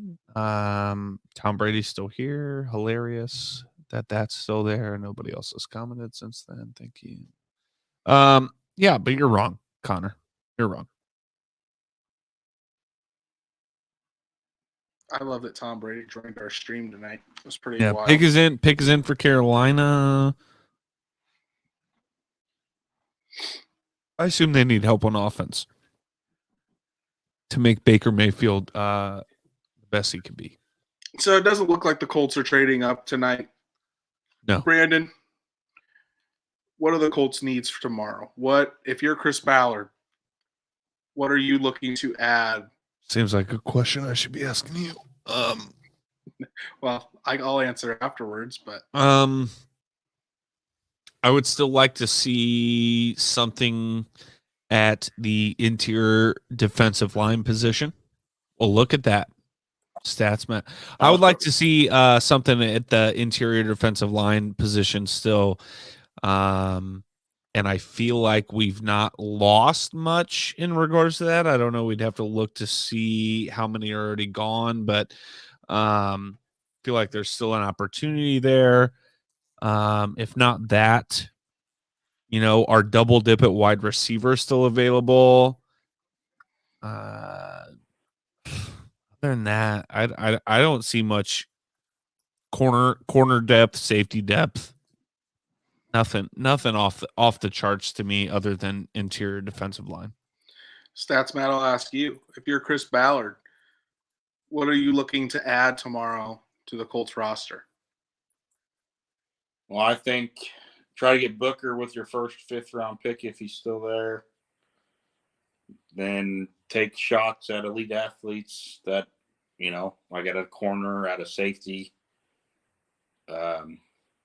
Maybe double dip at wide receiver. I know I don't know how many more elite athletes there are as far as known receivers. I don't think Melton will make it to the 150s. And I don't think there's much. Danny Gray probably don't make it there either. Shakir probably don't make it there. I think those all probably go in the 4th round. So, yeah, I would go Booker, corner, maybe guard like a Volson. He's going very specific. We're just talking about positions of need, and Matt's like, I think we're going to draft these human beings. I love it. Panthers trading up for Matt Corral. Very interesting. Oh, wow. Remember the talk about Baker Mayfield earlier tonight? That might have just went down the shitter. That might have. That's gone now, yeah. So, I'll ask Drake. If you're Chris Ballard tomorrow, what are you looking to add to this Colts roster? Man, not even necessarily who, just what. Immediately, I'm right there with Matt. I think a cornerback. You gotta bring in a cornerback. That's the first thing I'm thinking of. Maybe like another offensive lineman. I mean, like. Am I wrong, Andrew? I don't know. There's no right or wrong. I'm just seeing what everyone wants to. I mean, nobody else has my back here. I said, what do you got? Booker at interior defensive line. Okay, I guess I don't know. I said interior defensive lineman. I think should be still a huge need position for us right now. Indy traded up. Just now? They are pick 96. What the shit? We're not done. We ain't done yet, boy. Let's go. Hey, Andrew. Zion McCollum and Tariq Woolen are both still available. Yes, they are. Holy shit. That's just that's Ballard doing that little sprinkle of magic, I love it. I just seen it flash across the screen because Cincy was getting ready to pick. And yes, sir. I'm still in Carolina. We're 95. I've got the pick is 96. in for Cincinnati. We're not. And Denver's on the what clock. in the shit is going on? Cincinnati pick is in. Literally the second they bring up Cincinnati says the pick is in. Okay. So Colts are on the clock. Hey, real quick. Top 10 coaches. Speaking of Cincinnati, where do you guys put Zach Taylor? Shit. Dude got to the Super Bowl's second year. He's been there longer. With a second-year quarterback that tore his ACL previously. I'd put Is it him. Zach Taylor's third year? I'd put him maybe around 15, because I think Joe Burrow has more to do with it than Zach Taylor. Very fair. And Jamar Chase and Joe Mixon. We traded 179 to get up here. That's a sixth. No, that's a fifth. That's what I'm saying. Zach just retweeted saying Colts trade up from 179. That's their second fifth round pick. Why doesn't Zach get his ass back on here? He's doing film reviews. Bring the interviews on here. I'll share the link. 1 second over here. He's doing film reviews, not interviews. Oh, I thought you said interviews. I was like, bring him on here. That's fine. Take us in for Indy. Shit. Man, I've got a lot to write tonight after this live stream now. Yeah, this one makes me nervous right here. Oh. Don't say it. No, the Colts traded a 179 and a 2023 third-round pick. Wow. So they want this guy. Whoever they're going after right now, they want him. Or want. It's got to be. I know who it is. Fuck you. Don't say it out loud. Nobody. Till I say it. Wow.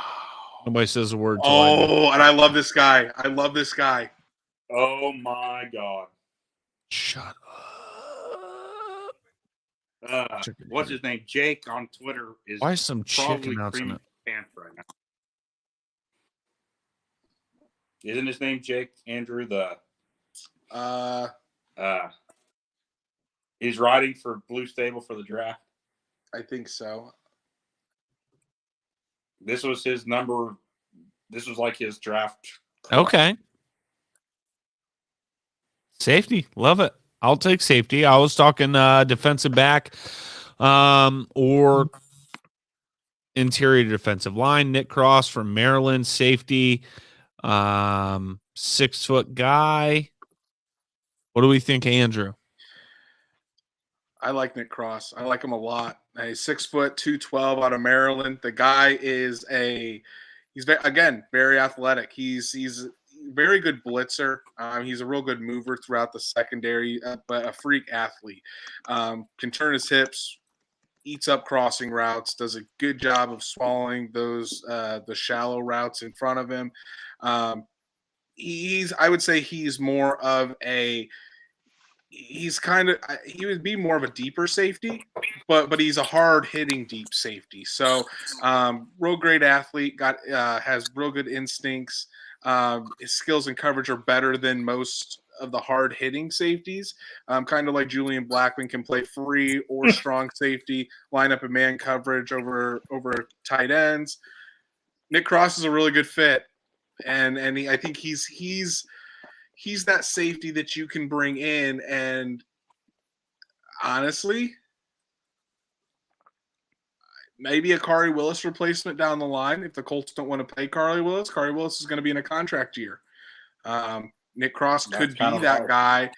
Rodney McLeod is only signed on a 1-year deal as well. Rodney McLeod might, after this year, they might let him go. Nick Cross can come in, be that third safety that Gus Bradley loves to use with Kari Willis and Julian Blackman. So, yeah, Nick Cross is a very good value for the end of the third round.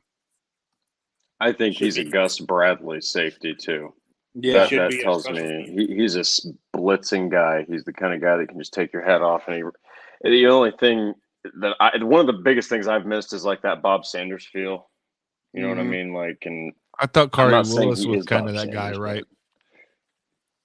Also, yes, big hitter. Yeah. I thought Blackman was that dude. I don't know. Also, Blackman is just a playmaker. He doesn't give me, I'm going to actually wreck your life vibes. You know what I mean? Like Bob Sanders did. What was that, Matt? that Sendejo gives you, I'm going to wreck your life. You might run right by him on the next play, but he might level you on the play before that. That's true. That's true. I forgot, man. I liked him on our team. He did lay a little pipe. Andrew, not a Sendejo fan, but I will say this for Sendejo: the dude could lay some pipe in regards to big hits, not in regards to effing your wife. Right, Andrew? Yikes. We've reached that point in the live stream. He says yikes. I check in, Drew. Jake said there is a God about this pick. So he's a big fan. Well, you guys said that they traded a 3rd-round pick too for him next year. They traded their second 5th-round pick tomorrow and a 2023 3rd-round pick for Nick Cross. That's what I say. They did it for Kari Willis. If there's blue card guy. Blue card guy. You don't trade up like that if it's not a blue card guy. My guess is Nick Cross is a blue card guy. But like I said, the Colts did this for Kari Willis in 2019. If there's a guy they absolutely love, they're gonna trade up and get him. And Nick Cross is that. I've seen on Twitter Josh and Zach both say that this is great value for Nick Cross. I mean, most people I saw, most mocks that I trust, had Nick Cross going end of 2nd. Colts got him end of 3rd. Incredible.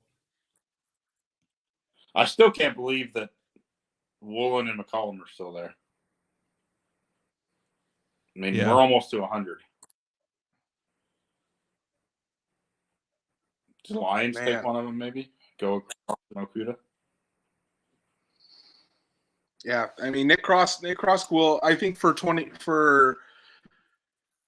next season, as far as his impact, he will probably be mostly relegated to special teams. But this is what the Colts do. They think ahead and they go and get guys that can replace other guys that are going to be in contract years. Kari Willis is in a contract year. I'm sure the Colts will let him test out free agency first and then see if they unless he has an off the wall year. Right. But typically they let those guys test free agency and then they come back, and if the Colts aren't willing to pay that, then you see the Colts just move on and they don't have a problem going to that next guy. This is pretty much the same exact thing they did with Anthony Walker. Anthony Walker was a really good player for the Colts, but they knew that they weren't going to probably be able to pay him. So they go out and they get Bobby Okereke. Okereke takes over once Anthony Walker's contract is done in Indy. This could be the very same process that they're using for that, except it's for Nick Cross and Kari Willis. So, and I love Kari Willis. I'm not saying that Cross should replace him, but you have to prepare for the future because you can't pay everybody. And the Colts have some big paydays that are coming up. You can't pay everybody, Andrew? Are you can't pay everybody. I didn't know that. I was actually at work talking to my boss that I said Quentin Nelson will, without question, become the highest paid NFL guard of all time. There's just no way that he might be the won't. Best guard of all time. Wasn't he number 4 on the players' top 100 countdown? And players vote on that. I'm pretty sure he was in the top 5. That's ridiculous. Colts are going to pay him $18 million next year. He better be up there.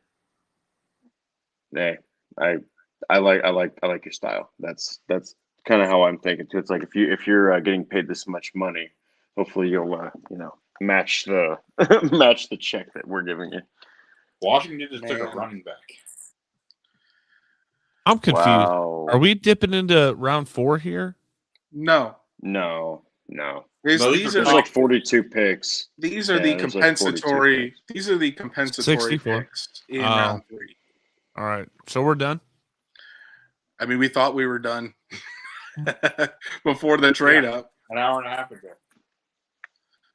So these are extra picks added in because of things like the Rooney Rule, yada yada. The Rooney Rule, free agency signings or free agency comp. Yeah, but yeah, I mean, great value for Nick Cross. A+ night for Chris Ballard. I really can't think of a qualm that I have with any of the picks, to be honest with you. Great value for all of them.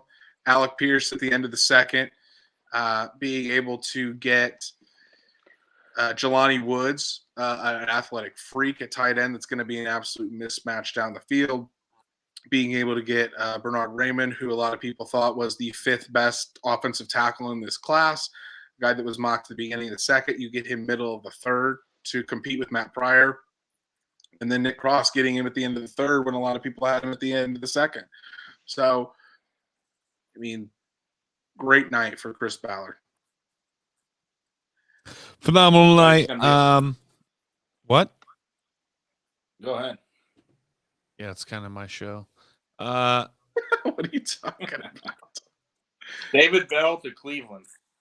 Shut the hell up. Hey, there we go, everybody. David Bell got picked. Who is this lady doing all these announcements? Is that Roger Goodell's wife? Exactly. You said he went to the Browns? Yeah. Chief. Oh man, he's going to compliment Amari Administrative Cooper. Officer. He's got Deshaun Watson after what, like week 9 probably. 9. So all the people commenting about David Bell, they're Purdue fans, yeah? I would guess so. They're probably now they're IU fans. I'm an I IU talked fan. to one I thought person David that Bell was good at Purdue. I've talked to one person that wasn't a Purdue fan that wanted David Bell, but his dad was a Purdue fan. So that's about all I've talked to about David Bell. That counts. Yeah. And, he gets 8 weeks. If Watson's suspended for 8 weeks, he gets Jacoby throwing him the ball for 8 weeks. So we know how that goes. So is that Jacoby? Where is Jacoby? Where'd Jacoby end up? Cleveland. Shit, I dropped my tooth. The Browns. He's going to right. start for the Browns, Brandon, while That's Deshaun right. Watson figures out his legal crap. True. However long they may be. Unless Baker starts. People forget. Oh, God. What do you guys think is going to happen to Baker? What do you guys think is going to happen to Carolina. Baker? Is he going to start? No. I don't know where he's going to go. Carolina or Seattle, but I would say probably Carolina. Oh, my goodness, man. You think they trade for Baker? I guess Baker's only on a 1-year deal. Baker's got 1 year left. Pick is in. I mean, if you're picking Cardinal selection. If you're picking Corral in the third round, you're not expecting him to start this year. So, I mean, I think you bring Baker in, or I wouldn't, but Jai Sanders, edge from Cincy. He's a good player. But if the Panthers do bring it in, they're bringing him in to compete with Sam Darnold and kind of just going from there for this 1 year. Oh, he'll win that position. Good Lord. Yeah, I'm not a fan of Sam Darnold at all. Good Lord, man. There was a debate I actually had. It wasn't – I thought for a moment it was with Brandon, but it wasn't with Brandon because he would have actually seen sense. I had a debate with a buddy of mine that, he was like, Sam Darnold was really affected by Adam Gase. It was Adam Gase. Like, he ruined Le'Veon Bell, too. Oh, he ruined what was oh, gosh, I can't even Aninsi Anunwa? Like, he ruined Aninsi Anunwa, like all this. And I was like, man, he's going to go to Carolina, and he's going to stink up the place. He's just not going to – he just doesn't have it. And everyone was wetting their pants after those first 3 weeks, and it was like seriously bad teams they were beating up on. And boy, he got the Cowboys in week 4, and just from that point on, just tanked. Hey, I thought he was better than what he was in New York. I would be open to Sam Darnold as Matt Ryan's backup. Why? I'd be open to that because I still like think, Ellinger, man. I mean, I like Ellinger too, but I don't think he's ever going to be the Indianapolis Colts starter ever. I don't want. I mean, right now Sam Darnold's making $18 million a year, so No. We're mistaking what I just said for. I wish we would go get Sam Darnold. Okay. I would like Sam Darnold as a backup to Matt Ryan, maybe even next year after a deal because I think they're a similar play style. I think he could learn a lot from Matt Ryan as opposed to a freaking Adam Gase situation. And, he was one of those guys talked about early before he was drafted as like a potential number one pick. And Andrew's sitting there shaking his head like he wasn't talking a year ago about how he'd be open to Sam Darnold. So I would be a year ago. Now I'm not. I'm out on Sam Darnold. Okay, great. Well, you're out on him, but he also played for a team that didn't fit him. Just wasn't a good fit. You don't think Ben McAdoo can't turn him around? Sounds like a lot of what we said about Carson Wentz. Yeah, well, Wentz also delivered 27 touchdowns and 8 picks. We bragged about like, oh, our offensive line, Wentz has never had this, blah blah blah. And I'll tell you right now, our offensive line didn't play like the offensive line that Carson Wentz fucking signed up for. Well, Carson Wentz also held the ball for almost 3 seconds every play. Sam Darnold does the same thing. Doesn't help. All right, that's fair. I don't understand. Why are we still in round 3? Why are we still in round 3? I don't understand what's going on. I think there's like 10 comps in round 3. Brandon, we literally just explained. There's 5 picks left. I think they're all competitive. Why are there so many compensatory picks? That's not a round. This is the 4th round. Just call it what it is. It's the 4th round. It's the 3rd round. No, it isn't. Call it round 3B. Is that better? It is the 3rd round. No way. You fucking call the 3rd round. It's not the 3rd round. It's 4th round. Gosh, killing me, man. So after 96, it's the 4th round. You're like, we're not going to get out of this loop of round 3. We're going to be stuck here forever. Stats, Matt, you got to work at 5 a.m., yeah? Eastern or Central? Yeah. Eastern. Oh, well, go to bed, man. What are you doing? Hey, you're a freaking warrior. I stayed up until the end of McAfee's stream last night. I'm used to staying up late. I got a 2-month-old kid. Yeah. Yeah, true. Hey, Matt. Yes. Congrats on the sex. Jesus. Yeah, we've reached that point of the stream. At least Brandon hasn't dropped the C. At least Brandon hasn't dropped the C word like he did last year on our live stream. Rucker goes to the Jets. CUNT, that one. Jeremy Rucker. That's a good pick for That's a good pick for New York. They're having a good draft, man. I love the Jets draft. I really do. They've gotten high quality selections pretty much. That's a country singer, right? Darius Rucker. I love the Jets. Oh. He was formerly the lead singer for Hootie and the Blowfish. Oh, I thought Brandon was still on. No, he left. Dude, I was going to say the Jets under Robert Saleh. Man, I think that what do you guys think about Zach Wilson? And everyone was like, "Oh, he's a bust. They're giving him. I just think that he took too many chances. He didn't take what the defense gave him. Like, you know what I mean? College. That's why they say he has. And I think he's very raw because he's adjusting. He had to adjust the game. I'm not out on him. I want to give him a couple years because I like his talent. I was very high on him coming out of the draft last year. But I think he does need a better offensive line, needs some more weapons, give him a chance to learn an NFL game, and then see. And I think that's what the Jets are doing. What a beautiful catch. I remember that one-handed grab by Rucker in the national championship against Alabama. But yeah, give him a chance. I think Zach Wilson has potential. Now, do I think I do think he needs to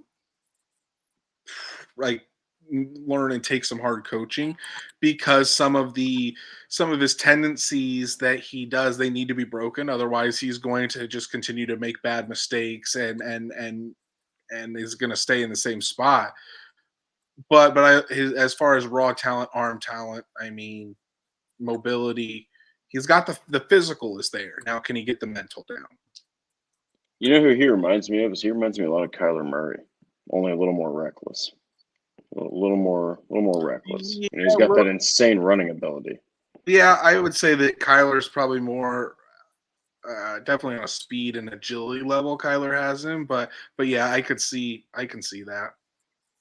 Yeah, I like Wilson. I was just kind of thinking because they've got, good Lord, like you guys said, I've also thought the same thing. The Jets are putting together a really good draft, but I gotta say, I'm not even being biased on this. I told you this, Andrew, like when I last saw you. I'm a very realistic Colts fan. I don't really hide a lot, but good Lord, they've had a wonderful draft. Holy cow. Oh, It's been damn near, like you said. Oh, the Dolphins are finally making a pick, huh? Yeah, they took a linebacker from Georgia. Where are the Rams? Have they even picked yet? No, they don't have The a Rams. pick. I don't think they have a pick this weekend. The first Rams pick is at 104 in 2 picks. Yeah, but guess what? They won the fucking Super Bowl. Yeah. Yeah, but man, they're I've said this, and there's been several people that have said it. When they cave, they're gonna cave. I mean, it's gonna be. Oh, it's gonna be It's a gonna be good rough stretch of 'cause years that spent are a very lot of bad. money. Yeah. Yeah, McVay's gonna have a lot of work ahead of him if he doesn't just skip out and be like, "Yeah, I'm retiring, man." Let's talk about that. I want to talk about McVay. McGay. McGay. No, we're talking about Sean McVay, not Andrew Moore. Oh. So Oh man, classic gay joke. That's awesome. Being gay Oh, is not goodness. funny. It's a serious thing. People are. Sean Almost McVay did it, rumors about him retiring. I mean what is he? 27. I mean that had to have been pure like leverage for money, right? I mean, like. I could By the see. way, you could pay a head coach as much as you want. So just pay the guy. I could see when the team's about to take that dive, maybe after Matthew Stafford retires. I could see Sean McVay walking away and going for some big TV money. Not having the long hours. He's already won. Maybe he's already won a Super Bowl. Maybe gets another one. That'd be pretty enticing to him, I think. And I think, you've heard Sean McVay. Number one, don't take a shit in the porta potty. But number two, his ability to recall those plays. Brandon, go ahead and play that. Yeah, I was working on it. Hey, and also, don't be the guy that takes the shit in the porta potties. All right, I went in there, I about threw up. All right, have a little bit more social awareness. That's to take a piss. Don't take a shit in the porta potties. All right. You like that? You like that? As cousins. That's awesome. Here comes Rams for the pick. That was so funny. I didn't know that he said that. It's so in Hard Knocks. Oh, man, that's awesome. we need to get some more sound clips for that board. Yeah, those are too classic. I can work on that. I about threw up in there. You need to get the Stone Cold one on. Yeah, get the Stone Cold what? Although this show's wildly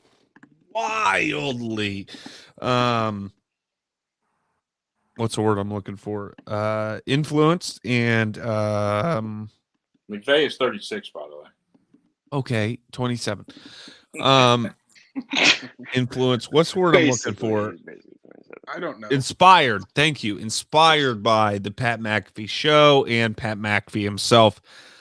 I try my best not to rip everything that they do off. You know what I mean? Like what?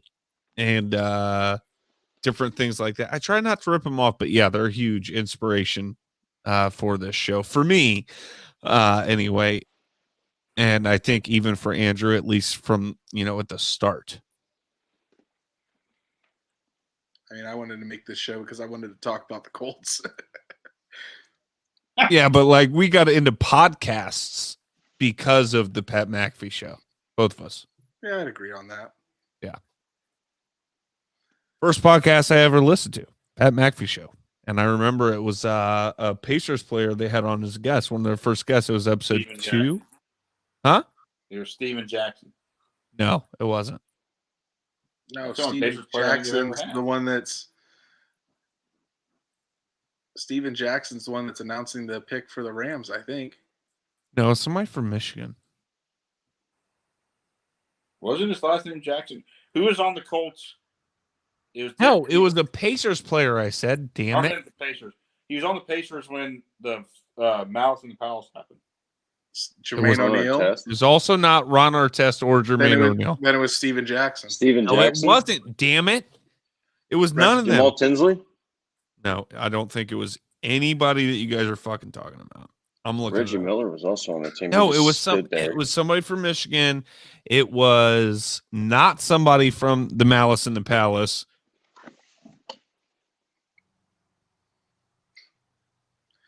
Let's see who the Rams take here. He's only had one Pacer on in his show career, I think. You're wrong. Rams took a guard. There goes McVay talking about Cole Strange at 104. He finally gets his guard at 104. Logan Bruss from Wisconsin. Hey, big boy, 6'5", 309.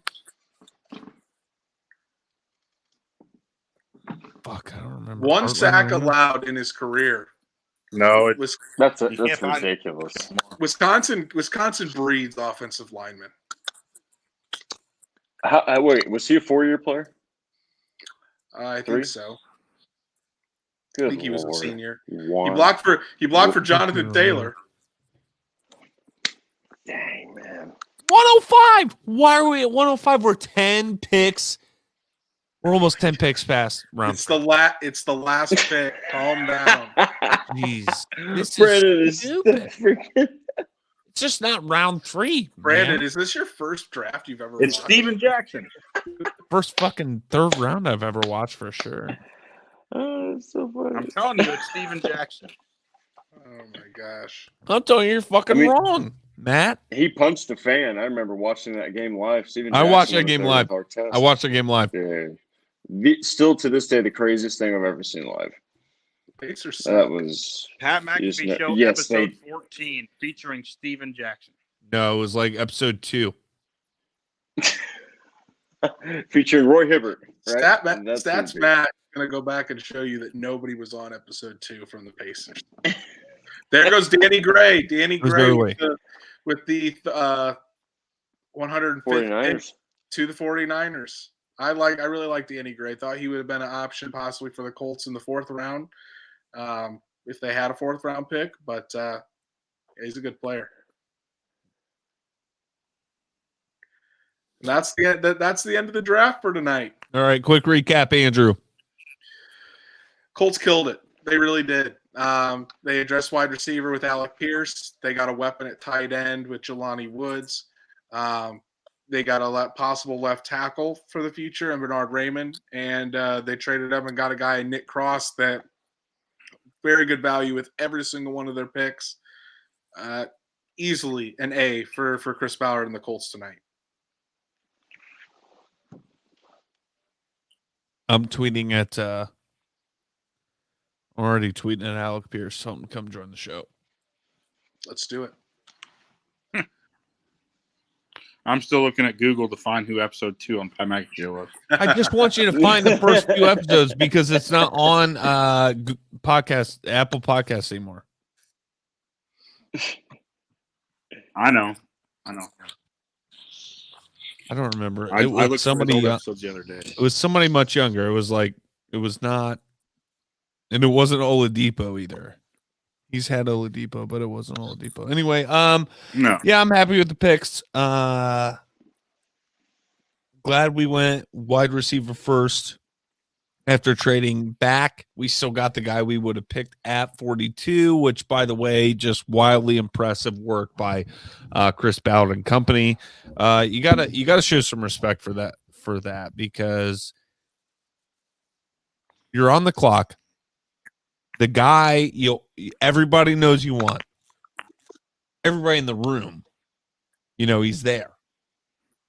The patience and the goal it takes to trade back and to say we can still get him is impressive to me, and I'm really happy with the way it worked out.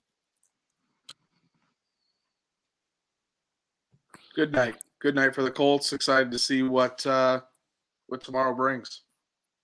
Drake, Stats Matt, thanks for joining us for the first time ever, both of you. And we look forward to having both of you on again in the future. Yeah, thanks a lot. I'm gonna kick your asses out now. Stats Matt just black screen anyway. I don't even know if he hears me thanking him. But have a good night, fellas. Down to episode 44. I'm almost there. All right. Well, you'll have to DM me, asshole. All right. See you guys later. Andrew, of course, my best friend / co-host. Good to see you. Good to see you, man. And Fun hope you stream enjoyed tonight. fun stream. Hope you enjoyed the thing I got you yesterday. So take care, brother, and go Colts. Go Colts. Let this moment become a cherished memory. And then remember, a legacy is only worthwhile when there is a future to fuel. God bless you, and God bless football.